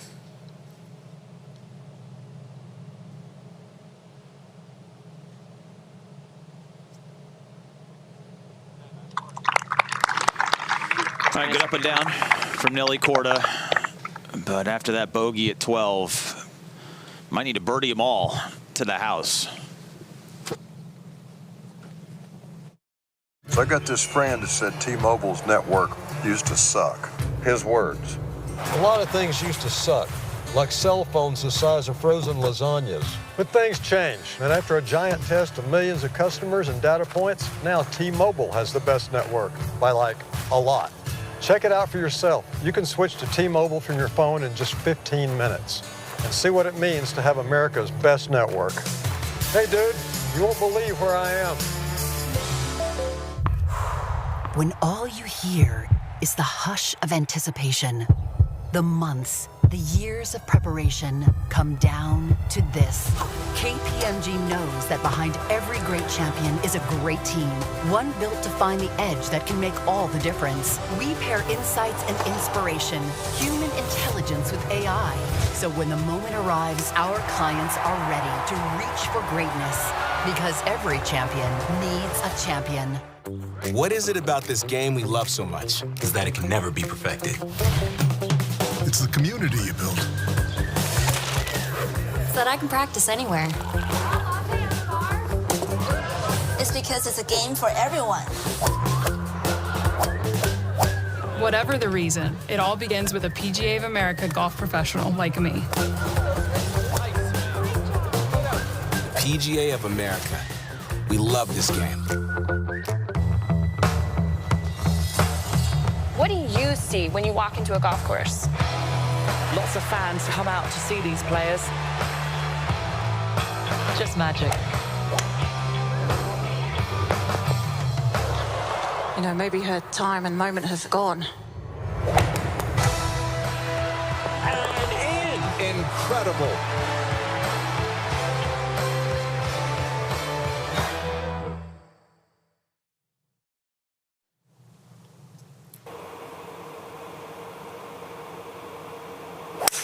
Yeah, on tee at 14, Karis Davidson. Hit that well left. Tricky little tee shot today, just because it's downwind. Only playing 336 yards. You'll see just a fairway wood here for Auston.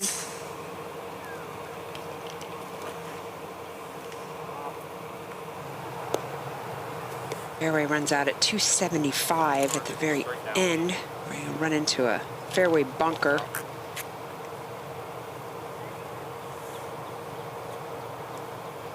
And now Nelly.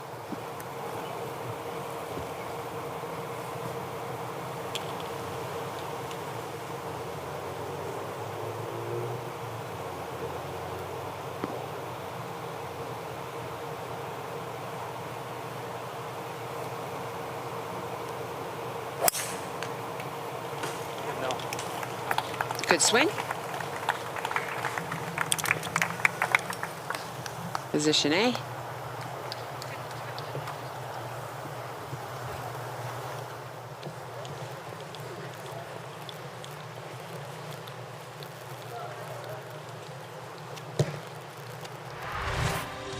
This 14th hole today, playing 336 yards. See how narrow this is? Trees really right and left of that tee box. And as it starts to open up, a right bunker faces you in the fairway there. And then that left bunker, which runs out of room, is just a 279. Downwind, no drivers here today. That landing area would be far too narrow for these players.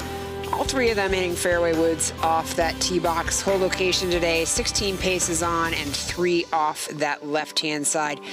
I'm try to beware of the long stuff left of the screen and that bunker, as that's a pretty good short side if you get up in the back side of that bunker. You see half and half of birdies versus bogeys on this hole today, and then with the par 5 coming behind it, if you were going to make any move whatsoever, birdies on each of these next 2 holes become very important. 16's back to being very difficult today with that elevated tee ball, so you want to try and take advantage of 14 and 15 to get into the mix here on the back 9. And unfortunately, because of the bogey just a couple of holes ago for Nelly Korda, really probably thinking, what do I have to do to make birdie on every single one of these holes coming in if you're going to apply any pressure to the 2 that have some separation at the top of the leaderboard with 7 to go on the back 9.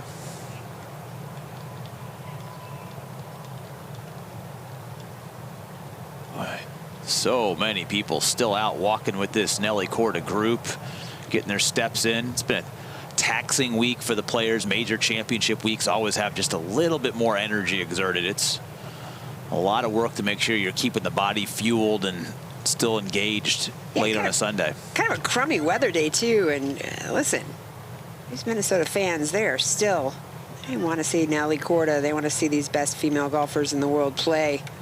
Nice to see them all out.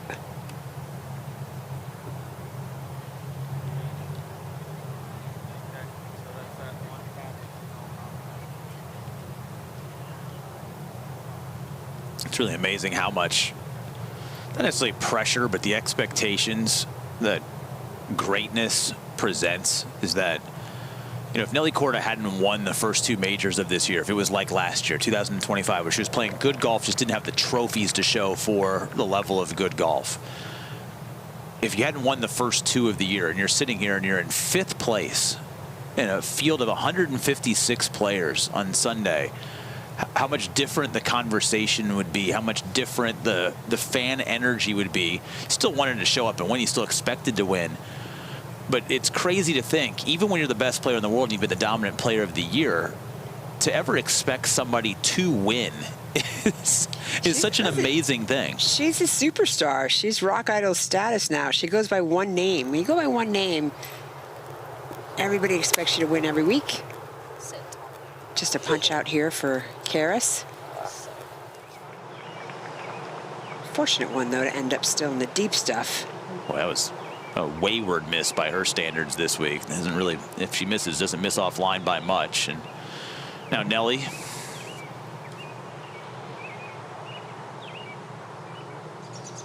122 here for Nelly. She's got gap wedge.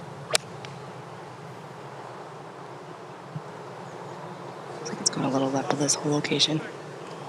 Nah, it's okay. It's just in that first cut, unfortunately. She would have liked to get that fringe. I mean, you've got Nelly, you've got Annika, you've got Babe, Tiger, Michael. Karis? No? No, she's not there yet? If people know you by one name, you are a rock star, and you know what? You earn the right to have everybody every week expect you to win, which I realize those expectations are high, but that's excellence. Jarena? Now you're digging deep, Will. I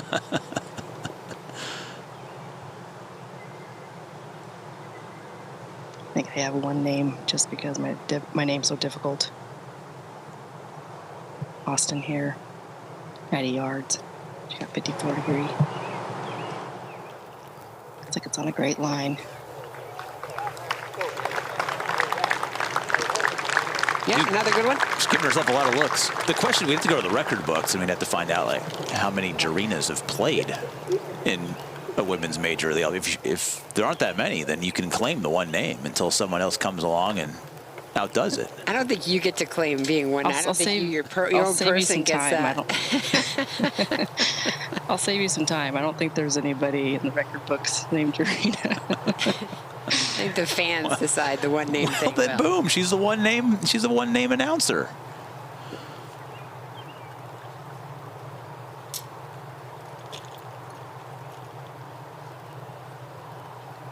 Was her lie really awful back there? I'm surprised she laid up to this deep stuff again.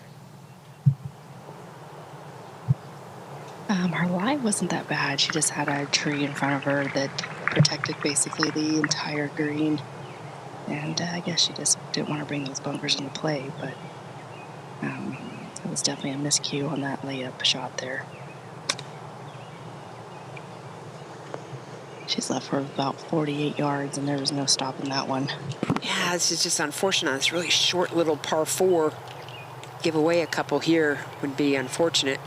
Yeah, we saw this yesterday when she was in our feature group coverage, didn't we? About, you know, we were so impressed at the wind. It was getting firmer. We knew it was going to be a really hard golf course, but the putter kept working really well for her, and then, you know, started making some mistakes on the back nine, and they felt a little unforced. You know, you could forgive on a hard hole, maybe just a bad bounce into the rough, and you end up making a pretty simple bogey. But, you know, even the bogey she made yesterday on 18, when everybody was pounding it down there, and she just one little bad bounce, and then, you know, way too little club, ends up walking off the golf course yesterday after making a bogey. And, you know, those are the little moments, right, where, you know, if you want to put together a really good round of golf, you find a way to make sure that this doesn't become anything more than a 5, or even you do like what Auston Kim did on the first hole and really make sure that the layup is a layup first, and you get it up and down from there. Yeah, I think you learn from all of this, right? These are situations she perhaps hasn't found herself in before, and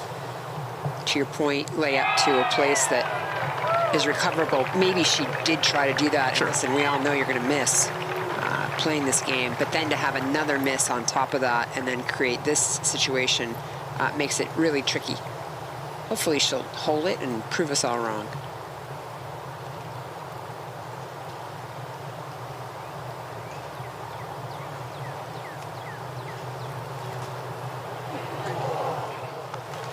Good shot.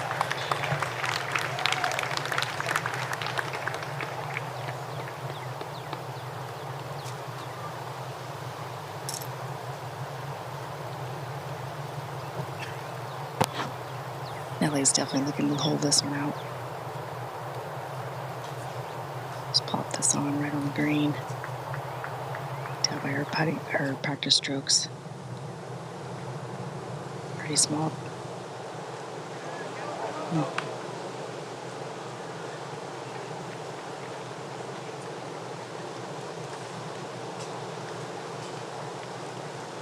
Demeanor has definitely changed, Susie. Yeah, I can feel it from here. I'm not even standing there, and I can feel it from here.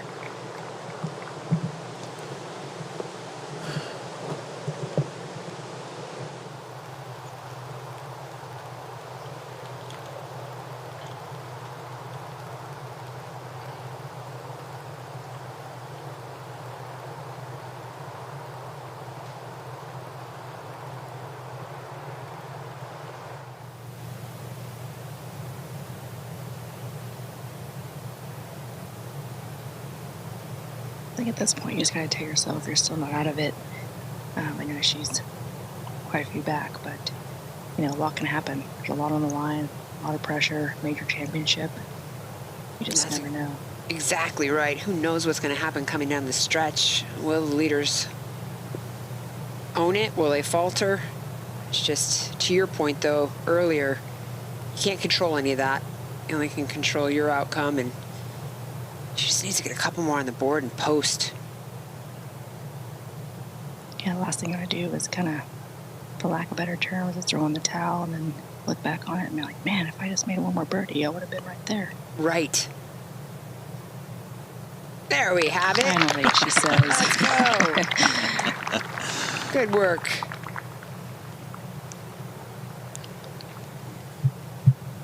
shouldn't be harder. I know this is probably going to sound like a silly question, but I'm not saying that Nelly started the week win or bust. That's ridiculous to sort of expect. But when we, all these other players, it's like, yeah, the difference between a top 5 and a top 10 for a player like Karis Davidson is far different than a difference between a top 5 and a top 10 for Nelly Korda. And is it harder for Nelly to get back into, like, let's just get this thing across the line when you're kind of looking up and you're maybe resigned to the fact that you began the day trying to put yourself in position to win the golf tournament and you don't really know right now if that's possible? I think Nelly would be the only one that could answer that accurately, but I would say I'm not sure she feels that great, and that's just from watching. I have no reason to think that that's the case, but I've just seen her, grabbing her shoulder. I think some of that has part to do with this. I think her expectations are probably really high for herself, and they should be right now because she's playing such incredible golf, and her season has been astronomically amazing. So I think it's hard to lower your expectations. I think she expects to win. And this is exactly what can't happen. Yeah. Coming down the stretch. These are just mistakes we haven't seen her make, and maybe a little lack of focus, a little disappointment in herself, and she's got to shake it off and try to make bogey. She was in a 3-way tie for 10th coming to this hole, and if this goes in for double, she falls into a big tie for what will then be 14th. And I know we've talked a lot about purses, and the money in the women's game is getting to a strong point, but big weeks like this, big major weeks, can sort of bankroll the entire season and the rest of the way. And that's a $70,000 drop from where she was on the leaderboard to where she is now. Yeah, she still has some time to get it back, but she worked so hard till that hole, and you just think, oh, how can I give 2 away when I worked so hard all day? But again, the same thing we continue to talk about, and Jarena emphasizes, shake it off, go to the next new hole, new tee shot. Yeah, I kind of, when I played, if I was, even no matter what part of my round, if I started at 6 under and say I bogeyed the first hole, your tendency is to be like, oh man, like now I'm 5 under. But like, I try to think of it as, okay, what if I was 4 under and I birdied the first hole to get to 5 under? You're like, let's go, and it's like, you're at the same number, right? You're still at 5 under, whether you bogeyed that first hole or birdied the first hole. And it's just like, it's all just like your perspective. Yeah, that and optimistic mindset, right? Yeah. trying to kind of psych yourself out, and, because your mind is so powerful in golf, so powerful. Well, a chance to flip the mindset with the final par 5 of the week. Yeah, let's walk through this par 5. So playing 533 yards, wind behind, coming slightly off the right. That will put those left bunkers in play, so certainly have to get your start lines correct for the shot shape that you're going to hit. And then you have to avoid these layup bunkers here, the 3 on the left and that 1 on the right. 1 on the right, you have about 100 yards in from the front of it. So certainly an opportunity here to hit something close with a short wedge. Just got to place your ball correctly. Auston Kim coming off that great birdie that she's been waiting for all day. Right in front of you. And unfortunately, nice he's going, out John. to the right. Should be okay. Decent lie. A little lucky she didn't slam right into that cart and have it kick right. Put this in the fairway, Nelly Korda can easily reach this green. There have been 3 players with 30-footers for eagle today. We haven't had an eagle here yet, but there have been plenty of golf balls up around and on this green in 2. Yeah, with that downwind, certainly helpful. Got to get a good swing out of her here.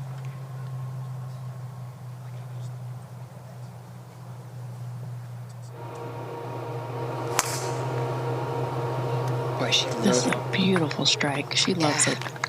She loaded beautifully there.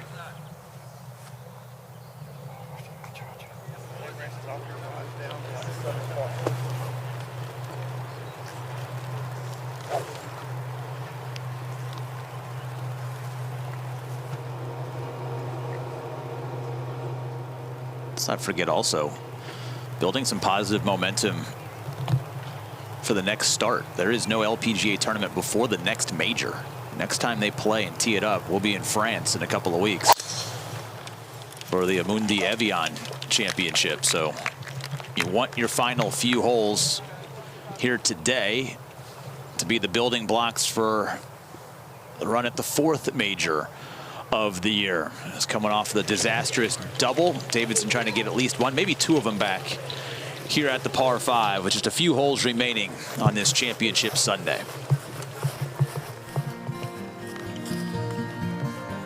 So I got this friend that said T-Mobile's network used to suck. His words. A lot of things used to suck, like cell phones the size of frozen lasagnas. But things change, and after a giant test of millions of customers and data points, now T-Mobile has the best network, by like a lot. Check it out for yourself. You can switch to T-Mobile from your phone in just 15 minutes and see what it means to have America's best network. Hey dude, you won't believe where I am. When all you hear is the hush of anticipation, the months, the years of preparation come down to this. KPMG knows that behind every great champion is a great team, one built to find the edge that can make all the difference. We pair insights and inspiration, human intelligence with AI. So when the moment arrives, our clients are ready to reach for greatness, because every champion needs a champion. What is it about this game we love so much is that it can never be perfected? It's the community you build. So that I can practice anywhere. It's because it's a game for everyone. Whatever the reason, it all begins with a PGA of America golf professional like me. PGA of America. We love this game. What do you see when you walk into a golf course? Lots of fans come out to see these players. Just magic. You know, maybe her time and moment have gone. And in. Incredible.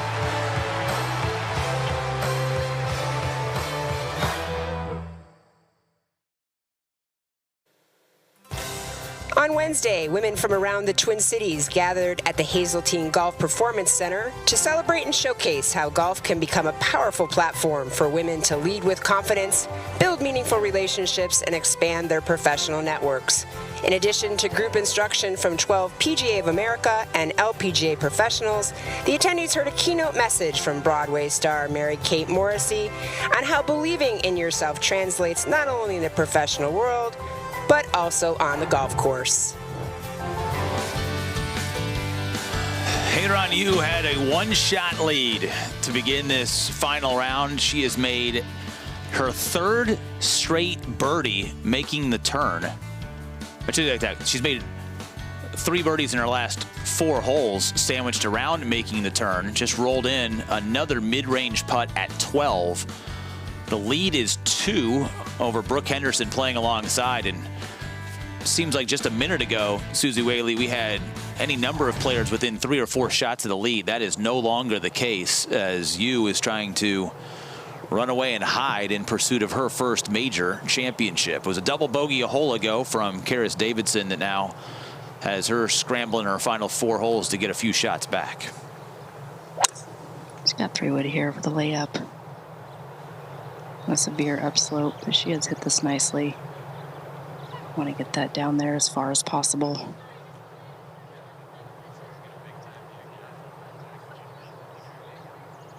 It's a great shot. Good positioning for where that whole location is as well. Standard little pitch shot for her from there.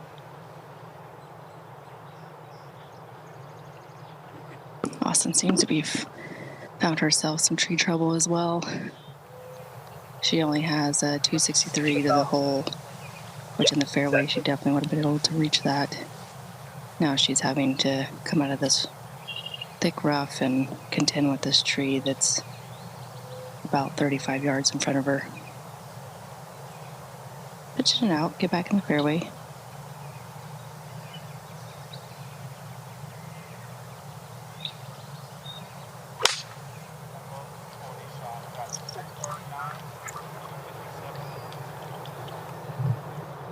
nice. Couldn't advance it very far, but that will leave her a iron in. Nelly not wasting any time here. 256 hole, 238 to the front. Looking to land this just in the opening of the green. It's a great strike. Drawing right to the center of the green. Yeah, beautiful golf shot. All right, shades for an eagle chip in from Nelly. Would get her up into a share of 4th place. But even if she were to make that for eagle, she'd be 4 back of this surging Sunday from Heyran Yu. You mentioned it, Will. You said, you know, somebody's going to make a charge on that back 9, and that's exactly what Heyran's doing. Remember, she was 10 shots back after the first day. Ina Yoon shot 63, you shot 73, and then went 27 holes without a bogey and just flew up the leaderboard. It would be the largest first-round deficit ever overcome to win this championship in the 72-year playing of it.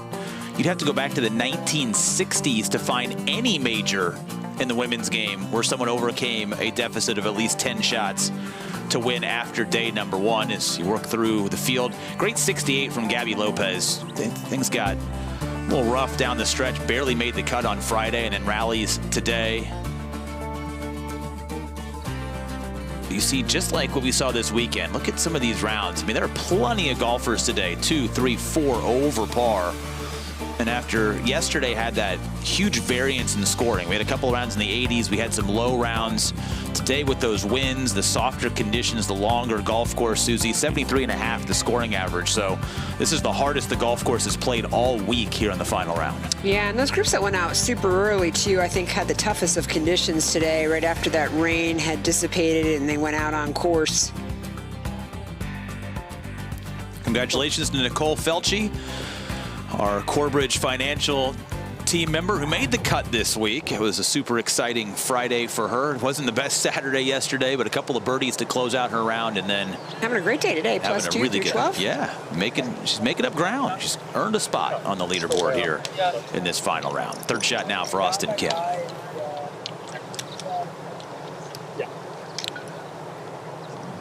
Austin's left with a 166 here. Right down, apply. 8 iron. Wind had just started picking up. It was pretty dead there for a while. She hits toward the middle of the screen. She can utilize this little slope and ridge. Should kick it a little to the right. It's on an okay line. Yep, just caught the green surface. Forward, bounce. Great shot.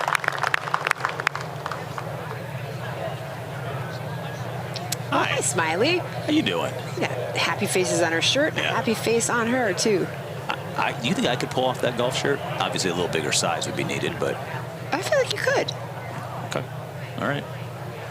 Try and find it. Maybe it's in the LPGA shop. They got everything over there. You know, Nelly's got a little unlucky. She's had 3 of these just on the back alone that have just hopped into that first cut versus staying on the fringe. And with lift clean in place, easy for me to say, with lift clean in place, it would have been just such an easy putt for her. Hey, look, it's the shop right there. Susie, you go ahead and take the comms here. I'll be in the shop looking for the smiley face shirt. Yeah, there you go. Scan that QR code and you can shop too.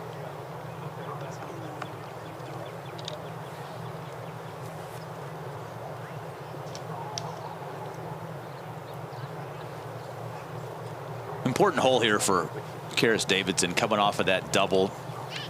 Make sure you finish strong. Don't do any more damage to what has been a really good week. Again, finished top 25 at the U.S. Women's Open. Not a lot of major starts in her career, and you were fighting for maybe even a top 5 finish. Let's get a couple of birdies coming in and get back into that top 10.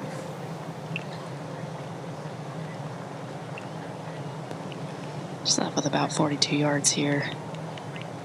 Should be able to be pretty aggressive with this, with how the greens are being receptive today. Looks like she judged that beautifully. Yeah, nice shot. get one of the 2 shots that she dropped back.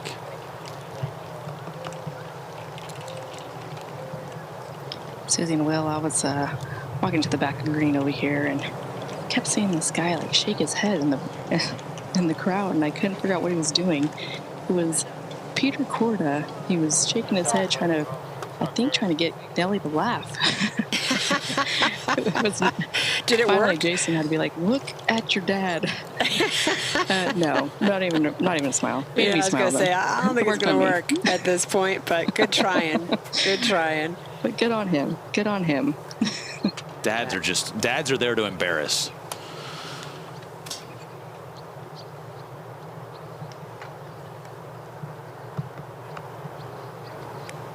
Well, downhill for Nelly on this shot.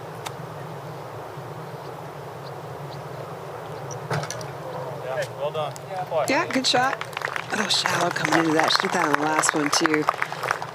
Well, you can't critique that shot because it did get close, just a little steeper, and she could have a little better contact there. I think she wanted to critique it right away, and Jason jumped in there, and you could hear him. Good shot. Yeah. Don't let those frustrating thoughts climb in her head. Good on him. Yeah, he's done a beautiful job today. It's a results-oriented business. Well, it just doesn't feel right. right. It's a process-dominated, results-oriented business. Yeah, just when you chip in, it doesn't feel right as a player. You're like, oh, that's not what I want to do. And then you walk up and you're, a foot. So, again, expectations super high and deserved for Nelly, but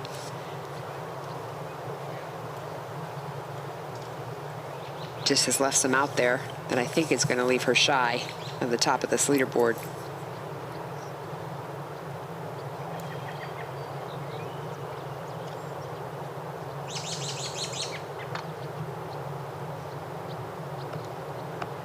Oh, it's nice to see 2 in a row here.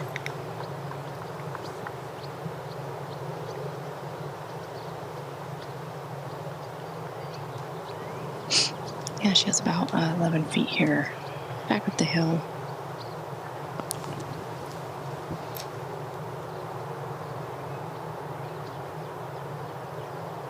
And to readjust her line there.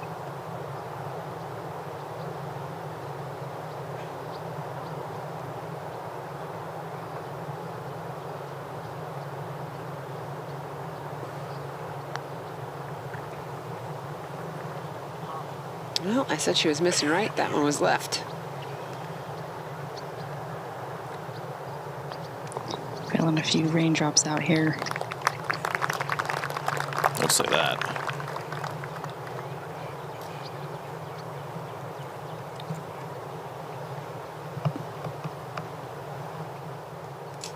Well, the good news is there's nothing of any significance on the radar. So, proceed.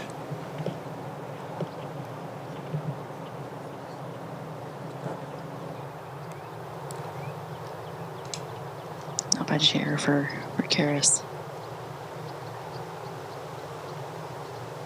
Love to see her get a couple back here. Finish strong. Agreed. Really enjoyed watching her. Really steady player, and I like to call it just plain vanilla. Yeah, and smart player. Just a couple of the mistakes surprising. Ah, beautiful. Good for her. She cleans up a couple of those little, maybe lack of focus, let's call it, for a minute. Literally. She can look back on this round at the U.S. Women's Open as real learning experiences to build off of. Wonderful performance by Karis.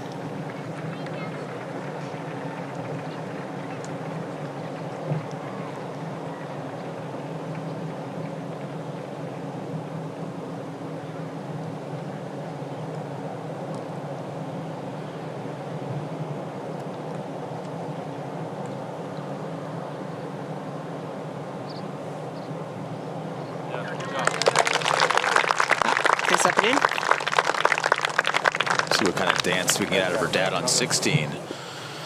But we're back in the red for the day for Nelly at 8 under par as we head to 16. It was drivable yesterday, is not drivable today. Perhaps a little scary tee shot today. Wind coming from behind and off the left. You can see that water hovering all down that right side. Anything right is a hard no-go today. Hole location tucked right, 29 paces on and 4 off that right-hand side. Playing 378 yards today, was drivable yesterday at 240, so a far different hole today, especially with the breeze. Check in with Jarena to see if it's coming down and off the left or more left to right. Speaking of drivable yesterday, we were way down below. It was just a 240-yard shot. Allison Lee in our featured groups coverage, she said it was a little heely. She didn't like the contact. She almost made it.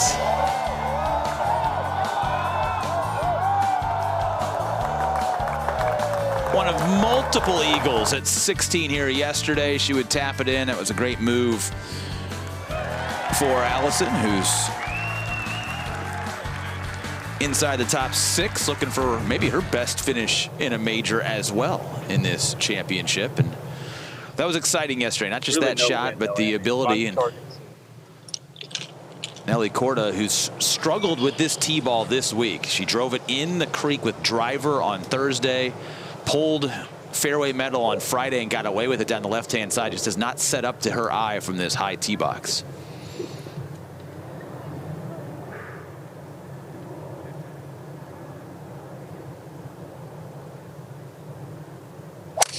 Yeah, hopefully with more favorable wind today, and look like she is headed up the right-hand side. And that took a dive into the rough.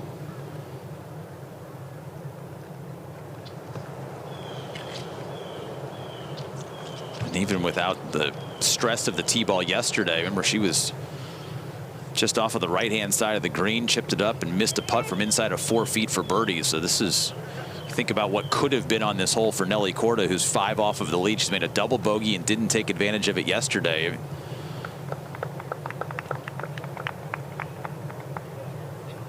Signature hole here at Hazeltine has played fits with her.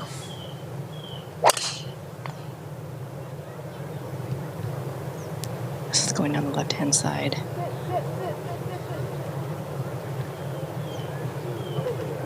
An aggressive club for the long-hitting Auston Kim, but it's fine now.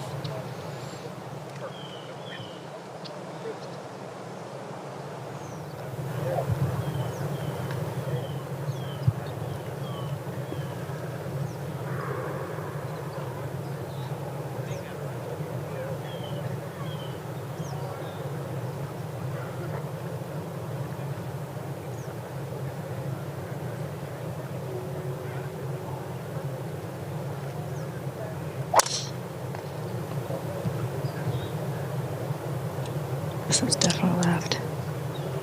Headed right to the penalty area. Yeah, just inside the red line of the penalty area, but stayed up. That's going to be a heavy lie. Nelly Korda with a heavy lie down the right-hand side. Just trying to get this one in the house.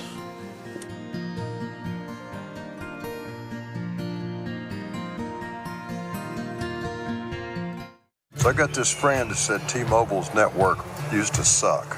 His words. A lot of things used to suck, like cell phones the size of frozen lasagnas. But things change, and after a giant test of millions of customers and data points, now T-Mobile has the best network by like a lot. Check it out for yourself. You can switch to T-Mobile from your phone in just 15 minutes and see what it means to have America's best network. Hey dude, you won't believe where I am.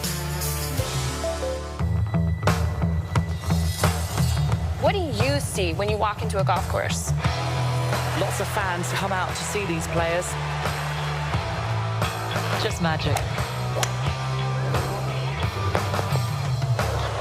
You know, maybe her time and moment has gone. And in. Incredible.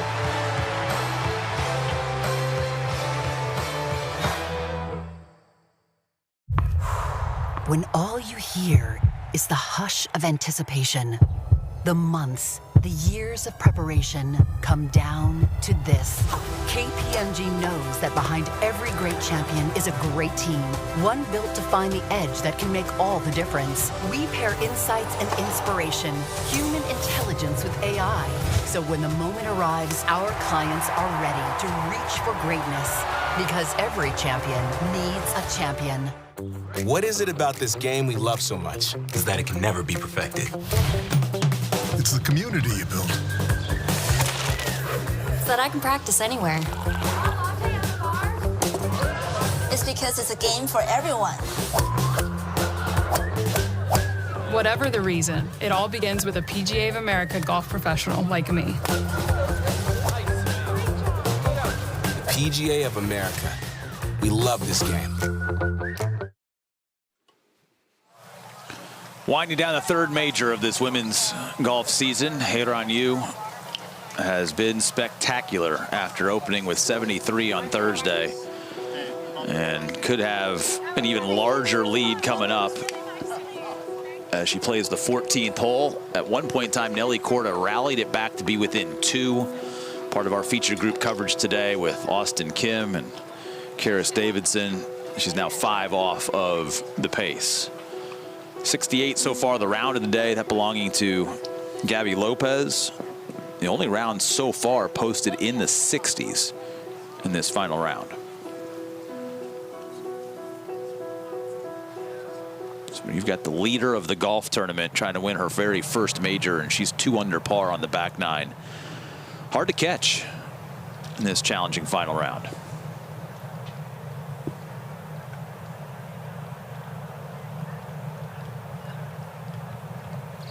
Going to be even harder to try and catch her when you're out of position off the tee here at 16. What a fun golf hole to watch. Fun golf hole to call, Susie. I don't know if you put dinner on the line and walked me out to that tee box and said low score wins here, that I'd feel very comfortable trying to take you on in that. No, without a doubt. And this was really going to be lie dependent for Nelly, where her options are here. You know, she can be a little bit more aggressive, knowing if she's looked at a scoreboard and a leaderboard, see what she takes on here based on whether that's in really, really thick, deep stuff, and she's just going to feed it back there from the front center of this green. Give herself a 20-footer from the left-hand side.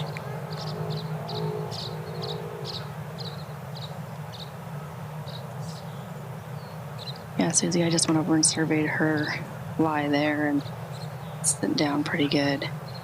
The angle that she has, I don't think she can go at this whole location. Yeah, I mean, if she were to go at it, she only has about, what, 7 paces if she went right at this to run it, which there's no way out of that lie it's going to run far more than that. I think she's got to just cut off that right corner and let it feed its way back and maybe give herself a 20-footer from the left. Yeah, I have to agree, especially a little bit downwind. That's definitely not going to help it stop. And this looks really deep. We can't even see her bottom of her shoe when she steps in there for Karis. Yeah, it's really thick over there, and she's going to have a pretty awkward lie with her feet below her ball. But you know what? It's better than having to take a drop. So I'm sure she's pretty happy with that. Yeah, the good news is if this hosel gets caught on her, it'll flip it a little left. The real trouble is all to the right, so long as she gets some solid contact on it.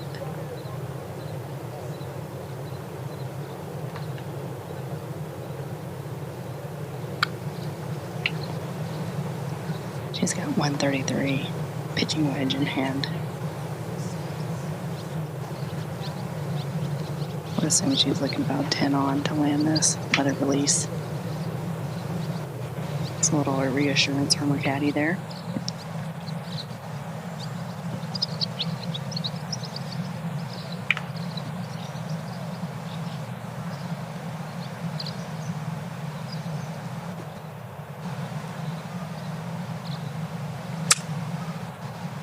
Nice aggressive move through that ball. Yeah, well done for Karis there. Yeah, that came out of there really beautifully. Good shot. Smart play. Now the benefit of missing left instead of missing right, which I would imagine that can't get too, not aggressive here, Jarena, but you have to be pretty cautious here, don't you? And this looks like there's not enough. She hit gap wedge right into the penalty area.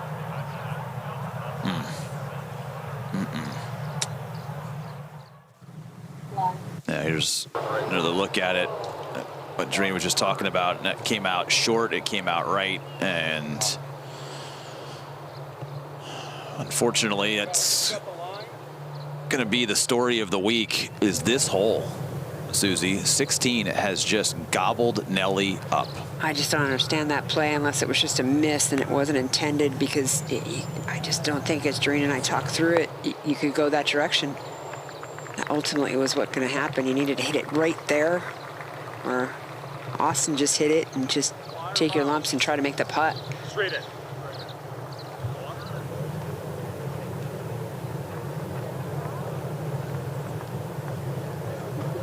So that will put a final dagger in any sort of crazy hopes to the finish, although I don't even think that there was a realistic pathway barring an epic collapse from the leader. A couple of groups behind our feature group today. And I mean, I get that line if it was a good lie, right? I get it. She has nothing to lose. Be aggressive. Try to get this championship done. But for how poor a lie it was, according to Jarena, I just don't understand the play unless it was just a miss. You see Volunteer out there lining up where that ball entered so that Nelly can then take that spot back. Again, that's the line, not up where he was standing, but just kind of the spot. It did not cover up by the green. So now the fourth shot for Nelly Korda is going to be kind of an awkward little visual wedge, isn't it here, Susie? Yeah, I think so. It's just not any fun. She's going to try to go back to a number, I'm sure, where she likes it. Obviously drop in the fairway. She'll then get to pick it, clean it, place it.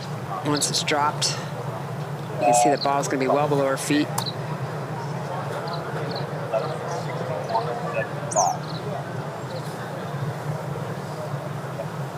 Yeah, it's definitely an awkward distance here.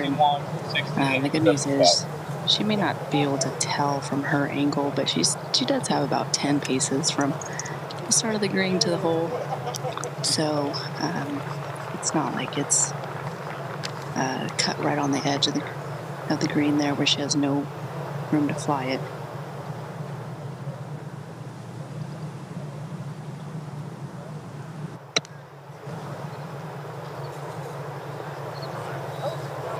Yeah, great golf shot. So that to avoid dropping multiple shots here at 16. She was 4 under in the first round. Teed off on the first, was playing great golf, coming off the par 5, and hit it in the creek, the other side, penalty area. That was a double bogey that sort of denied Nelly a top 10 start to this tournament on Thursday, and needs to make that one to avoid 2 doubles on the same hole this week.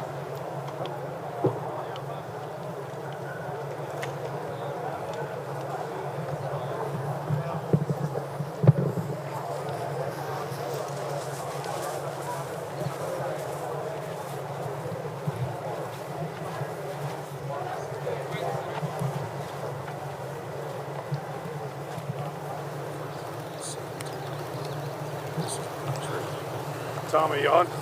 No.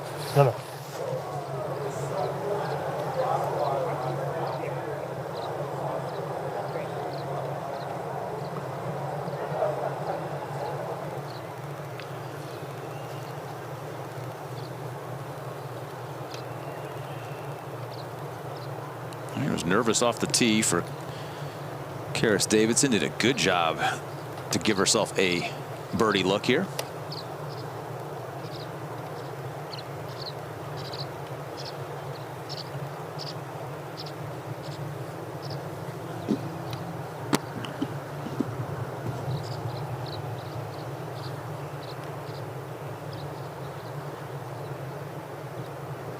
She's looking at 36 feet here, left to right. love to get one of these long ones to fall. Perfect pace. I think she's had her quota this week, and that was another great example of the touch on the greens.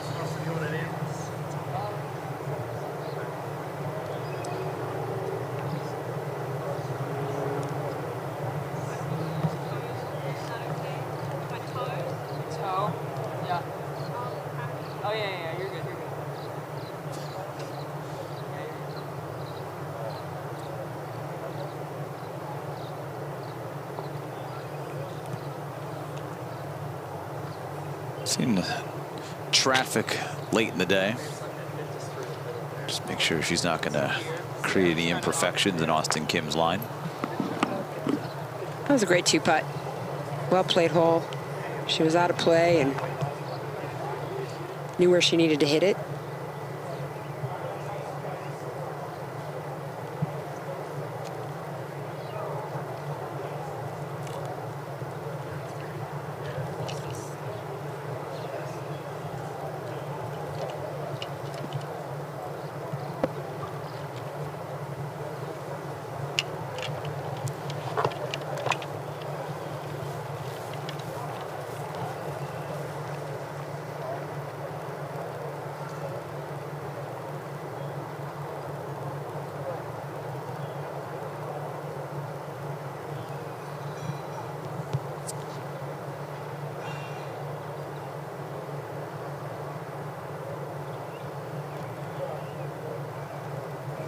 Feet for Auston, left to right, back up the hill.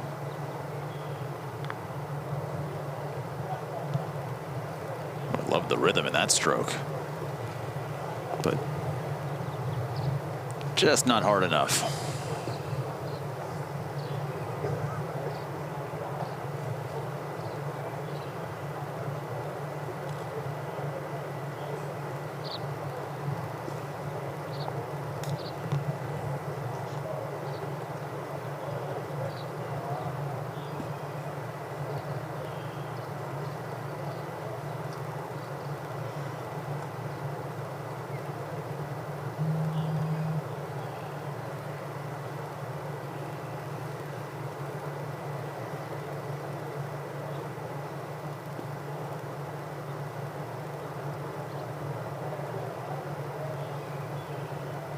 We've reestablished a little focus here, at least for Nelly, after kind of the inexcusable miss out of the heavy lie.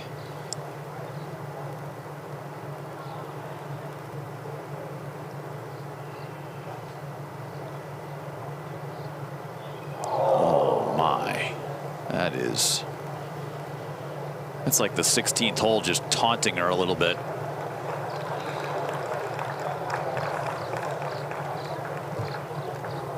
If you sort of view yesterday's par here as a bogey, which it kind of was when you look at the scoring average, and she lost 5 shots to the field this week here at 16, and you know, you'd be 11 under par. I know ifs and buts, candy and nuts, you know, the whole expression, but 16 really derailed a lot of the week for Nelly. Doesn't make any sense at all why she took that direct line into that whole location from that deep spot. I know she wants to try to win the golf tournament, but you also can't lose the golf tournament.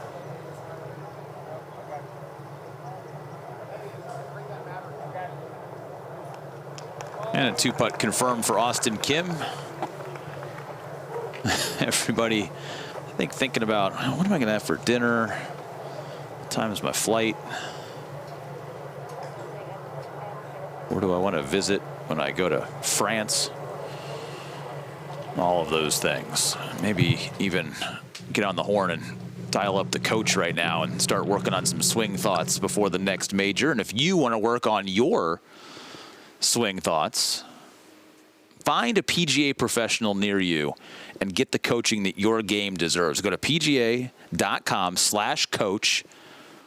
Geolocate, you could find one probably right around the corner that's ready to give you a lesson, or you could find maybe the best in the country and they would gladly take you on as well. That includes our good friend Abby Parsons, who's been with us all week. Great tips. Bring us home, Abby, what you got for us over there on the putting green. It is our last tip, everybody. This is crazy, and we have made our way back to the dance floor. All right, so the last thing I want to leave you with at home is your mental game right before you hit a shot. It is incredibly important. A lot of people think about where they don't want to go, what they don't want to do. You need to think about what you should do and what you need to do. So ideally, before every shot, I like to visualize the shot I want to hit. That is incredibly important. I want to pick out my target and commit to it. I don't want to think, oh, I don't want to go over there, or I don't want to miss there. I want to think about what I want to accomplish, and you need to too. Your mind is a lot stronger than you think. So it's the last shot of this whole shebang. I'm going to putt. I'm going to pick out my target. I'm going to visualize that ball going into the hole, and I'm going to try my best here, okay? So I'm not going to think about anything else except that ball going in. Setting up over it, still visualizing this putt, seeing the read. Please, please, please. Gotta hit it. Oh, you know what? I would consider that redemption over the last time I was on this putting green and left myself a 4-footer. So I'm just going to clean this up real quick and wrap a bow on all the tips. I'm done. That was it. Thank you, Abby. The lesson tee is going to be full for Abby Parsons the rest of the year because of this week. Great work. Incredible stuff. Lots of takeaways, lots of notes. Thank you, Abby. Yeah, so well done, Abby. Thank you. It was a pleasure. I'm going to miss you guys. Go to PGAcoach.com. PGA.com/coach. PGA.com/coach. Thank you. Will? Can I get a lesson from you? Yes. Can I afford you? Yes. Okay. All right. I think Abby's rate just went up a little bit this week. All right, let's see if we can't get a couple back here and kick this into gear for this group. Have them finish strong. The 17th hole is a good place to do it. Only playing today 121 yards.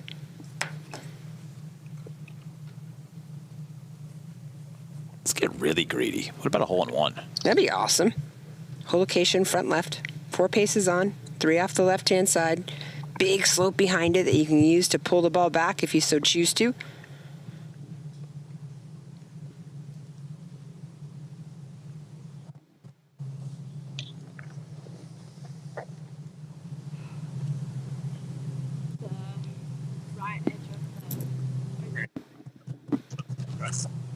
Good tempo here. Good. Karis has wedge here. Wind's coming a little from the left to right. Could look and land this about the whole location and the first KPMG logo on the grandstand there.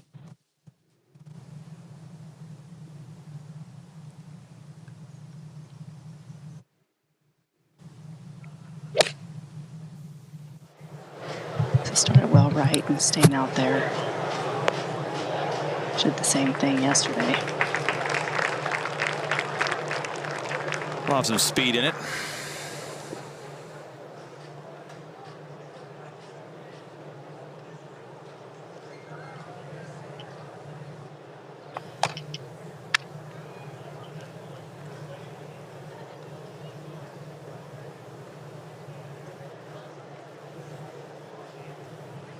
Auston with a pitching wedge as well.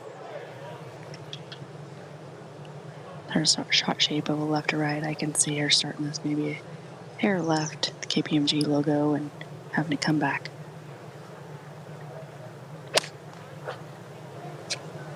Exactly where I said, fading back. Could it be? Yeah, great shot.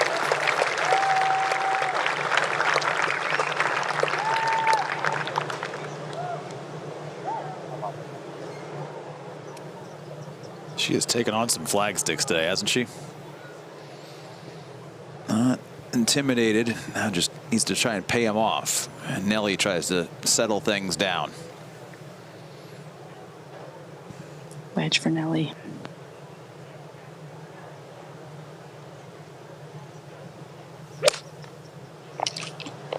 Just inside the left edge of the bunker. Not coming back. Got a good hop.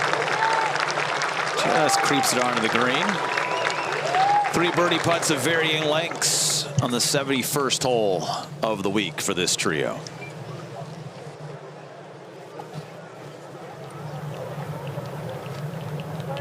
So I got this friend that said T-Mobile's network used to suck. His words. A lot of things used to suck, like cell phones the size of frozen lasagnas. But things change, and after a giant test of millions of customers and data points, now T-Mobile has the best network, by like a lot. Check it out for yourself. You can switch to T-Mobile from your phone in just 15 minutes and see what it means to have America's best network. Hey dude, you won't believe where I am. When all you hear is the hush of anticipation, the months, the years of preparation come down to this.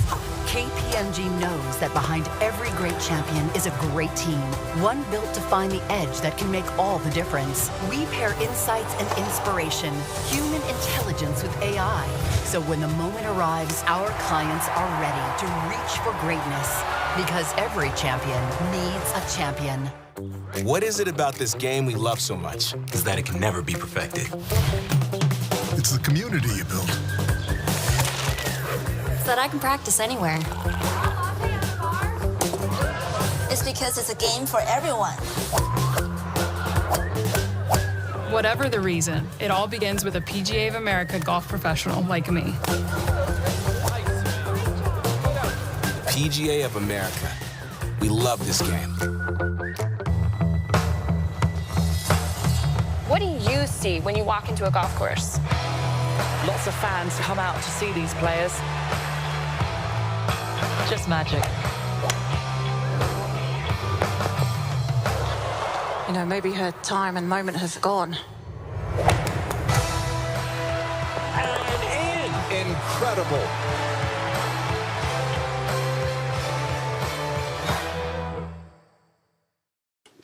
Keeps cutting in. Oh, we get the golf course back tomorrow. Look at that finish. Man might have a tee time. Oh, it's a great finish. He's a little laid off, though, Susie. You got to give. Oh, where's man down? Hook them when they're young. We'll see how it goes, okay? He's coming for a spot in a golf tournament someday soon. All right, we have arrived at the 17th green, and our featured group of Karis Davidson, Auston Kim, Nelly Korda, all with birdie looks. It'll be Davidson first from the right side of the green. Yeah, she has about 40 feet, just over this ridge, just on the top shelf here. And once it gets to the top, it's going to curl to her left down to this hole. She's got to be kind of disappointed with these short irons in her hand lately, and not really getting a good look, getting good looks at birdie.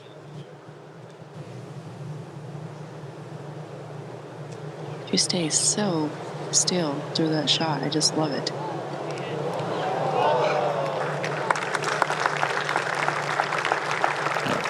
Envious putting tempo, isn't it? Oh, now we're teeing it up for him. No, he doesn't want that. Now he's going to play with the tee. Yeah, get that tee out of here. I don't need that. Get that tee out of here. I'm going to fluff it up right here. Oh, a little cross-handed action. Liking it. Got to get those fingers interlocked, though. Teach the fundamentals young.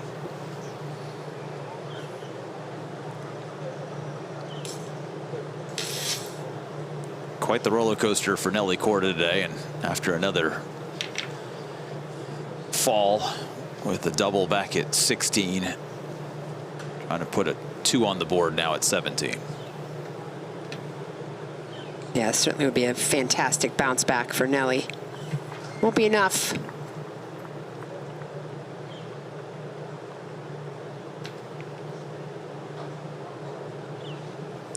Right to left for Nelly. Maybe a hair downhill.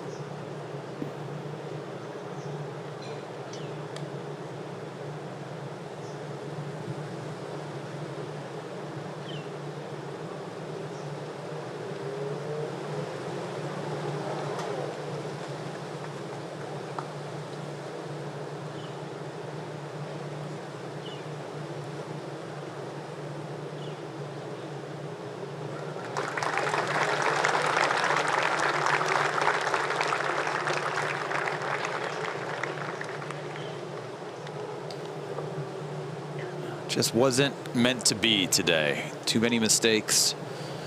And the major streak will stop at 2 for Nelly and Auston Kim, who had that final round 68 a year ago in this championship. That was a low round of the day. Ended up tied for second behind Minjee Lee's win. And good look at birdie here, which could all but lock up a top 10 finish. Maybe even could be a top 5 depending on what she does on 18, which would be 2 really good performances in this tournament in back-to-back seasons.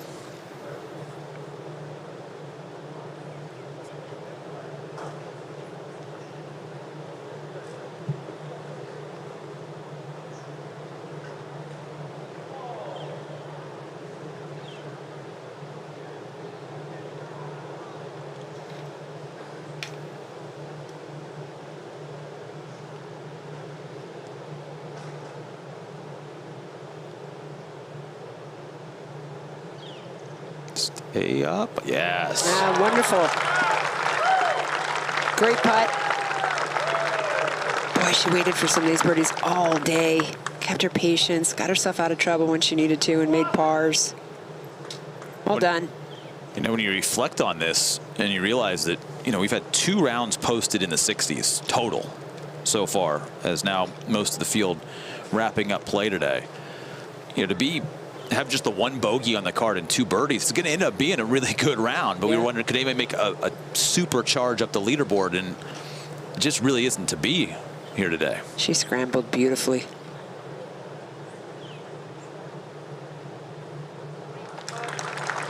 Never a doubt on those short ones this week.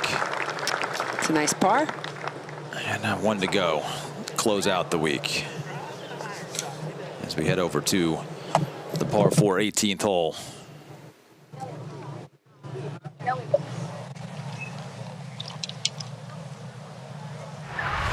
And let's fly up the hill with them.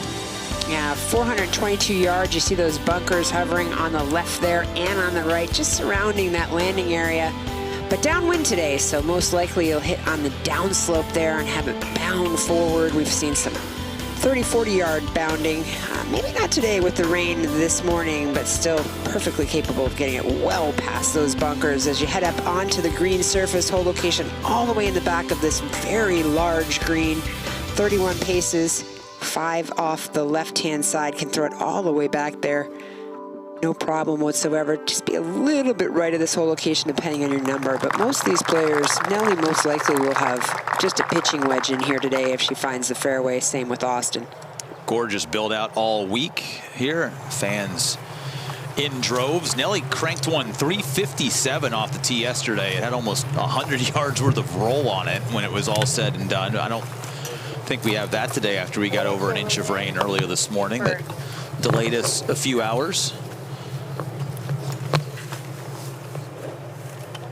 And off of the birdie at 17, Auston Kim, and one of the longest drivers in the women's game, going to try and put a wedge in her hand as well.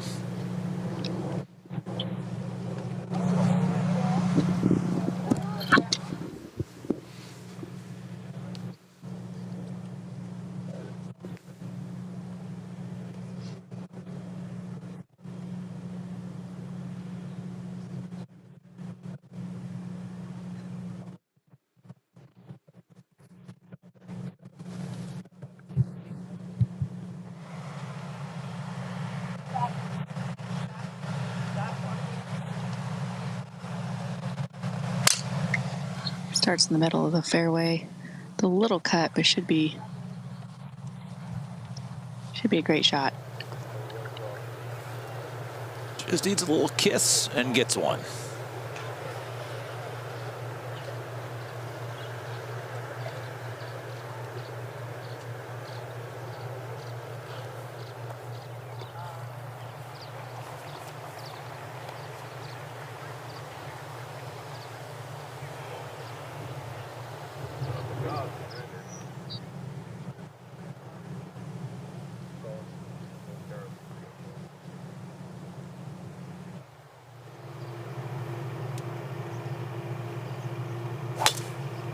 This ball starts right in the middle, drawing to the right, left center. Really good swing from Karis. Yeah, I got some chase too. Look, that's gonna get all the way to the crosswalk.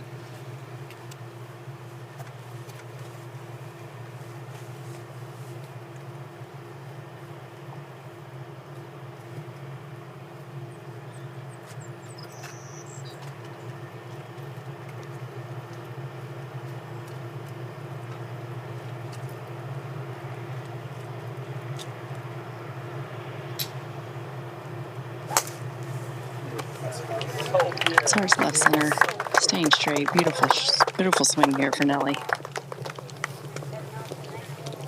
Driver's actually been pretty good today for Nelly. We talked about the importance of getting off to a good start. That still chases into the first cut down the right-hand side. It's been other aspects, the putter, a few loose iron shots that have denied her a chance at history in a third straight major.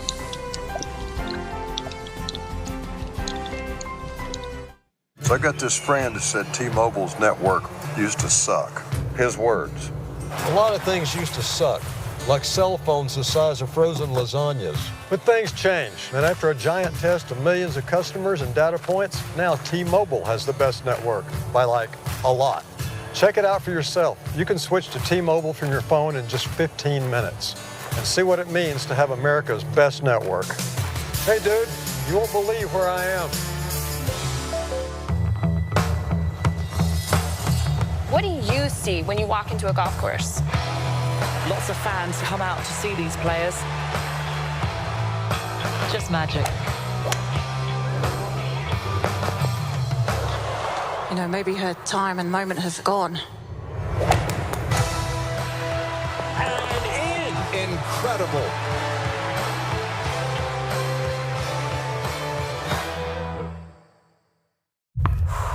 When all you hear is the hush of anticipation, the months, the years of preparation come down to this.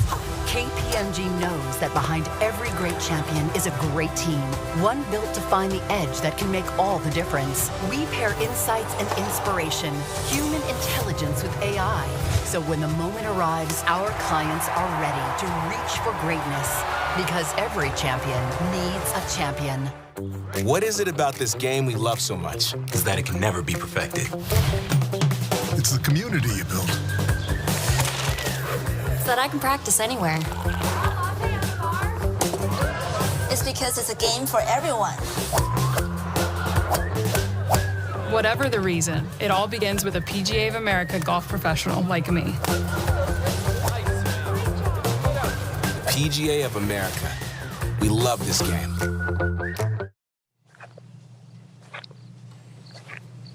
Final walk of the week. It's been a long one today after a 3.5-hour delay with the line of storms that came through this morning. Everybody's been on property for a long time today. Hater on You had to sleep on a one-shot lead in pursuit of her first major championship and trying to win for the 4th straight season since joining the LPGA Tour.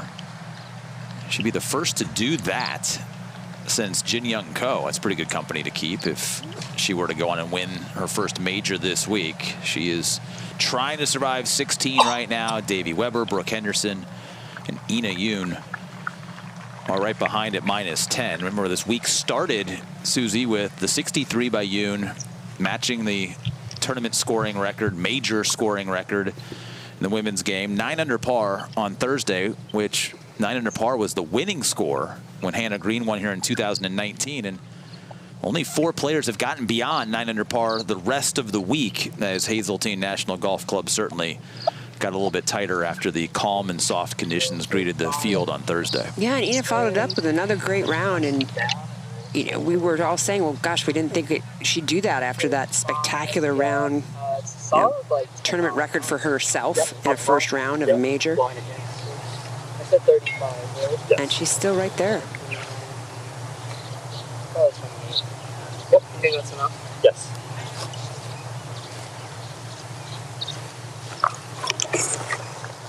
Just gonna touch your right left in that? Yeah, just a hair. Just a hair, right? Yeah, on our angle, just a hair.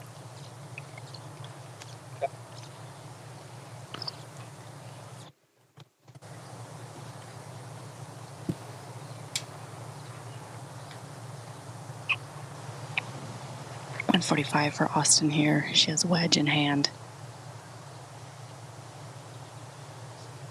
Looking a little right of this whole location. Probably landing this about 7 to 8 short. That being downwind, and she has a slight downslope that she's contending with. Yeah, it came up one slope short, I think, of where she expected to land that. That could be a very valuable putt for Auston Kim. She's currently in a 4-way tie for 5th, 7 under par, and that's 3 back of the 3 players that are tied for 2nd. And many of those at 7 under par still have a little bit of golf to play, but you make that, get to -8, solo 5th, as opposed to being in a 4-way tie for 5th. A little different tax bracket. Look at this one. Walked out there pretty deep off the last tee from Karis Davidson. Yeah, I feel horrible that I didn't say she'd have wedge in too. Here she is right in the crosswalk.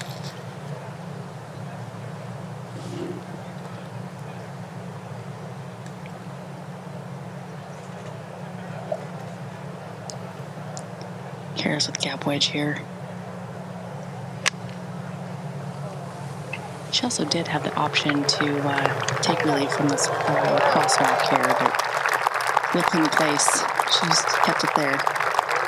That's a beautiful golf shot.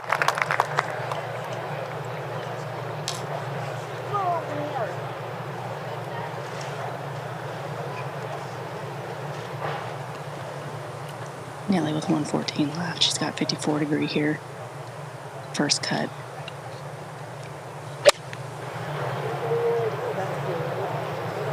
Really good swing with Nelly. Yeah, came up well short. Karis has a wonderful opportunity to jump into the top 10 if she were to make hers, at least at this point. And there will be some worthy applause for Nelly Korda. I know she wanted more out of this round today, but as we're sort of seeing what Hazeltine is doing and what the scoring reality of this golf course is, I don't even know if Nelly at her absolute best today would have been able to run down that score. Again, began the day 4 shots back. And with Hazeltine 2 more clear of that one, just to tie the lead right now, Nelly would have had to shoot 66, which would be the low round of the golf course by 2 shots. But so much of this week started with her in the pursuit of 3 majors in a row.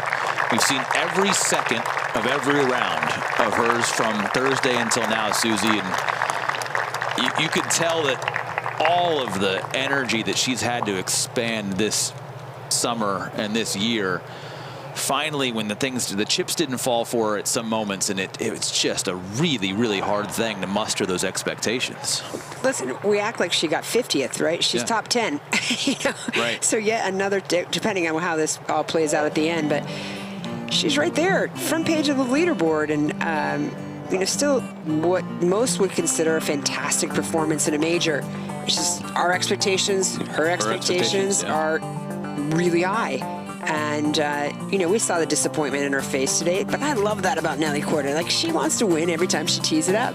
And I can't wait to watch her next week. There's that 68. Gabby Lopez with the low round of the week, trying to put together another top 10 in a major this season. Going to come up, it appears 1 shot shy of that, but a nice rally. How about Lydia Ko? Shot 76 on Thursday and rallies for a top 20.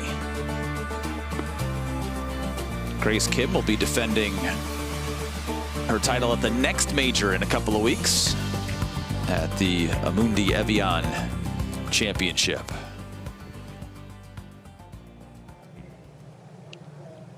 And as everybody surveys upcoming birdie looks here, Jarena, you've been with Nelly this whole weekend. What are your reflections kind of on all of the expectations, the wait, and then sort of, you know, what's come to pass here as we get towards the end of this championship? Yeah, I mean, it's easy to be nitpicky and you know, pick her game apart, but she is playing some incredible golf. And, you know, I think when she goes back to her hotel tonight, whether she catches a flight, she needs to reflect on that. And I know it's disappointing with the pressures of trying to make history with 3 in a row, and but got to go back to the basics and remind herself that, you know, she's still human and she's still playing some really, really great golf.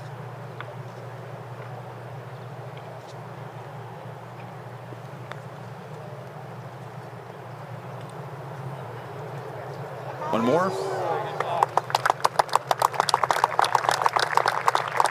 All of that scrambling today. Auston Kim just hung around, and she's going to get an under par round out of this at the end of the day.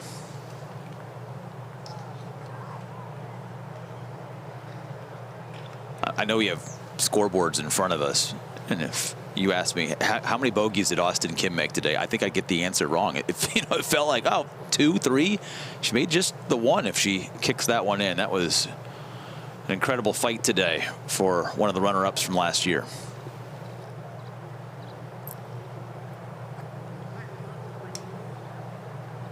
Yeah, that's incredibly impressive because she was definitely out of position several times today. But she stayed patient, got it back in position, got back in the fairway, put a wedge in hand, or, if she didn't have a wedge in hand, she hit the green and got her 2-putt and went on to the next. Really well played by Auston today. 29 feet here left for Nelly.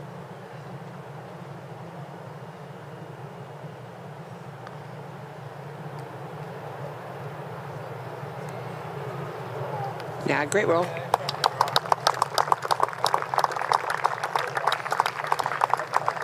Still has 2 more cracks at joining that rare list of winning 3 majors in a season. Won't win 3 in a row, but barring an unforeseen circumstance or an injury, she is going to be the prohibitive favorite in both France and in the UK coming up for the final 2 majors of the year.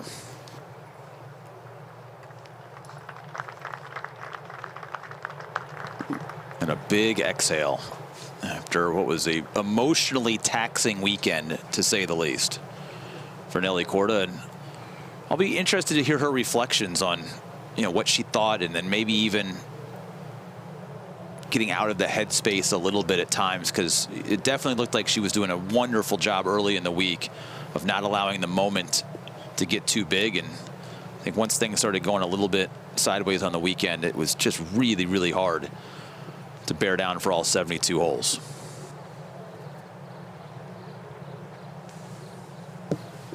All right, let's finish in style.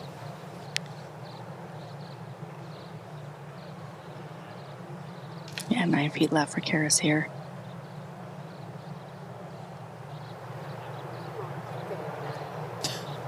All of the good putts hold this week, Susie, and a 9-footer, and you don't get it to the hole. I would have loved to have seen her make that bumper into that top 10. Looks like it'll hold on for a top 12 after a top 25 at the U.S. Women's Open. That is a good summer in the continual development process of the Aussie.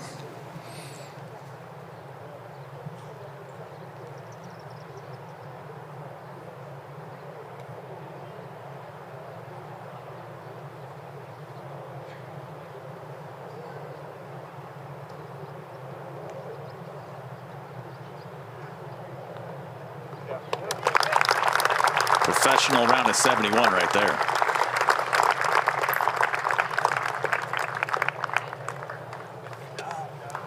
And this week is complete. Susie, your parting thoughts on what was another successful KPMG Women's PGA Championship. Yeah, well, thank you to KPMG, the PGA of America, and the LPGA for this partnership, for the opportunity for them to play the greatest venues, championship venues, for the elevation in the purse, for all the AI insights and the KPMG insights, and for showing the world that these women are the best golfers in the world. It was a pleasure to be a part of it, a pleasure to watch Nelly try to go for that record 3 in a row to try to get into the LPGA Hall of Fame. I'm sorry she didn't get it done, but to your point, we still have 2 majors left in the season. Yep. Nelly Korda wants to win golf championships, so it's fun to watch her. Karis and Auston, what a wonderful day for both of them to watch them play today. Venues matter. Hayron, you just made a huge par putt at 16 from outside 5 feet. Davey Weber with the birdie at 17, so this tournament is not on ice yet, but how much bigger this event feels and how great the showcase of the talent of these ladies are when you can play a venue that is in the consciousness of the golf space like Hazeltine this week. Yeah, it's unbelievable. And they just head to even greater venues as we go to Hazeltine. Thank you for everything you do. To all the PGA professionals out there, thank you for everything you do to grow the game. We love this game. It's been a wonderful week. Tip of the cap to our entire hardworking crew, sun up to sundown some days, to make sure that the world's best have the showcase that they have here on Featured Groups. Thanks to T-Mobile and to KPMG for their support of the women's game and our coverage as well. It's been a great week in Chaska, and the entire crew, a commendable job, especially to get this championship venue set up for the final round. For Susie Whaley, Jarena Mendoza, Abby Parsons, and Justin Kraft, I'm Will Haskett saying so long from Hazeltine National Golf Club. You've been watching Feature Group coverage of the 2026 KPMG Women's PGA Championship, powered by T-Mobile.